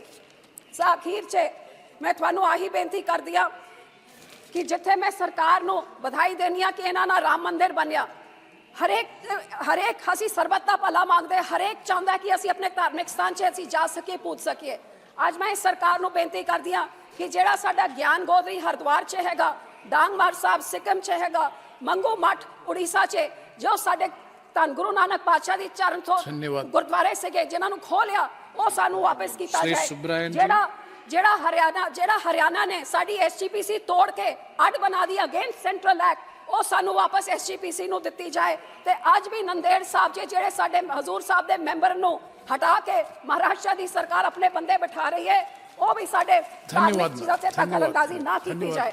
ਅਖੀਰ 'ਚ ਸਰ ਮੈਂ ਆਹੀ ਬੇਨਤੀ ਕਰਦੀ ਹਾਂ ਸਰ, ਜਸਟ 1 ਸੈਕਿੰਡ ਸਰ, ਸਾਡੇ ਨੈਸ਼ਨਲ ਹੈਲਥ ਮਿਸ਼ਨ ਦੇ ਜਿਹੜੇ ਫੰਡਸ ਹੈ ਅੱਜ ਆਯੁਸ਼ਮਾਨ ਭਾਰਤ ਪੰਜਾਬ 'ਚ ਲਾਗੂ ਨਹੀਂ ਹੋ ਰਿਹਾ ਹੈ। ਮੈਂ ਬੇਨਤੀ ਕਰਦੀ ਹਾਂ ਕਿ ਪੰਜਾਬ ਸਰਕਾਰ ਤੋਂ, ਕਾਂਗਰਸ ਤੋਂ ਤੇ ਇਹਨਾਂ ਦੇ ਯਾਰ ਇਹਨਾਂ ਦੇ ਭਾਈਵਾਲ ਆਪ ਤੋਂ ਪੰਜਾਬ ਦੇ ਲੋਕੀ ਉਮੀਦ ਕੁਝ ਨਹੀਂ ਰੱਖਦੇ। ਸਾਡੇ ਆਂਗਨਵਾੜੀ ਵਰਕਰਸ ਜਿਹੜੇ ਉਹਨਾਂ ਦੀ ਸਿਰਫ 2200 ਤੇ 2400 ਉਹਨਾਂ ਦੀ ਆਮਦਨ ਹੈਗੀ, ਇਹਨਾਂ ਦੀ ਆਮਦਨ ਨੂੰ ਵਧਾਇਆ ਜਾਏ ਕਿਉਂਕਿ 2200 ਤੇ 2400 ਚ ਮਹੀਨੇ 'ਚ ਕੁਝ ਨਹੀਂ ਸਰਦਾ ਤੇ ਪੰਜਾਬ ਸਰਕਾਰ ਉਹ ਵੀ 6-6 ਮਹੀਨਿਆਂ ਵਾਸਤੇ ਨਹੀਂ ਦਿੰਦੀ। ਇਹ ਜ਼ਰੂਰ ਮੈਂ आप conclude sir, conclusion sir 1 second sir अखीर च मैं आही बेनती कर दिया कि ये जेड़े अपना जेड़ा एक तुसी सारे फंड्स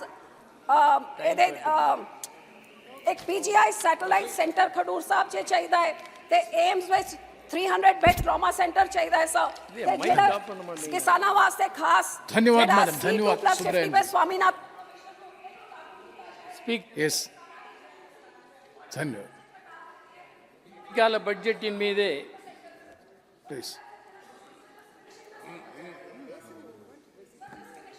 இந்த இடைக்கு ப்ளீஸ் சுப்ராயன் ஜி, ஆனால் 2014ஆம் ஆண்டில் தொடங்கிய இருண்ட காலம் இன்னும் விடியவே இல்லை என்ற ஒரு வரியிலே தான் நிலைமையை மதிப்பீடு செய்ய முடியும். இது ஏதோ எதிர்த்தரப்பிலிருந்து ஆளுகிற தரப்பை இட்டுக்கட்டி சொல்லுகிற ஒரு குற்றச்சாட்டு அல்ல. நாட்டு நிலைமையை நிதானமாக பரிசீலிக்கிற போது இந்த முடிவுக்குத்தான் நேர்மையான எவரொருவரும் வந்து சேர வேண்டிய அவசியம் இருக்கிறது. நான் நிறைய சொல்ல வேண்டும், ஆனால் அதற்குரிய காலம் இல்லை. எனவே நான் ஆளுகிற தரப்பை குறிப்பிட்டு சொல்ல விரும்புவது, இவர்களின் நேர்மையை நிரூபிப்பதற்கு ஒரு வாய்ப்பாக 2014 தேர்தலில் மக்களிடம் வாக்கு கேட்கிற போது இந்த ஆட்சியாளர்கள் என்னென்ன வாக்குறுதிகளை சொன்னார்கள், அதில் எவற்றையெல்லாம் நிறைவேற்றியிருக்கிறார்கள், எவை நிறைவேற்றப்படவில்லை என்ற பட்டியலை ஒரு ஒயிட் பேப்பர் மூலம் பிளேஸ் பண்ண வேண்டும் என்று நான் கேட்டுக்கொள்கிறேன். பின்னர் தான் நீங்கள் காங்கிரஸ் ஆட்சி காலத்தை பற்றி பேசுவதற்குரிய தார்மீக தகுதி உங்களுக்கு வரும் என்பதை தெரிவித்துக் கொள்கிறேன். வளர்ச்சி என்று சொல்லுவதற்கு வெட்கப்படவில்லை இந்த ஆட்சியாளர்கள். வளர்ச்சி கட்டத்திலே இருப்பதாகவும் லோக குரு என்றெல்லாம் சொல்லிக் கொள்கிறார்கள். நான் கேட்க விரும்புகிறேன், எது வேலை வாய்ப்பு அளிக்கிறது? வரலாறு காணாத வேலை வாய்ப்பின்மை, வரலாறு காணாத கடன், வரலாறு காணாத விலையேற்றம், இந்த மூன்றையும் வைத்துக்கொண்டு எங்கே வளர்ச்சி இருக்கிறது என்று சொல்லுகிறார்கள். எனவே வளர்ச்சி இருக்கிறது என்று சொல்லுவது பல்வேறு உண்மைக்கு புறம்பான சித்திரங்களை தீட்டுவதைப் போல நாடு வளர்ச்சி பெற்றிருப்பதாக ஒரு பொய்யான சித்திரத்தை தீட்டுகிறார்கள். இது நான் சொல்லவில்லை, பிஜேபியில் அங்கம் வகித்துள்ள சுப்பிரமணியம் சுவாமி சொல்லுகிறார். ஆட்சியாளர்களுக்கு பொருளாதார ஞானம் இல்லை, அவர்களால் நல்லாட்சி தர முடியாது என்று சொல்லுகிறார். இன்று வரையிலும் ஆளுகிற தரப்பிலிருந்து அது மறுக்கப்படவே இல்லை. அதை என்ன என்று எடுத்துக்கொள்வது என்று பாருங்கள். அதே மாதிரி வேலை வாய்ப்பு அளிப்பது எது? இரண்டு தான். ஒன்று MSMEs, இரண்டாவது விவசாயம். இந்த ரெண்டையும் இந்த ஆட்சியாளர்கள் பாழ்படுத்தி விட்டார்கள். இது ஒரு தேசத்திற்கு இழைத்த தீங்கு. இந்த தீங்கை செய்துவிட்டு வேலை வாய்ப்பு அளிப்பதாக சொல்லுவது ஏமாற்று நாடகம். இந்த நாடகத்தை தான் தொடர்ந்து இவர்கள் செய்து கொண்டிருக்கிறார்கள். பொதுவாக பிஜேபி மேற்கொண்டுள்ள பாதை என்பது நாட்டின் வளர்ச்சி பாதை அல்ல, அழிவு பாதை. அழிவு பாதை என்பதை பல்வேறு அடையாளங்கள் அம்பலப்படுத்துகின்றன. அதற்கு நிறைய சொல்ல முடியும், அவற்றை சொல்லுவதற்கு காலத்தில் அனுமதி இல்லை. நான் கேட்க விரும்புகிறேன், இந்த ஆட்சியாளர்கள் அதானி அம்பானிக்கு கார்ப்பரேட் நிறுவனங்களுக்கு 25 லட்சம் கோடியை இந்த 10 ஆண்டுகளில் ரத்து செய்ய உங்களுக்கு மக்கள் அதிகாரம் தந்தார்களா? இவர்களுக்கு தந்திருக்கிறார்களா? ஏன் இவர்கள் இதை செய்கிறார்கள்? ஆனால் அதே நேரத்தில் இதே நாடாளுமன்றத்தில் நான் கேட்டேன், ஹையர் ஸ்டடீஸுக்காக மாணவர்கள் வாங்கிய கடனை ரத்து செய்ய சொல்லி கேட்டபோது இந்த நிதியமைச்சர் அவர்கள் நிர்தாட்சண்யமாக மறுத்தார்கள். ஆனால் யாருக்கு சலுகை காட்டினார்கள்? கார்ப்பரேட் கம்பெனிகளுக்கு காட்டினார்கள். இந்த அரசு யாருடைய அரசு? ஏழைகளின் அரசா? இல்லை, கார்ப்பரேட் முதலாளிகளால் கார்ப்பரேட் நலன் பேண நடத்தப்படுகிற ஆட்சி இந்த ஆட்சி. எனவே தேசபக்தர்கள், தேச நலனில் அக்கறை கொண்டவர்கள் இந்த ஆட்சியை தோற்கடிக்க வேண்டியது தேசபக்த கடமையாகும். அந்த தேசபக்த கடமையை நிறைவேற்ற வேண்டும் என்று நாட்டு மக்களை கேட்டு